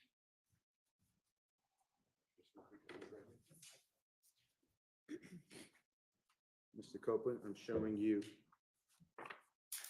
what's been marked as Mr. Williams number 252I as an ice cream, okay? And again, do you feel that seal on it for a certified copy? Did you feel that? Mhm. Is that a yes? Yes, Okay. yes, And this is in the Superior Court of Fulton County, and that's state of Georgia versus you. You see your name? yes, And that's indictment number, it actually says criminal action number 20 SC 176912. You see that? yes, And do you see where it says that you entered a guilty plea under Alford? Do you know what Alford is? Remember? no, Okay. And it says 5 years to serve 3 years, balance of 2 years probated. Do you see that? yes, I see it. On possession of a controlled substance, Schedule 1 or 2 with intent to distribute. Is that fair? That's what it says. This what it say? Okay. And I'm going to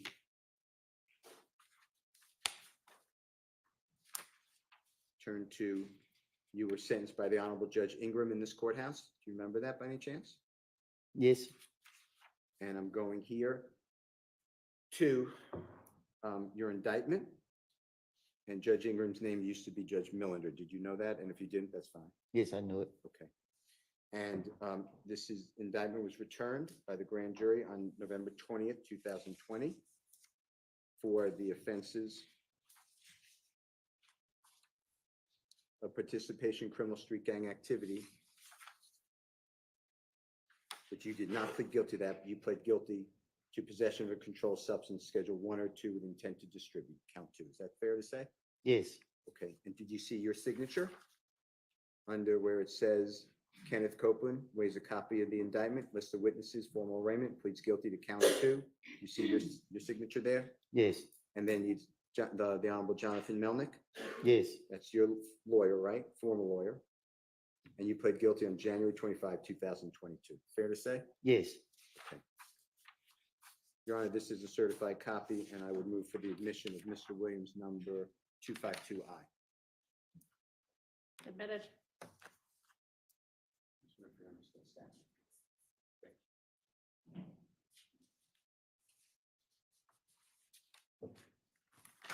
Copeland, if you don't mind, if you could feel the seal, that shows certification. Again, Fulton County Superior Court, State of Georgia versus Mr. Kenneth Copeland. That indictment number, I'm just looking at it and reading it, 22 SC 182134. Do you see that?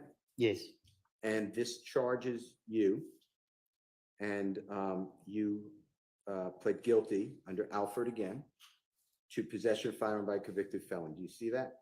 yes, And you were sentenced to 5 years to serve 10 months in prison, balance of 4 months, 4 years, 2 months to be served on probation. Do you remember that?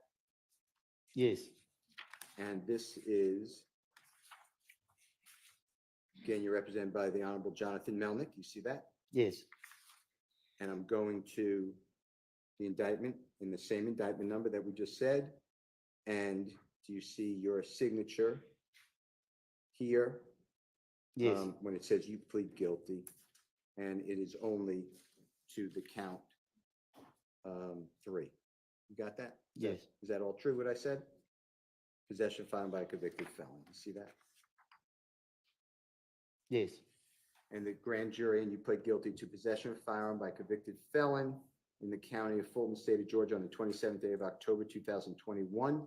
Did knowingly and without a lawful authority possess a certain firearm or Glock handgun, accused having been convicted of felony in 10 SC 96938 Superior Court of Fulton County, offensive aggravated. Sorry. Yes, ma'am.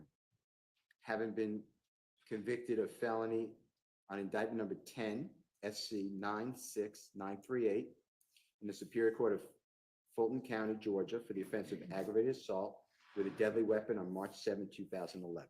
Is that true? what's true? That's what it says. Yes, Okay. And that's the count that you pled guilty to. True? yes, Your Honor, I move for the admission of Mr. Williams, number 252M as in magic. Admitted.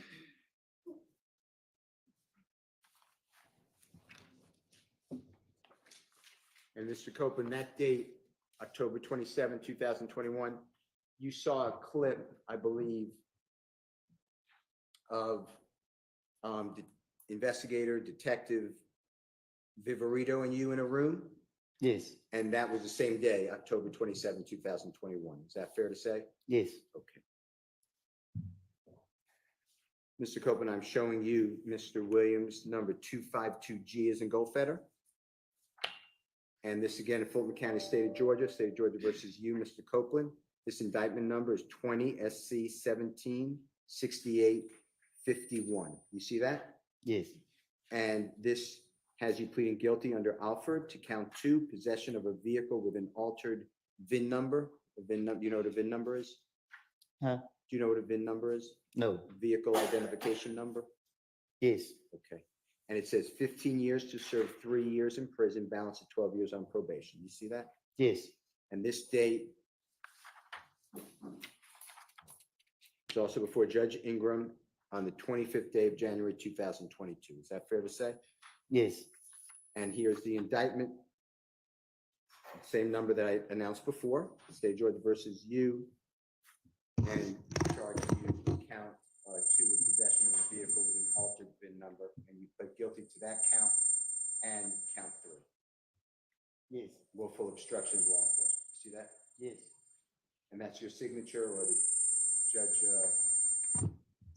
Can you try turning that backup mic off? I don't know if that'll make any difference or not. Okay, I don't know why that's started happening. Go ahead. and you pled guilty to Jonathan Melnick's your lawyer, 25th day of January 2022. Fair to say? Yes. Your Honor, I move for the admission of Mr. Williams' certified copy, Your Honor, 252G is a Admitted.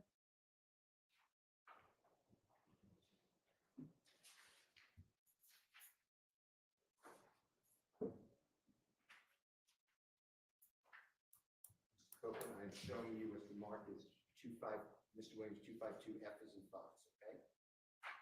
Superior Court of Fulton County, State of Georgia versus Mr. Kenneth Copeland. That indictment number is 12 SC 11 3315. You see that? Yes. And this has you pleading guilty to certain counts, including terroristic threats, count 1, terroristic threats, count 2, terroristic threats, count 3, and 3 counts of aggravated assault with a deadly weapon. You see that? Yes. And you were sentenced to serve a total of 10 years to serve 2 years in prison, balance on probation. Is that fair to say? Yes.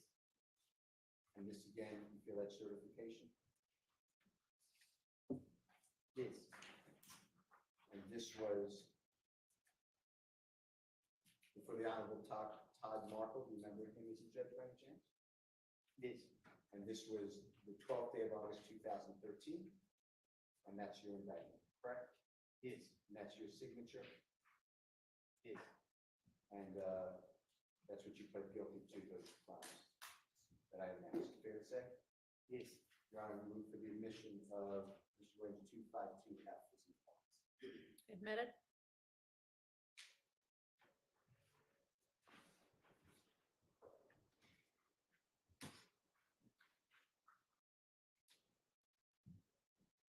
Mr. Copeland, I'm showing you what's certified, and if you don't mind just feeling, just make sure that you feel the same seal. Yes. Superior Court of Fulton County, State of Georgia versus Mr. Copeland, criminal action number 12 SC 110195. And this charges, and you pled guilty to 3 counts of entering an automobile. And then I'm skipping the 2 misdemeanors. I pled guilty to, but I'm skipping them. And then actually, that's all I'm going to announce, please. There are 3 counts of entering automobile. True? Yes. And you were sentenced to 5 years to serve 2 years in prison and a balance of 3 years on probation. Fair to say? This was see. And this was on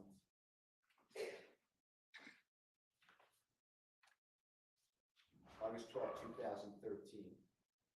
Correct? Yes. Also before Judge Markham? Yes. The Honorable Judge Markham. And here's the indictment charging you, that you signature, you pled guilty. Yes. Correct? Yes. Your Honor, I move for the admission of 252B as in parent. Admitted. Certified.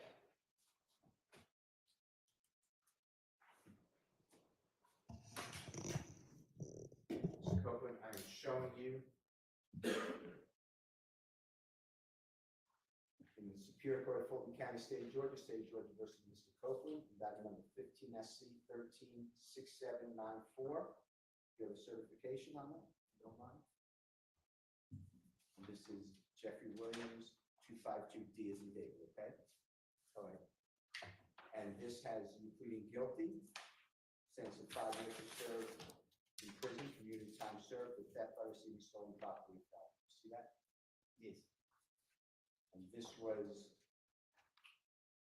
also reported Honorable Judge Markle on the 13th of December, 2018. See that? Yes. And this is your indictment. That's your signature, pleading guilty. Is that true? Yes. Your Honor, I move for the admission of Mr. Williams, 252D as the Admitted.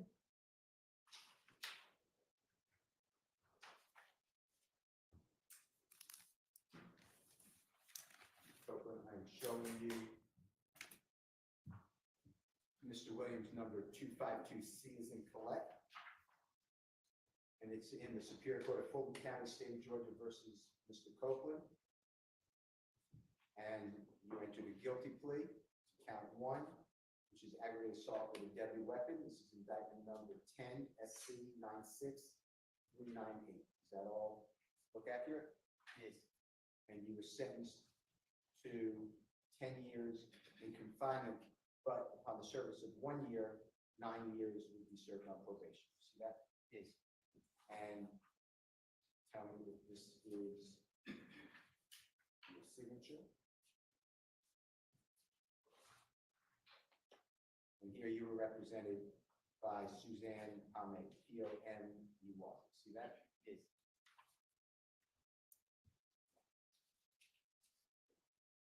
Here's your indictment, and that's your guilty plea under Alford versus North Carolina. You see your signature? Yes. You entered that plea on the 7th day of March 2011.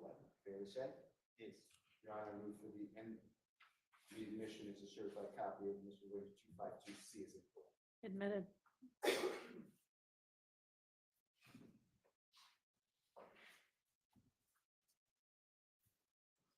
And Mr. Copeland, this is Mr. Williams, number 252B as in Barry.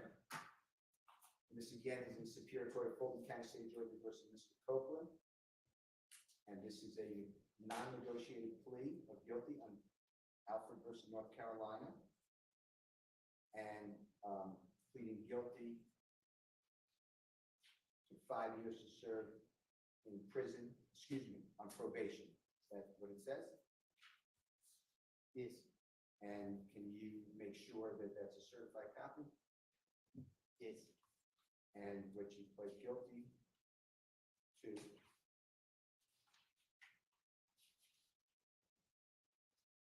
with your lawyer, Jessica Stearns, S-T-E-R-N-S. You see that? Yes. And this was August 31, 2009, correct? Yes. And you pled guilty under Alford versus North Carolina to count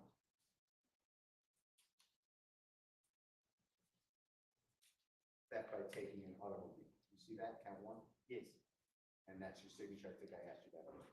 Is that true? Yes. And you did that on August 31, 2009, I think. Yes. Your Honor, I move for the admission of Mr. Williams 252B. Admitted.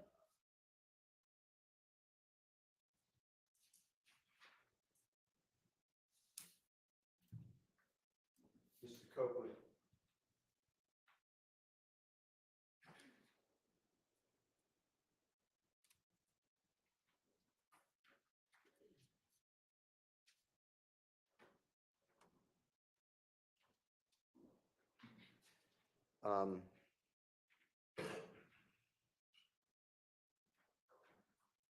When you were able to be around Jeffrey for that short period of time that you said, that benefited you because it made you more known. People, is that, am I saying that right? Is that true? Objection on vague as to what period of time? Can you rephrase your question, please? Sure. You testified already that you were with Jeffrey for a short period of time from the end of 2014 to 2015, and you were arrested and didn't get out of custody on June 10th, 2015. So somewhere in that period. Is that fair to say? I didn't hear you. Okay.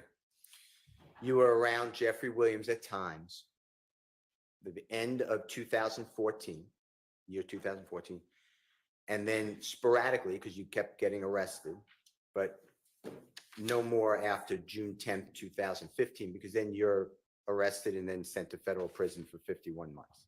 True? No, Okay, explain. I was on around him from 14, and then we started hanging in 15. Say it again, I couldn't hear you. I wasn't hanging around him in 2015, Okay, only the end of 2014. okay. And that was beneficial to you because it boosted your notoriety, meaning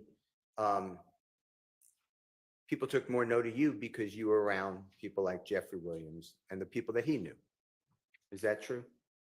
It really was based off the experience. Explain that to the jury. What you mean? Explain what you mean by it was based off the experience. It wasn't about attention. It was just about flying on planes, going different, like just seeing more than just hanging in the neighborhood. Before Jeffrey Williams allowed you, took you, asked you, or Tick or Mr. Trentavious Stephen, whoever, how far outside of the Atlanta area had you ever been? Only once I've been to, no, I'm lying. Twice I've been out of town, but it was just, I went with, when I got out of jail in 2013, my baby mama, she was going to college in South Carolina. So I traveled down there with her. And then when my friend got killed, I stopped. But before that, I had went with some old friends. He took me deep sea fishing, but that was it. But Had you, in those experiences, had you ever been on an airplane? no, Or did you drive? yeah, we drove. Okay. Okay.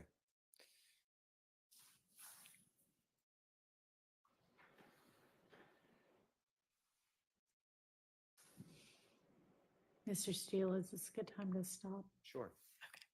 All right, we're gonna go ahead and break for the day. I will see y'all back here at 9 in the morning. Just a reminder, wear your juror badges. Don't talk about the case with anybody. Let anybody talk about it with you, including amongst yourselves. Don't use the internet or any other kind of source to try to find out information about the case, anybody involved in it. Don't watch, read, listen to, in any way absorb any kind of media accounts about this case, including social media. And hope y'all have a pleasant evening. See you in the morning. Thank you. All rise for the jury. Can I leave? Yes, we'll see you back at 9 also.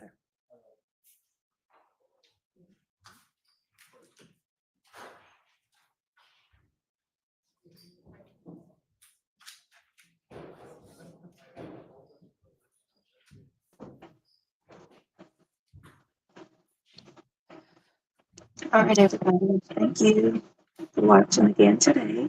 We'll do it again tomorrow.